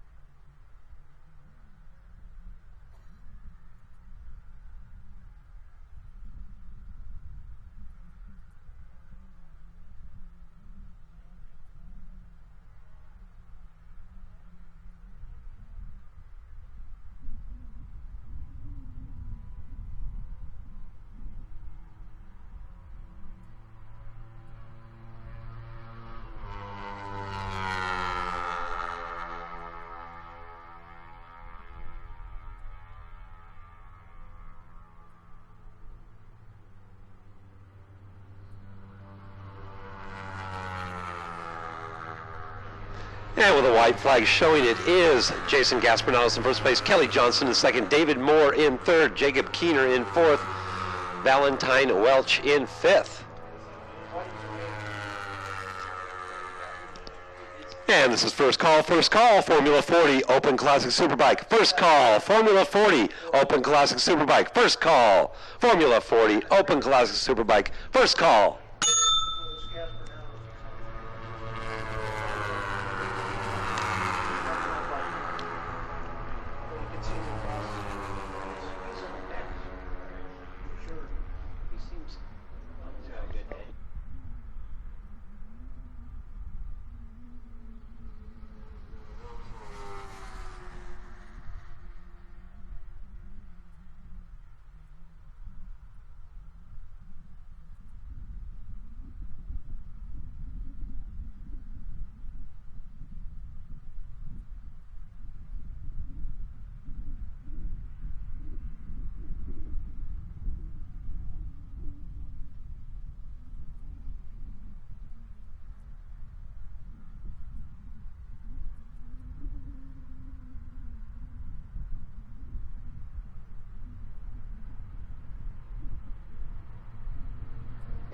And coming over the start finish in first place, it is Jason on the Gaspernados, Kelly Johnson in second, David Moore in third, Jacob Keener barely holding off Valentine Welch for that fourth position, Valentine in fifth.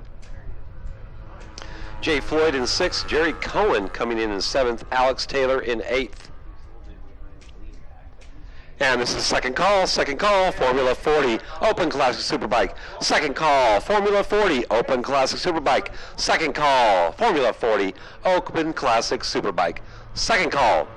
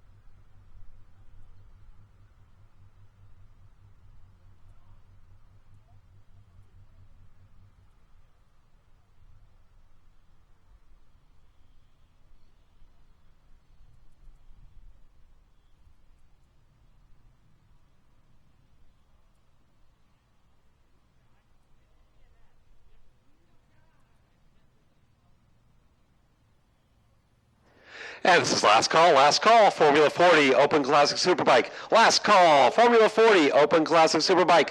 Last call, Formula 40, Open Classic Superbike. Last call.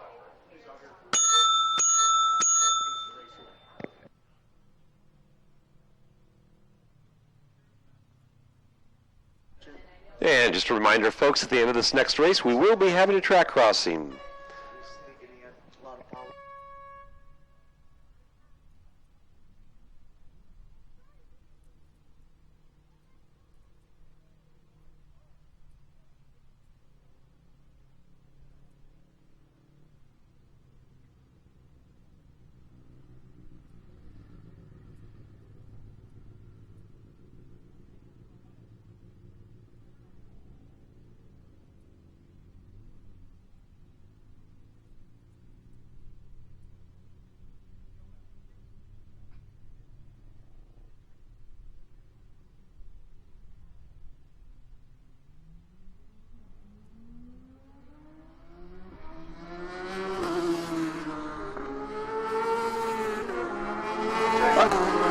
Take a look at our Formula 40 grid. We have rider number 215.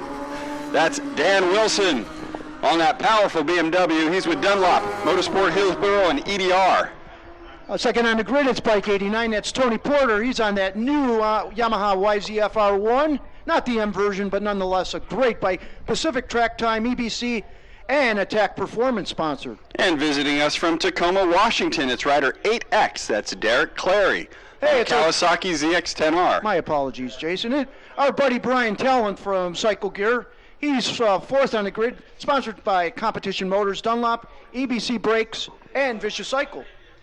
And the Benoit machine rider is Brent Benoit, rider 27 out of Canby, Oregon. He's out here with Adrenaline, Motorcycle.com, and MotoFit.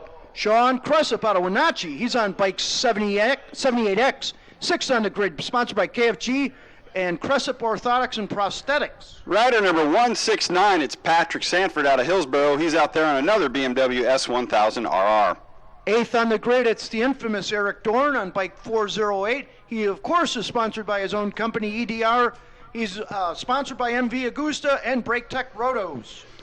Rider number 310, that's Monta Knudsen. He usually helps us out with bringing volunteers at times. He's out here with CycleTune on another BMW S1000RR.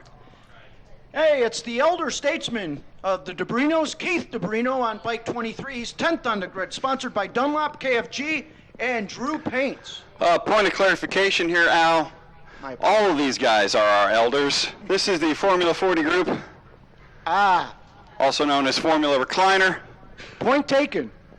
We're going to get them lined up here. In the Open Classic Superbike, Jason Iverson's going to be out there. He's rider number 440 in the back.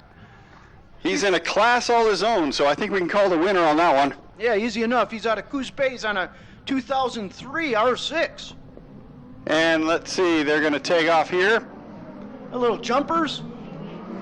Patrick Sanford has to wait till the last one crosses the line. He takes off from hot pit. Good start there by Dan Wilson.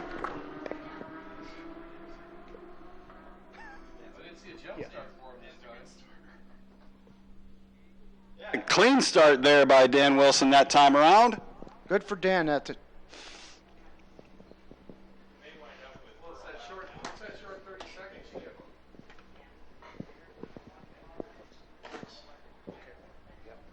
stay in contact. All right. Let me know what's shaking. We're going to see what we hear from the infield, see if we can pick up who our leaders are. Dave didn't leave it with me.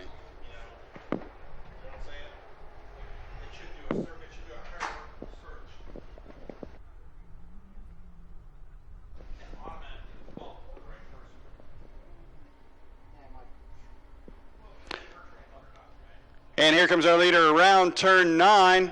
That looks like Dan Wilson under the bridge. Yes, that's Dan Wilson as he heads towards start finish. Who's following him? That's Brent Benoit in second. And it looks like Sean Cressip, Keith DeBrino, and Derek Clare. I think that was Keith DeBrino flying over the line, getting around Sean Cressip possibly. Quite a lot going on in that first lap melee there. Dan Wilson's got 223 horsepower in that thing.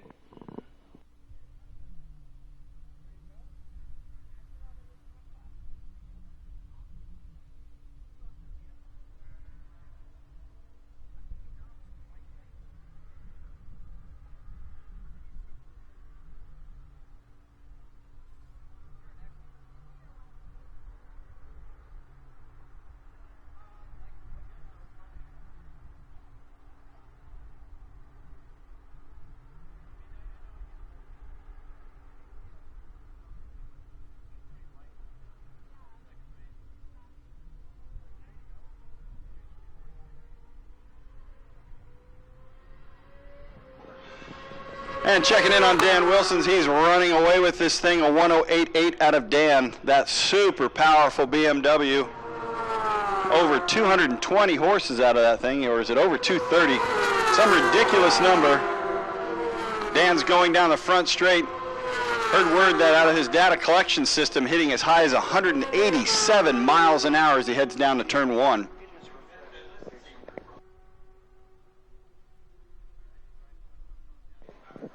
Keith DeBrino in third spot. He turned a 114.2 that last time round.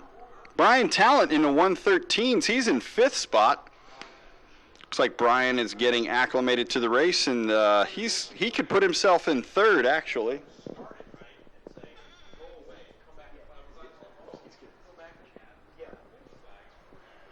Let's see, taking a look here. It looks like Eric Dorn didn't join the race with us. Probably hard at work there with some of his customer bikes, I'm sure. But Dan Wilson, one of the EDR bikes, crosses start finish. 108.3 out of Dan. But the rider I'm taking a look at is actually Keith DeBrino.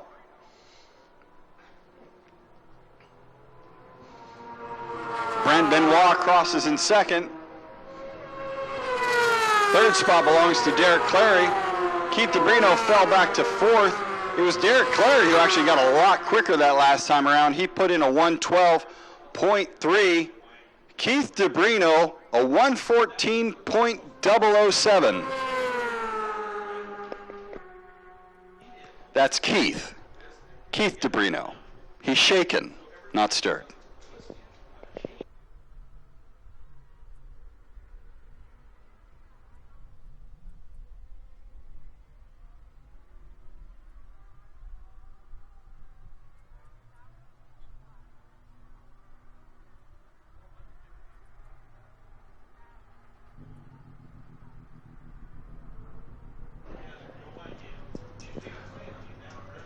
Leader Dan Wilson crosses the line, 107.999. I think Dan's out there on a Mother's Day Sunday afternoon cruise. Again, we'd like to wish all of our mothers out in our audience and our greater audience over the web a very happy Mother's Day. Shout out to Leanne McDonough, who's out at the coast, I'm sure, with Mike. Happy Mother's Day, Leanne. Brent Benoit is going to come under attack by Derek Clary here shortly. Keith DeBrino pulling another 14-2. He's got Brian Talent looking to reel him in at a 13-9. Sean Cressup in 6th. And Monta Knutson in 7th.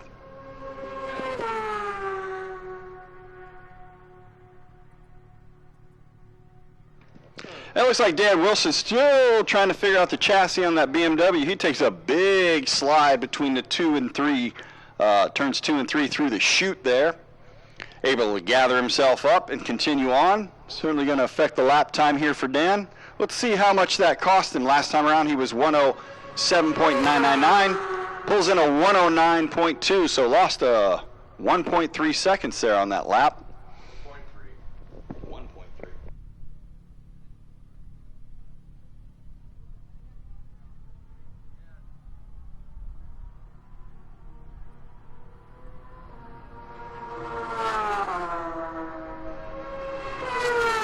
Pretty good pace here out of Derek Clary. He's taking a half a second out of Brent each lap. He's got enough laps to make it to get it done. Brian Talent now in front of Keith DeBrino. Keith DeBrino pulls a 114.5. Perhaps that Formula 40 thing starting to kick in. The Formula 40 fatigue.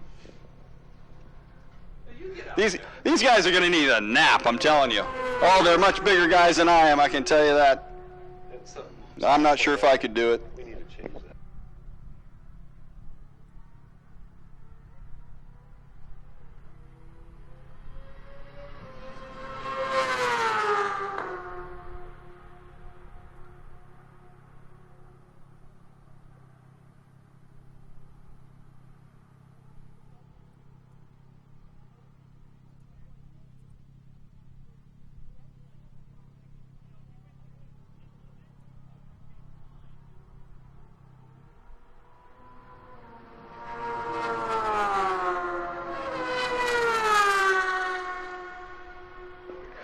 Derek Clary continues to dial in. Brent Benoit taking 0.6 out of him the last time around.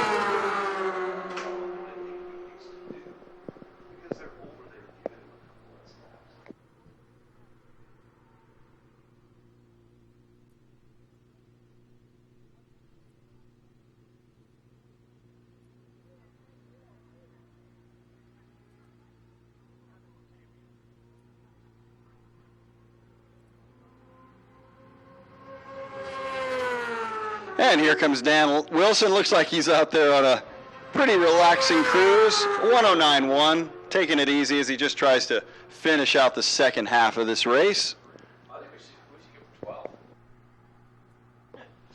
And just a reminder, folks, we'll be having a track crossing at the end of this race. If you can cross, now will be the time to do it. Again, track crossing at the end of this race.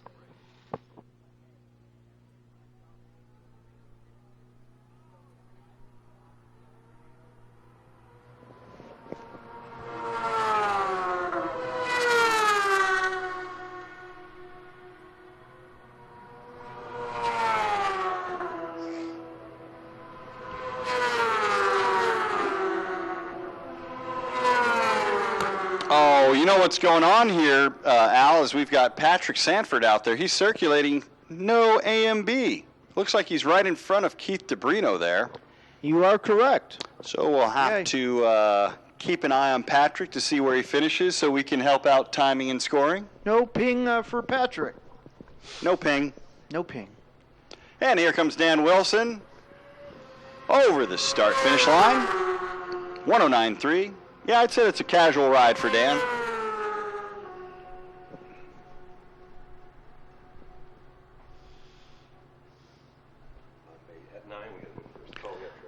The interesting part is the second the race for second is actually going to heat up. If we're taking a look at lap times, kind of reading what's going on here, I've got my money on Derek Clary actually being able to reel in Brent Benoit. Here comes Brent down the front straight. He's looking good, but Derek Clary looking about half a second stronger each lap.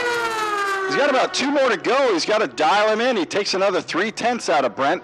Maybe Brent knows he's there. Patrick Sanford crosses the line in 5th. Keith DeBrino in 6th. Keith better watch it. He's got Sean Cressup and Montanutson coming quick.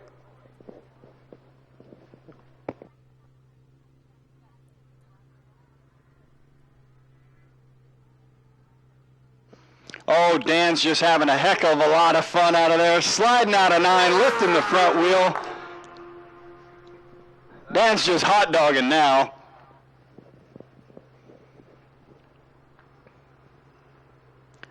Well, I tell you, Al, that Bavarian Beast, what a powerful machine that is.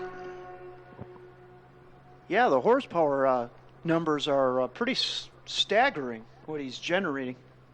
Yeah, and once Dan gets the chassis dialed in, I bet you're going to see he's going to start teasing the 5. Yeah, I'm in fives, I would agreement guess. with that. Once he dials in the suspension chassis componentry, he'll be... One he'll be lap spot to on. go, and it looks like Clary may run out of time. He takes another 3/10 out of Brent Benoit, but it looks like it may not be enough. May not be able to reel him in. Have you guys talked about the track crossing recently? I just did. Yeah, Benoit threw a good lap down that time, a 1:13 even. He'll probably stave off Cleary now. Yeah, I think he saw him coming and sort of picked it up maybe just a bit. Montanutson took over the 5th spot. He got around Sean Cressup and Keith DeBrino in 1 lap. Dan Wilson crosses the line in style, First call. lifting the front end of that Bavarian Beast. First call, novice 3, novice 2. First call, novice 3, novice 2. First call, novice 3, novice 2. And Jason Iverson in a class all his own. He's going to take the checkers and the win. And that battle for second should be coming around. Here comes Clary, not quite enough. Brent Benoit is going to get him to the line. Probably no more than a half a second between the two. Just a couple more laps, and maybe he reels him in. Congratulations to Brent on second. Derek Clary gets third. Brian Talent fourth. And we're looking to see this battle here for 5th between Montanutson. He looks like he'll take 5th. Keith DeBrino 6th. And then Sean Cressup. Or no, that was Sanford. I don't know who that.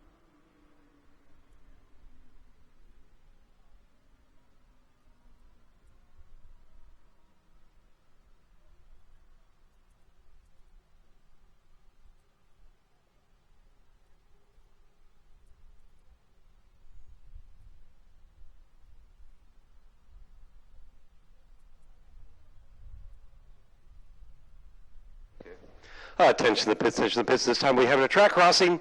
If you need to cross, now is the time to do it. Again, track crossing right now. And this is second call, novice 2, novice 3, second call, novice 2, novice 3, second call, novice 2, novice 3, second call.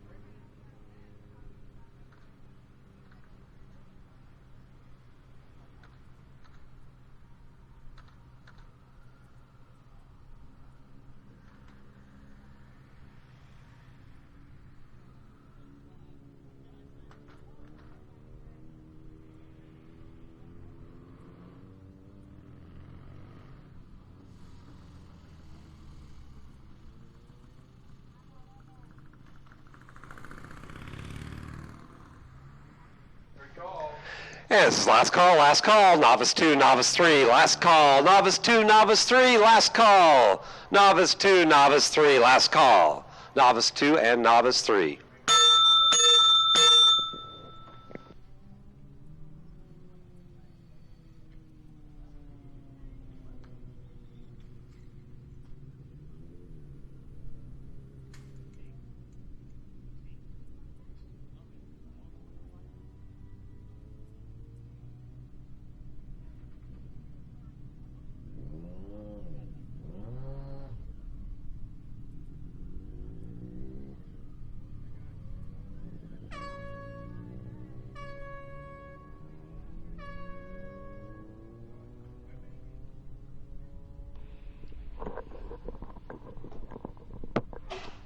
This afternoon's Novice 2 and Novice 3 race is sponsored by Cycle Gear.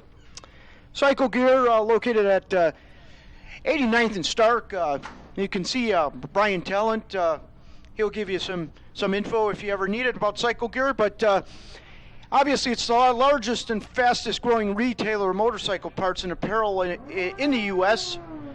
Interesting thing about Cycle Gear is you can order both online, of course, and they have the beauty of a brick and mortar shop, so you can go try stuff on, which in today's day and age is a rarity as far as motorcycle gear goes. They carry Shoei, Dainese, Alpine Stars, all the goodies, and they're being so big they have the buying power, which allows them to work closely with some of the world's best clothing and accessory manufacturers. So they're always developing their own products, whether it be Sedici or Built or whatever. But they're located at 89th and Stark. Here in Portland, and in Vancouver at 180 Lancaster. Look them up on the web, cyclegear.com. And starting off in our Novice 3 class, sponsored by Cycle Gear, we have bike number 711, David Terry, sponsored by Dunlap. And bike number 720, Alex Marley, sponsored by Oxark. And bike number 761, Sean Zahner, sponsored by Dunlap and Zahner's Custom Painting. Bike number 827, Sean Johnson, sponsored by Dunlap. Bike number 757, Fred Jones, sponsored by EBC Brakes and Dunlap. And bike number 742, Curtis Hanley from Oregon City, Oregon. Bike 933, it's Maggie Brown on a 2005 Gixxer 750. And rounding out our Novice 3 field is bike number 721, Kevin Schitzler, in Burnaby, Washington, from Burnaby. In the Novice 2 category, it's Cullen King on bike 740 starting on pole. And bike number 731, BJ Miles, sponsored by Pitbull, Pilot Leathers, and Dunlop.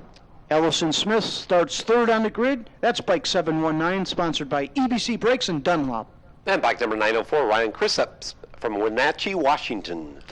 Brissa White on bike 818. She's out of Bellevue, Washington. And bike number 755, Steve Wellman, sponsored by KFG and Warpaint. Andrew Strantz on bike 751, 7th on the grid, sponsored by KFG, Falcon Toast Race Engineering, and Silkeling. And bike number 733, Mariano Sanchez Garcia from Portland, Oregon.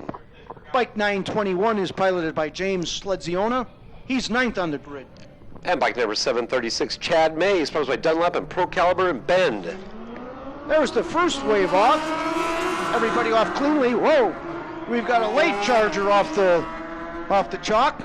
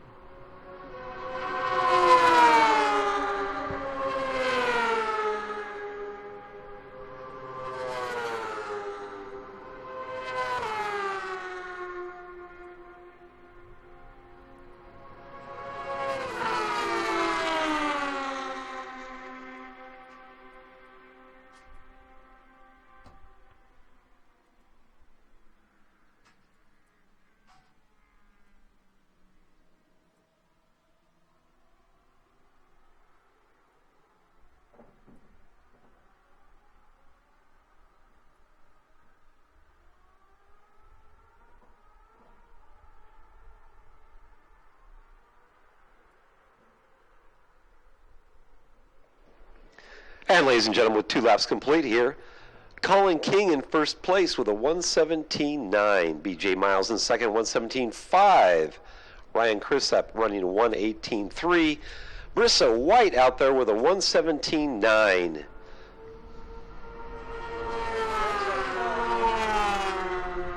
Got rather unattractive bike.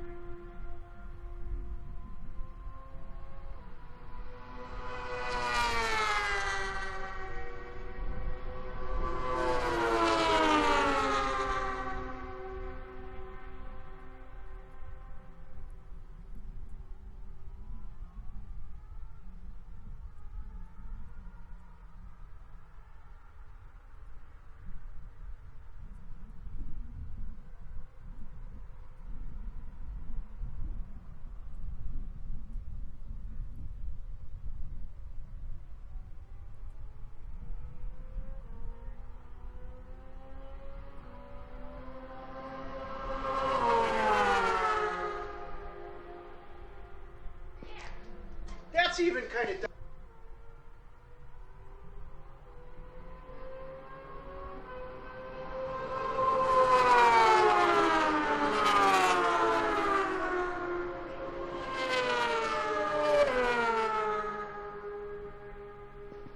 And ladies and gentlemen, we reached our halfway point here in the novice class race.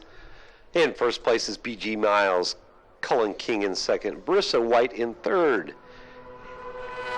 And in novice 3, it is Alex Marley in first, David Terry in second, Sean Johnson in third. And just a reminder, folks, our novices are trying to run an average lap time of 1:18 or better. They're racing the clock, not each other.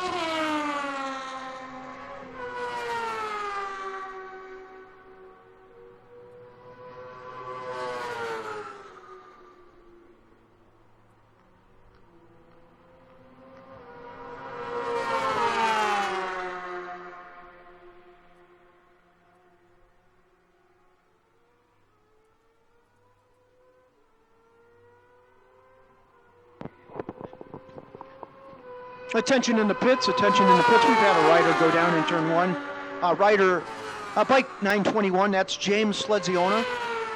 James is up and okay.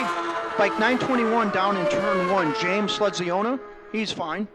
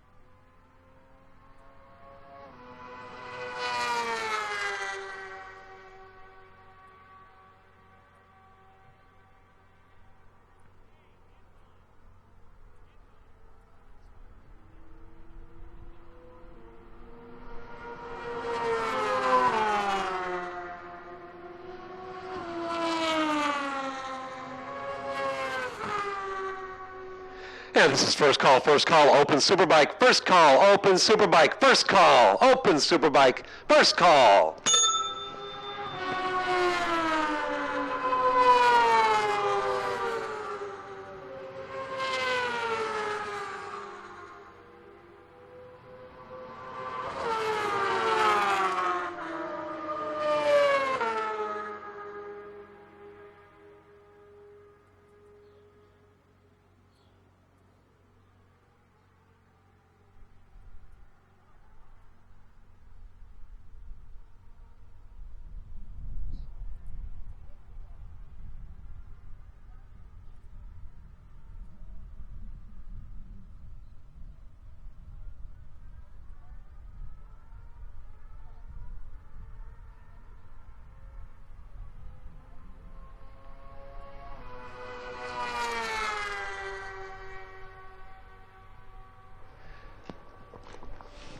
Ooh, it's a close one at the finish.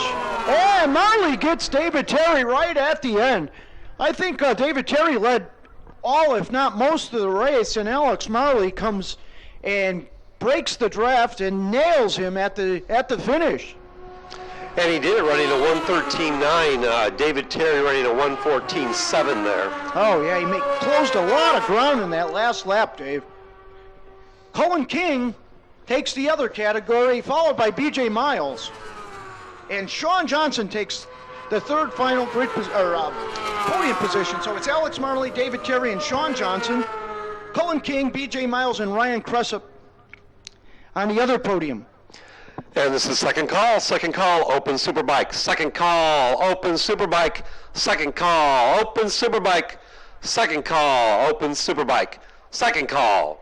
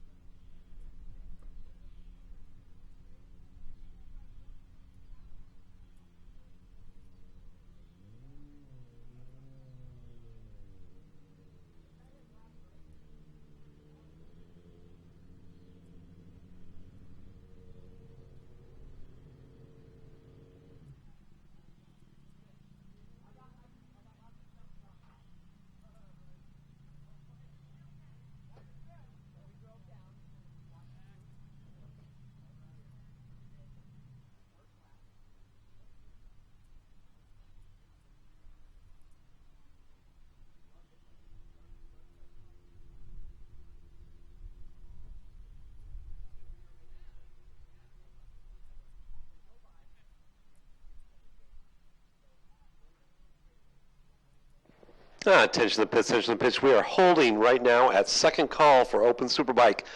We have one bike to pick up in turn one, and then we go in again. So we are holding right now at second call for Open Superbike.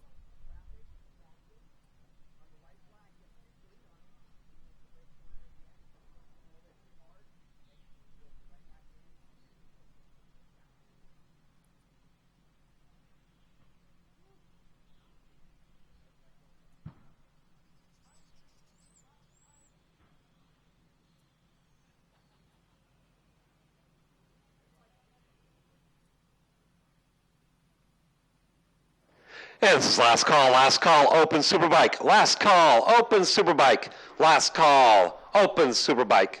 Last call, Open Superbike. Last call.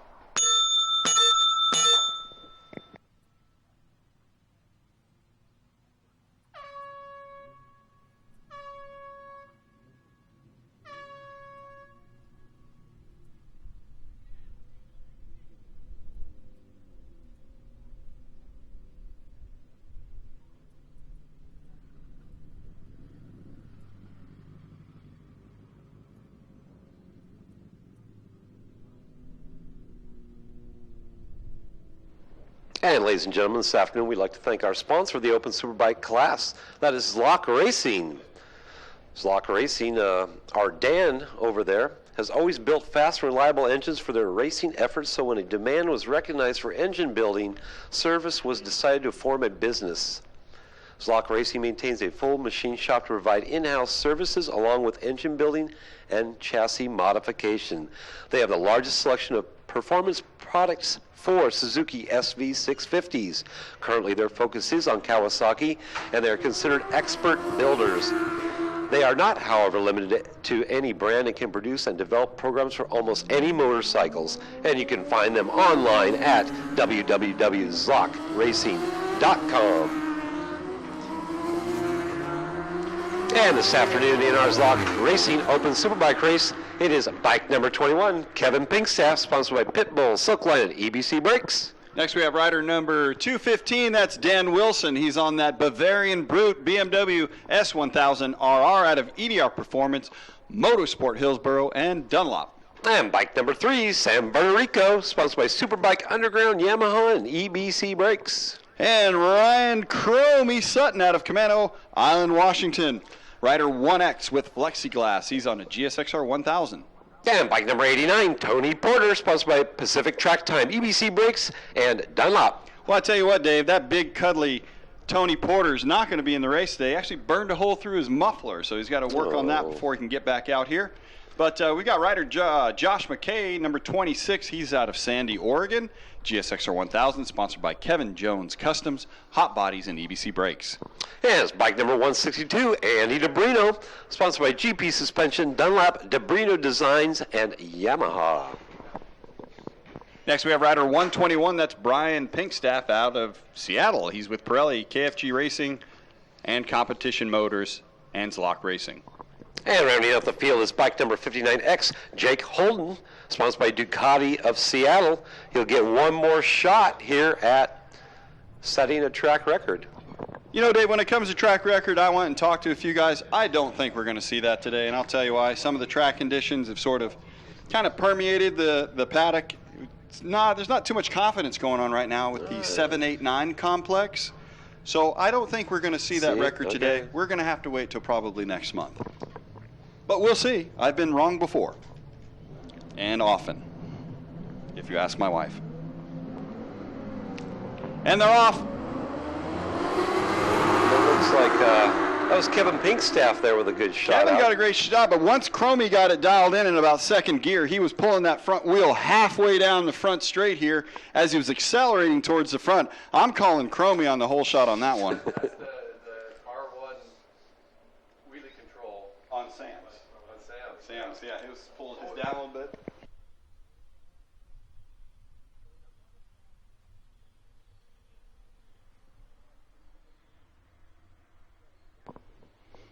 Andy DeBrino's out front.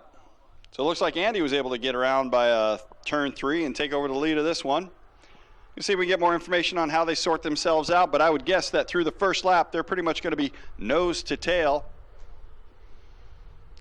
Hear him going down that back straightaway. Oh, hear him raging back there, don't you? It's real easy to hear these 200-plus horsepower bikes on the back straight from up here in the closed tower. And here they come around turn 9. Looks like we have about 5, 6 bikes here in this first group. 7 bikes, actually. It's a 7-bike freight train. DeBrino out front, then Wilson. Here comes Pinkstaff. Holden and Cromie are in there. Your top 5, no more than a half a second apart. It looked like Dan Wilson there was pulling up next to Andy. We'll see if he can take him in turn 1. Oh, you think he might be able to take him with 200 and many gobs horsepower? Dan's bike really moves, and he's working on dialing that suspension. I think we can see the progress is being made. Probably a little slower progress than what Dan likes, having talked to him today, but his program is definitely starting to come together. Like I said earlier, I'm going to put it out there. I think Dan will be one of the next members into the 105 club.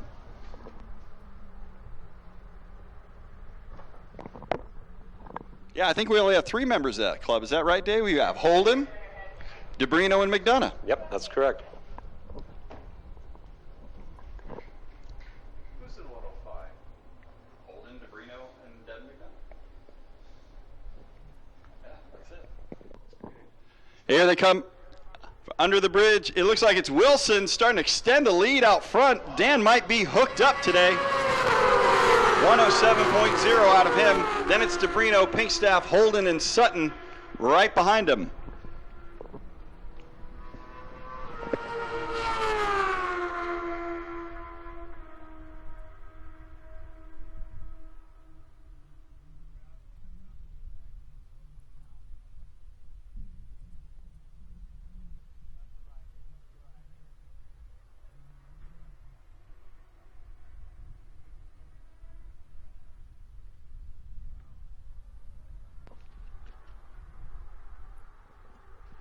Dave, this is our last one of the weekend, isn't it? That's right. And just a reminder, folks, we'll be having our awards ceremony at the conclusion of the race, generally about a half an hour afterwards at the MX Cafe. Come on back, get something to drink, get your trophy, talk to the corner workers, hang out. I'll be there. Al will be there. Scott's taking off for home, I but think I'll be Al there. and Dave will be there. Here we go. Looks like a top, let's see. We got Dan Wilson out front. Is that Jake Holden, who just took over second spot from DeBrino, I believe? As they crossed the line, they were dead even. Dan, Andy, and Holden in the high 106s with 106.9 and 106.8 out of Holden.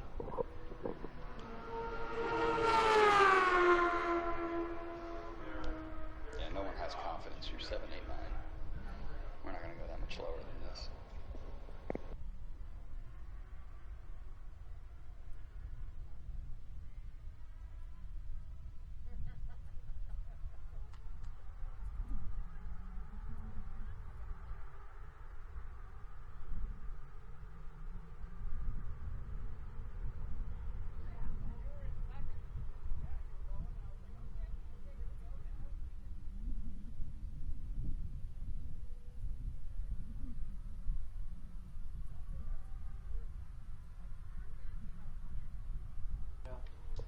And here they come. It looks like Jake Holden now threatening Dan Wilson for the lead. Dan Wilson's going to try to keep in front of him.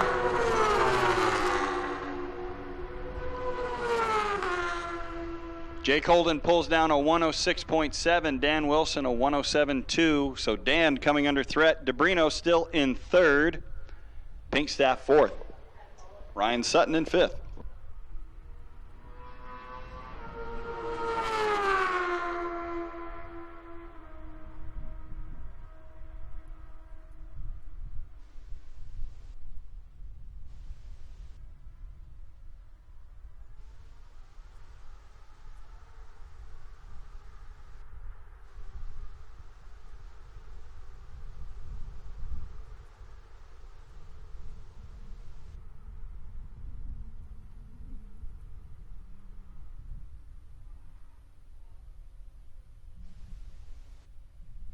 And folks, so we get back to the racing in just a second, but it looks like Wilson, DeBrino, and Holden, they are now all battling for the lead. There's your podium and your winners are going to be right there, halfway point.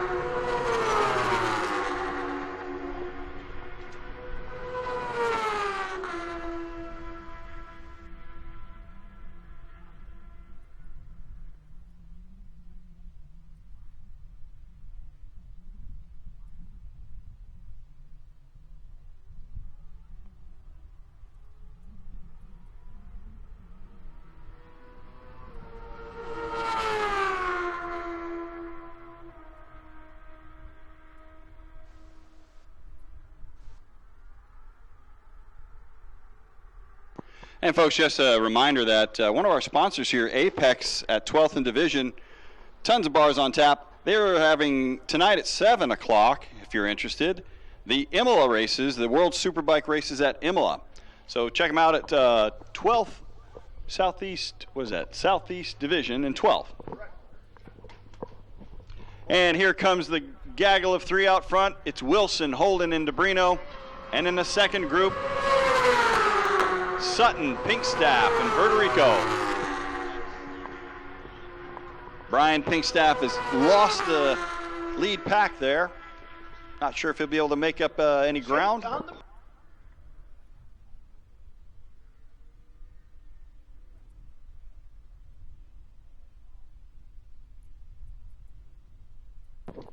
Jake Holden takes over the lead on the brakes as they get down into turn number 1, so we have a new leader.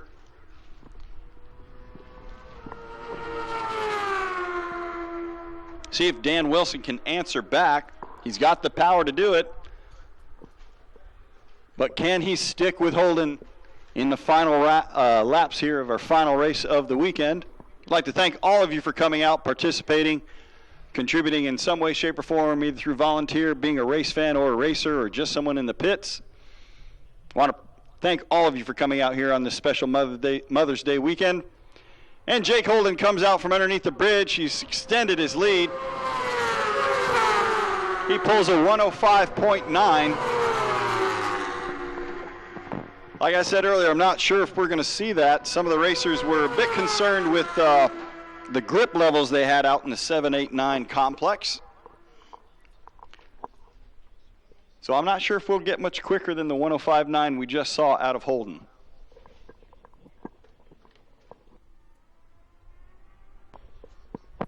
Wilson and DeBrino actually circulating both at a 106.6.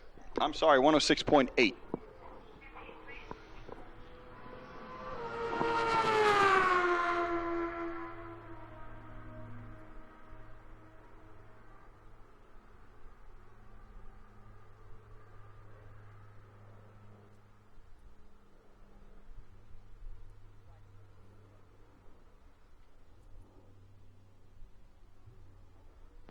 And here comes Jake Holden. We'll take a look at his time as he comes across. Very consistent, 106.0. Dan Wilson's holding off Andy DeBrino just barely. Kevin Pinkstaff in fourth. Ryan Sutton takes fifth. Well, he hasn't taken it yet. He's still in a little bit of a battle there with Verterico. Verterico, his pace is slowing down a little bit. Could be tires, could be it's been a long weekend, not quite sure.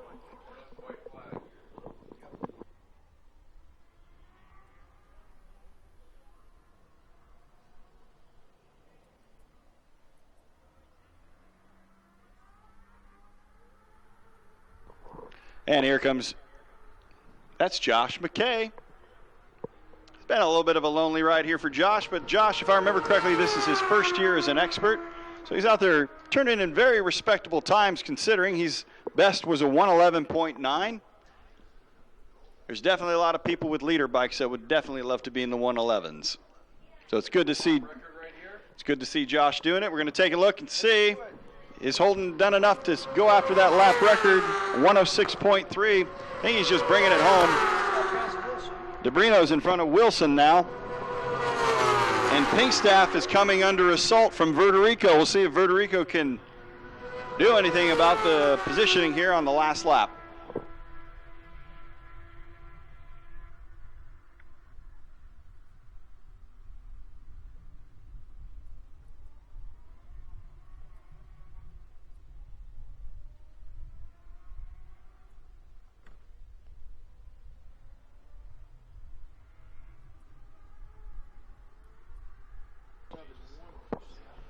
Yeah, I think at the end of the day, this is going to end up being a little bit of a points gathering thing for Sutton. We know Sutton had that crash, and then he puts all he's going to put into Formula Ultra. And just think towards the end of the weekend here, Ryan's ready to put it in the trailer, go home, come back for the next round, regather himself, and keep chasing that number one plate. And here we come. Jake Holden's going to give us the big wheelie down the front straight. Let's celebrate a great weekend here at OMRA. Jake takes the win. Andy DeBrino second. Here comes that battle for fourth, and what a battle it is. Sam Verderico tries to get him at the line. Pinkstaff just barely edges him out. Pinkstaff takes fourth. Verderico fifth. Ryan Sutton in sixth. Brian Pinkstaff takes seventh. And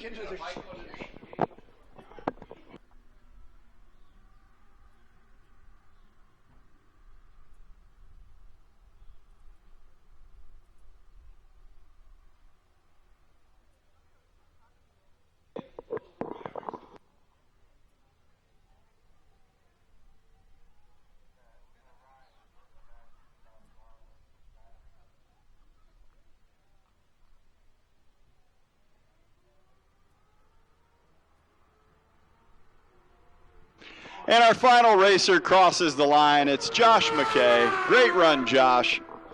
Again, I want to thank everybody for coming out and making this an absolutely memorable weekend. It's fantastic seeing a lot of old faces we haven't seen in quite some time. Your dedication, commitment, and just the fact that you guys keep coming out here is just wonderful. We all appreciate it. Everybody have a safe trip home. Hope to see you at the MX Cafe for our trophy ceremony. For Al, Dave, myself, Jason, Scott up in the booth with us here helping out, timing and scoring, all the volunteers. We thank you for coming out, and we'll see you next time around. Thank you.